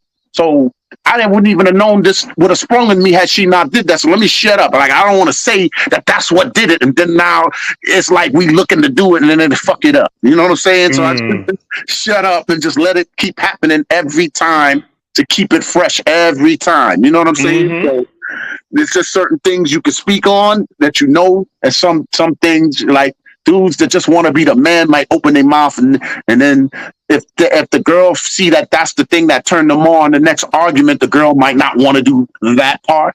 You know what I'm saying? And now now you fighting because you know what I mean. Somebody felt that she just got it for her and didn't do it for you, and all you know. So some shit you just gotta keep to yourself. I like keeping shit spontaneous. I mean, and when I'm into you, as soon as you come to my house, them clothes come off. I don't feel like, you know, the small talk is fine and all that shit, but when I'm into you like that, and you know we get to know each other, yeah, them clothes come off immediately. You know, we can talk in elemental post poetic sexual bliss afterwards. We can talk about everything else, but when you first get here, lose all of that linen and thread that you're wearing. It's got to go. It can't be here. Like, to me, to be honest with you, like motherfucking what's this shit? I do not know the reason for Fredericks or Hollywood. I do not know the reasons for Victoria's Secret, because in the darkness you can't see that shit anywhere. Yeah, I agree with you. Men ain't gonna never admit that, bro. Men ain't gonna admit that, bro. That's gonna break their heart when you tell them we don't give a shit about lingerie. Yeah, that's gonna, you know what I mean? That might start if you tell if men got together worldwide and said we don't give a fuck about lingerie, that might start a sexual revolution. They might make us start giving a fuck about that. But I'm gonna read what Lene said. Hold on, let me read what Lene said in the chat. I gotta respond to it. She said, if he's not sexually satisfied, he'll be looking elsewhere, and that's true. You know it. But see, the thing is, this is why I say we're very different. If a female is not sexually satisfied, she still might stay. You know what I'm saying? Because you hit a lot of other prerequisites that she loves. You might be wealthy. You might be charming. You know what I'm saying? You might be a masculine man. You might be a provider. You might be a protector. If you hit all those other joints, you know what I'm saying? Then she don't give a fuck. Because look how many interviews. If you go on YouTube now, it seemed like 80% of the women never had an orgasm ever. You know what I'm saying? So that's been proven. You know what I mean? I did have a question I wanted was to ask the female go ahead, brother. if there's any No, left. it ain't no females in here, but Renee. Okay, so I guess we could save it for another segment because I had wanted ask the question, bro. Because Sister Renee's in the chat. She can ask her. What I wanted was to ask was because I always wondered this: is the fat chick that let's say she get you come over and because she's fat, she gonna do everything you want her to do. Is that because she's fat and she gave away the chick that's not fat? Gave away that that chick is capable of being submissive, but is not being submissive with you on purpose because she's not as desperate as the fat person? I mean, I can answer that question, dude. You know what I'm saying? That's not really a female question. It's because fat chicks don't have that as much options, and they appreciate a man that loves them. You know what I'm saying? You know, if you got a dime, that's why I tell dudes, you know, men will go down on looks for cooperation if you get a chick to cooperate with you. You know what I'm saying? So, you know, them dimes, they be high maintenance, they get hollered at every day, and they could be constantly looking for your replacement. All you gotta do is fuck up once, and then they out of there, bro, because they get hollered at every day. Right. You know what I'm saying? You know what I mean? Think about it like this. Most men ain't marrying dimes like that, bro, unless you like a superstar or an athlete. You know what I mean? Right. Most women ain't dimes anyway, so, but they don't, you know, we can't tell them that, but they ain't. Right. You know what I mean? But men will go down on looks for cooperation. You know what I'm saying? This is why when you see these certain actors, and I hate to use them, but certain actors, you see them with a dime 1 year, and then they be with like a regular chick. You know what I'm saying? That's what Denzel did. He been with his chick a regular chick. She ain't no dime, or you know, she's a regular average chick because she cooperate with him. You know what I'm saying? She knows her role, and that's what men look for. You know what I mean? Yes, looks get you in the door, but cooperation seals the deal. Right. Okay. Gotcha. Sounds good. That's 100 right there. That sounds real good. Yeah, it seals the deal, and you gotta. I always say this. Once a man conquers you, meaning that he has sex, it's up to the lady to retain that man, which means she got to be resourceful in his life, not the other way around. You know what I'm saying? Okay. She got to be useful in his life. You know what I'm saying? There's a lot of pretty chicks that don't know how to cook. Six or seven, you know what I'm saying? And she brings value to your life, like cooking and cleaning, or she noticed, let's just say, you know, you like to drink tea in the morning and she gets up and serves you tea. She's become valuable. You know what I'm saying? Because she's making your life easier. Period. You know what I mean? See, them dime chicks just think that looks is good enough. And sex, when no, it's not.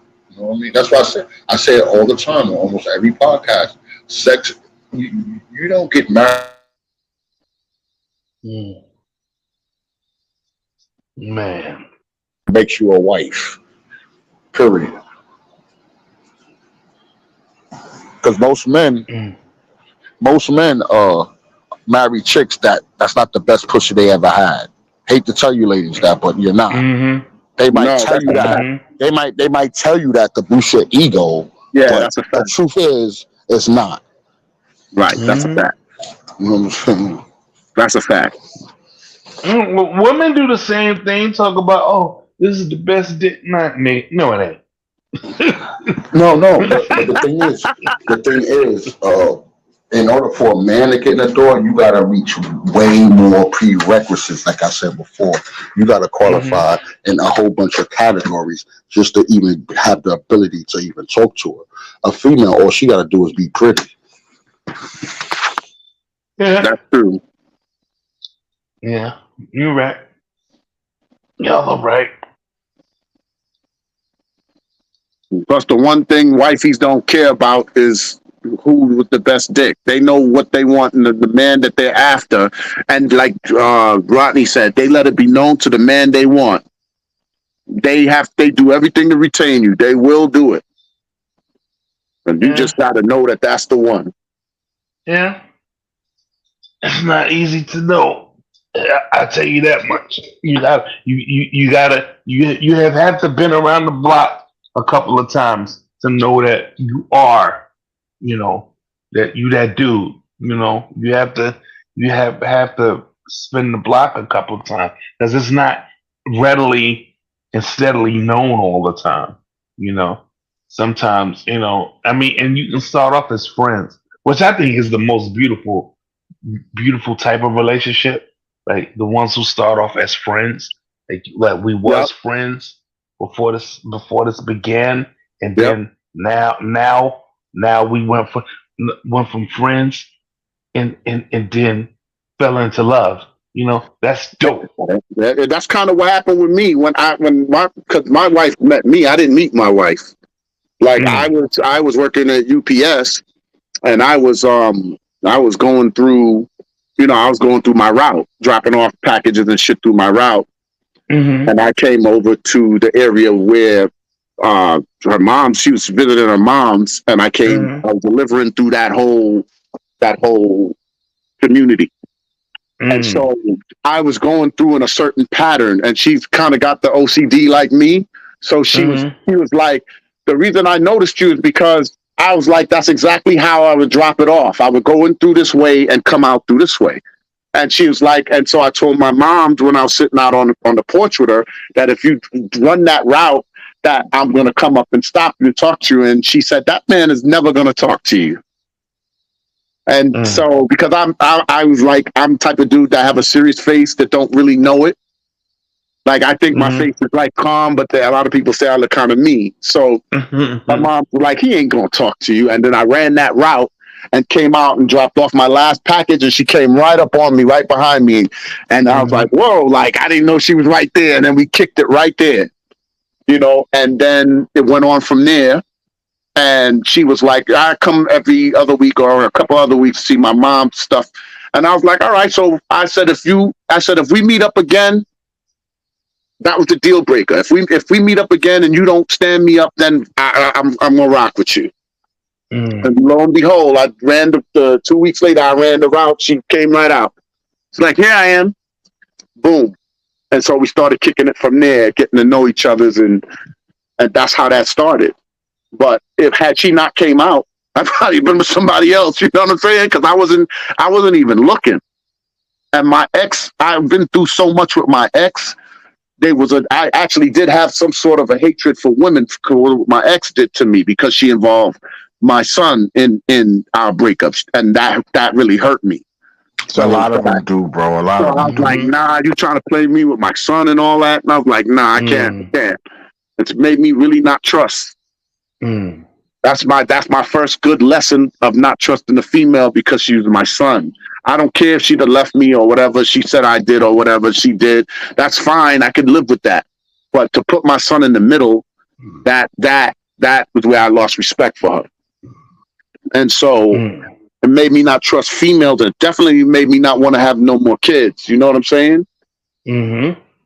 So my lady, she worked so hard to convince me that all females wasn't like that. The only problem I had was because I was so hurt by my wife. She sounded like the rest of them. If you get what I'm saying?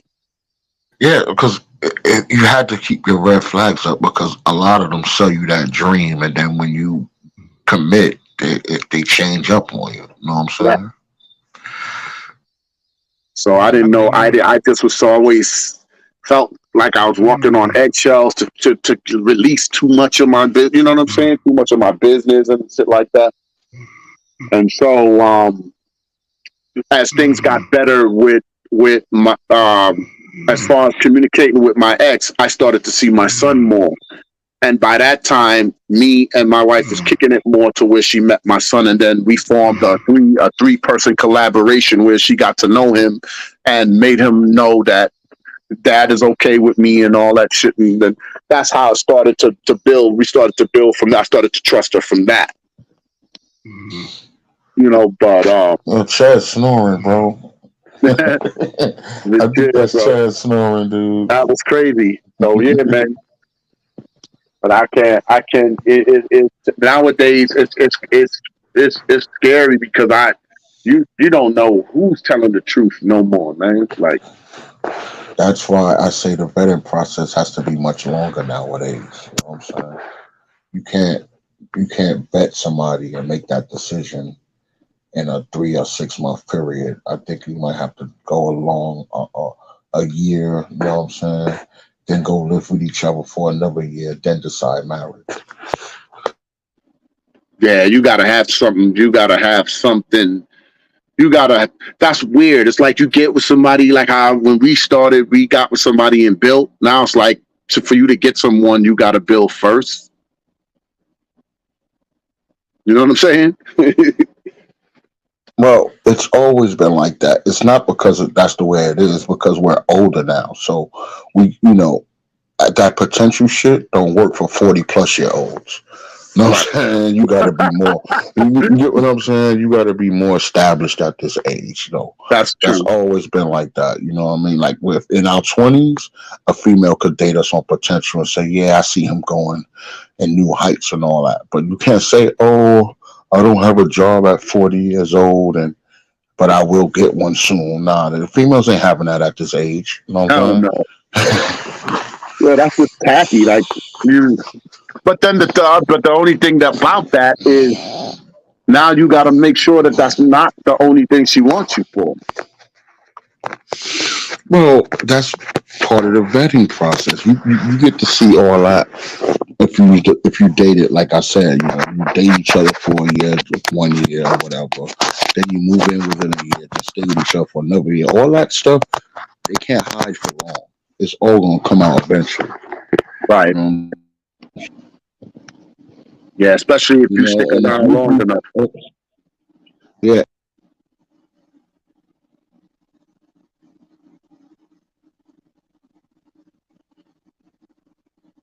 Are we a wrap for the night?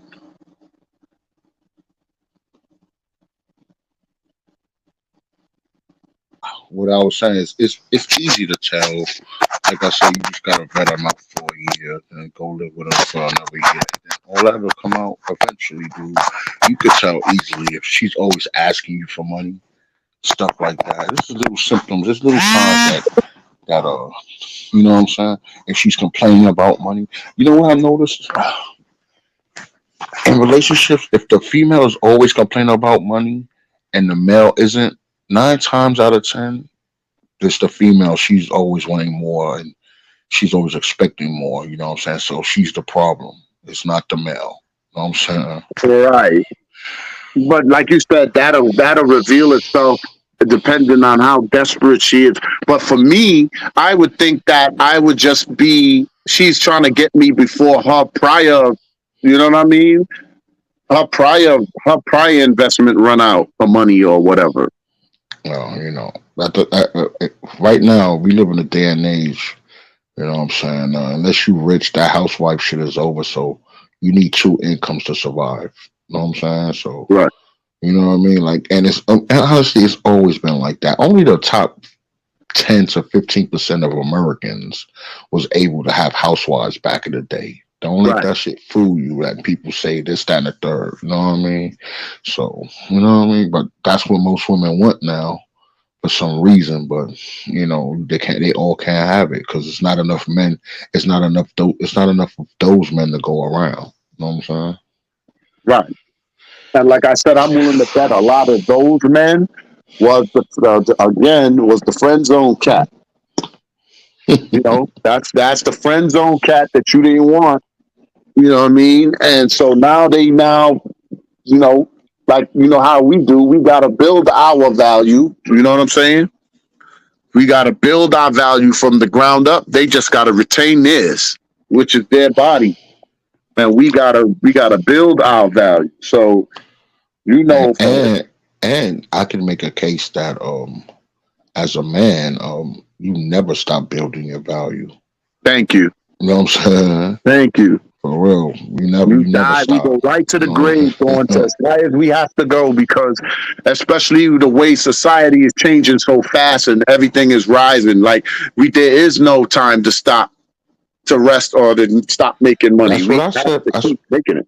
Yeah, that's what I said. I said with Social Security paying so low and Social Security plans to be dried up by 2030, 2035, somewhere around there. I already said, fuck it, I'll just work until I die, bro. You know That's what the I'm best thing saying? to do. For real, dude. And That's I'll the just best let, thing to do. and I'll just let my old lady retire and she can collect, but I'll just do all the Yeah. work until I can't work no more. So You you know what I'm can't saying? work no more. That's it. That's the best way to go about it. Mm-hmm. That's the best way. Yeah, Yeah. because I'm not relying on Social Security, and the amount of money it takes to actually retire is in the millions, and I'm more realistic. You know what I'm saying? Yeah. You know what I mean? Like, because you got to think about it like this. Just use an example. If I'm making 70 grand a year, you know what I'm saying, and by the time I retire, I make 80 grand a year. If I plan on living for the next 10 to 20 years, I got to do that times 10. You know what I'm saying? Hell yeah. So, you know what I mean? That's a And, you fact. know, 80 times 10 is like 1.4 million. That's just 10 years we survive. But what if I live another 10 years? That's 2.8 million. That's unrealistic, bro. That's cash. That's cash that you gotta have saved That's a up. fact. And most guys You know like what I'm us is saying? gonna want to go out. We're gonna want to complete our circles most likely in our home. Yeah. We're not gonna want to complete our circle in no goddamn nursing home. Yeah, that's what I'm saying. And that's just and that's just paying bills, groceries, and things every day for the next 20 years. You know what I'm saying? So unless I have that cash, I ain't retiring. That's you know a what I'm saying? Fact. And guess what? Your 401k ain't gonna get you there. Sorry. You know what I'm saying? Retirement, good luck with that. You know what I'm saying? And like I said, with all the resources being used up and all the money that's being blown on the dumb shit. And guess what, Aries? That's if you retire today. We ain't retiring for another 20, 30 years. 30 years. You know what I'm saying? So imagine what inflation, it's probably going to be closer to 4 million. Yeah, we're going to be French toast by then. Oh, bro, I'm just like, yo, that's why when I say, like, yo, me and wifey ain't got no kids, my kids are damn near grown. I don't really need a big ass house. I'm fine with a condo or, you know what I'm saying? I'm thinking smart. You know what I'm saying? I don't really need a big house. That'll be a bonus. But for what am I have a big 4 or 5? But think about it like this. Why I'm going to have a big 4 and 5 bedroom house and it's just me and her? Yeah, exactly. That's crazy, bro. That's a waste of money. And then you seen the prices of housing now. It ain't like back in the day. Like a regular house is like 400,000 now, and that's without a pool. I can't spend 400,000. Yeah, I have a house with a pool. The Chinese people basically own the stock market, so you gotta be careful with that shit, with these houses and how they mark them up according to, you know what I'm saying, the stock market. You gotta be very, very careful. And that's why a lot of people is not, if you notice, a lot of people is not buying houses no more. They're buying land. But the thing is, that's a smart way to go. But what I've been realizing is that they used all their money for land and can't build nothing on it. Right, but they could give it to someone. They could rent it out to someone else to have something on it. Yeah, that is smart. Bro. And that way they could have the what they call the income that you get when you don't have to work for it. Yes. Mm-hmm. So that's the way they do it. They'll buy up a couple of acres, and then somebody might want to put this on that land and then that on that land. And then if that business is market or whatever they got is making good profit off, you just pay the rent on that land. And that's called property tax, and that's another bill. That's crazy. So you know they could basically pay one of those acres, whoever got one on 1 acre could pay for your house that you living in with your wife. And the next payment is a profit. Mm-hmm. And you don't have to worry about the house being yours. If they don't pay, that's their house. Yeah, you just gotta pay your taxes on the land. You just gotta pay your taxes, and that's it. which they're gonna end up paying anyway. Because if they paying you by the month, that tax money is gonna come up somewhere in that. But the thing is that nowadays the future is gonna be just that. The money you work for cannot be the money that you're living off of. It's gonna have to be whatever you have that someone else is paying for. The cost of living is gonna go up too high for you for your one income and all that to shoulder all that shit, especially when you get older and not even in the workforce like that. Yeah, that's why we gotta get established now. That's what I tell people, bro. But yeah, I'm finna call it a night, bro. I'm getting woozy. All right, Chairs is that's what's up, snoring. brother Rod. We rocked out for over 5 hours, so Yes, you know what sir. I'm saying? I Yes, sir. appreciate you. And I'll catch you guys on Saturday, man. On Yes, sir, man. I Clubhouse. appreciate you too, brother. Definitely, man. What time y'all? I mean, y'all gonna be on YouTube or Clubhouse on Saturday? Saturday at 11:30 on Clubhouse. Okay. All right. All right, guys. I'll see y'all then. All right, man. Good night. All right. Good night. Peace out. Good night, Sister Lene. I see you. I All see right. your chat. You know what I'm saying? Let me put it up real quick. Y'all be safe, man.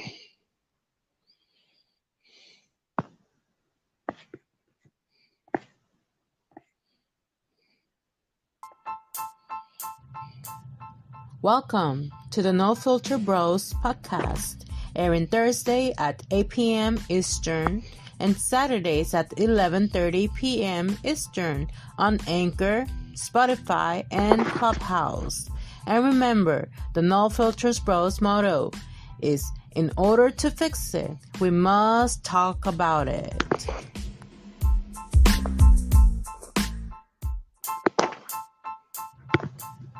Welcome to the No Filter Bros podcast, airing Thursday at 8 p.m. Eastern